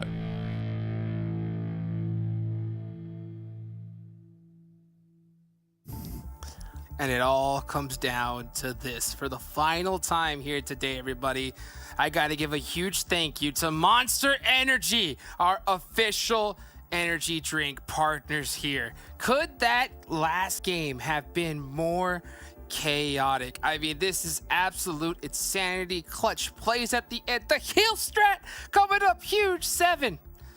Talk to me. Yeah. I cannot wait for overall, man. That was madness. Like, this is what we've been talking about. It came down literally to the end. I still don't know who actually makes it and who doesn't. Vamp showed up when they needed to show up. 18 points for them. The Panthers too. Glitter, where has this Panthers been? We saw them actually switch up to their original roster and it was working in wonders. And then if we keep going down, K19, you know what? Closing the day with an amazing performance. Love to see that. And I would love to see the second page here because, listen, we're going to speed through this graphics. Okay? Wait. This is crazy. Tell him. That heel strat was not going as well as he thought it was, Jukes, because Execute only got 2 points. I thought they had more than that. That is so bad for them. That is so bad. How do you mess up a heel strat? Oh my. Oh no. You hate to see it. Oh, okay. Okay, we gotta get. We gotta keep going. Let's run through this. Let's run through this. Come on, we gotta get back on this. Okay, daily winners, ladies and gentlemen. There's the daily winners. Can we please go to overall now? Right? That is all I care about. Yes, Erangel. Good job, Knights. You guys did amazing. WallStreetBets. Good job, Lazarus. Yeah. Also, can I point this out? I think the hit list only got like literally 2 to 3 points the whole day. Oh no. Oh no. The whole day. Wow. Oh no. So they could also be in the cups of getting eliminated. Yeah. I'm stressed. Three. I think it's 3. 3? Oh. I'm stressed. Still, like. I mean, come on, dude. 2 or 3? Like, give me a break. All right, guys, it's the time. Here we go. Let's take a look at the overall graphics, and we're going to take a look at the first page, baby. That's right. Yeah. Okay. This is exciting. Get excited, guys. Oh, hold on, Here's the excitement. Yeah. There's people that were on this first page that aren't on this first page anymore. Hitless? Well, even besides the Hitless, Lazarus was up here at one point. Lazarus is not up here anymore. Dope was up here. Dope's not up here. Oh, boy. I think it's time. Boy. I think it's time. Oh! Oh, the Hitless! What? How? They made it. K19 made it in. Vamp? Dope survives? What? Execute. Me. No. Execute. It ties. It was 1 point. It ties. 1 point. We have been talking about it the whole tournament. 7. Come on, bro. I mean, what more could you possibly ask for here? This is unbelievable. Oh my goodness. Remember when we tell you it can all come down to just like 1 point? This is what we're talking about. I'll look it over to the side because I just can't believe it. Seven, you said it from the get-go. You said 1 point was all it took, and that's exactly what happened. With a tie. With the tie? Not just that. Tie at the 1 point. Well, ladies and gentlemen, if you have anything scheduled tomorrow, let me just tell you, you do not want to miss this Super Weekend, okay? No, you do not. So much stuff just set themselves up. Mark it on the calendar. We'll be here tomorrow, we'll be here Sunday, and we'll be here Monday to finish it up. And you don't want to miss it like you don't want to miss whoever the MVP was, which honestly, I'm just in shock right now. I mean, let's take a look at who the MVP is. But, man, I mean, execute right there. 1 point was all it took. And 4 bros. 4 bros. No, but I don't want to rub salt in the wound, you know? I don't even know who's going to be. I'm just shocked. Oh, my goodness. Oh, hey. It's Xenox. Okay. You're on the right coming team. In big. Coming in big. Yeah, the Knights are the ones. I don't hate it. I don't hate it either. I don't hate it Xenox, that's a great performance. I'm actually surprised it wasn't QC, if I'm being honest, because that man, didn't he put up like 9? Oh, okay. Oh, that's why. That's what it was. My boy Xenox got the strats, all right? Just bail out of a car whenever you're going fast, take a little bit of damage, you'll be able to surprise them. They're going to be like, what? He was the one taking out QZ, that's why 7. Oh, okay. Smart. Smart man. We're talking about teams hunting each other down. Little did we know the players were going to be hunting each other down for the MVP award. Still, okay, let's regroup real quick. Right. Let's talk about, and by the way, production, I don't know if you're able to, but if you are able to, please show me the Super Weekend leaderboards, okay? Because I feel like right now is the perfect time to tell the viewers what they need to watch tomorrow. Execute didn't make it. They currently have 92 points in the Super Weekend overall. Guess who did make it though? Dope Esports. Guess who also made it with a great league play? It's gonna be Team B-Town. They have 63 points, which, by the way, I mean, with the way B-Town has been playing, I expect them to actually pass Execute. Same with Dope Esports. So for Execute, bye-bye. See you next season. And then you have the new team, right? You have K19. They showed wonders today. They show what they can actually do.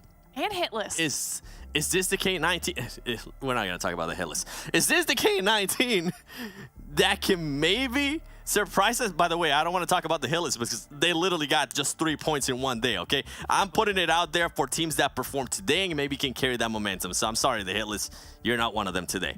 But overall, like, this is just going to be madness.